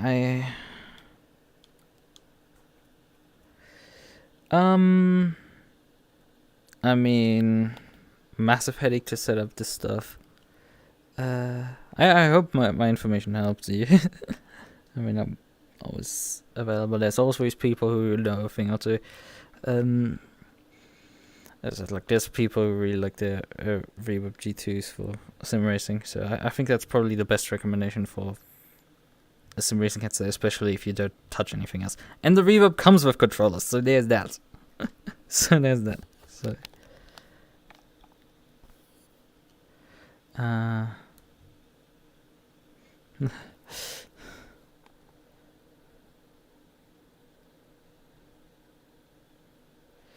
Oh yeah. Have a good read at the GS Stewart's decision. Oh god. What did they decide again? What did these people do? They can't leave us alone or what? No, the ping is actually from the Rookie Monsters Discord.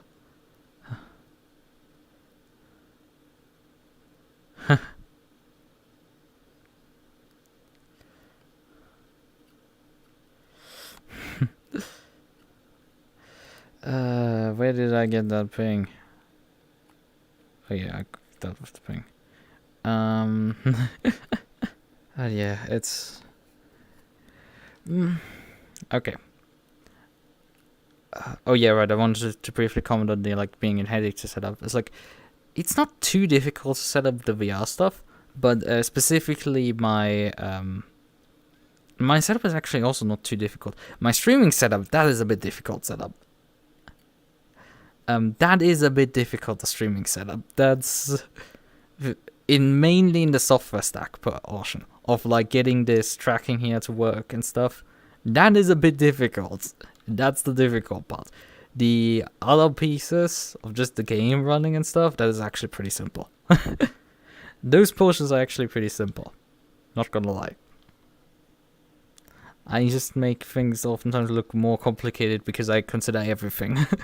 I'm just like, hey, here's the entire pros and cons list. Here's the entire replication list of all the steps included. Please consider this, and nobody can keep up, and it's just completely overwhelmed. Oh well. Right. Well then, I would like to wave with my foot, but that's not possible currently. In any case, see you around then, because I will be, and it will be tempting to run a cup car race on Monday in the evening hours, but I don't think I will make that actually. So I don't think I will actually stream it, even if I make the race. But I will be running the usual pro split race in the late night shift in about 24 hours. About 24 and a half hours. That stream will start. So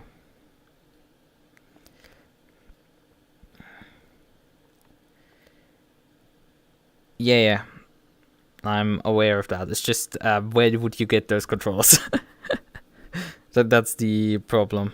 I'm aware of this because you can't use the first generation Vive ones.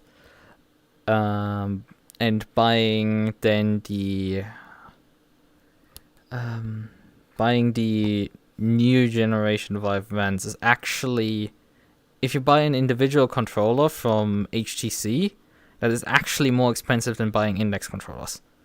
For some reason. And you pay shipping for it. Those guys scam you literally if you buy from HTC directly. I can tell you. Because when I bought my trackers, that I had to buy them from a different source because it's just these guys were charging out their ass for them. And they're like, oh, these good trackers are like $100 in the US, but we're charging 120 euros plus shipping for this shit. And I'm just like, you want space when I'm ordering 3 of them. That's just bullshit. Okay. No more stalling. Goodbye.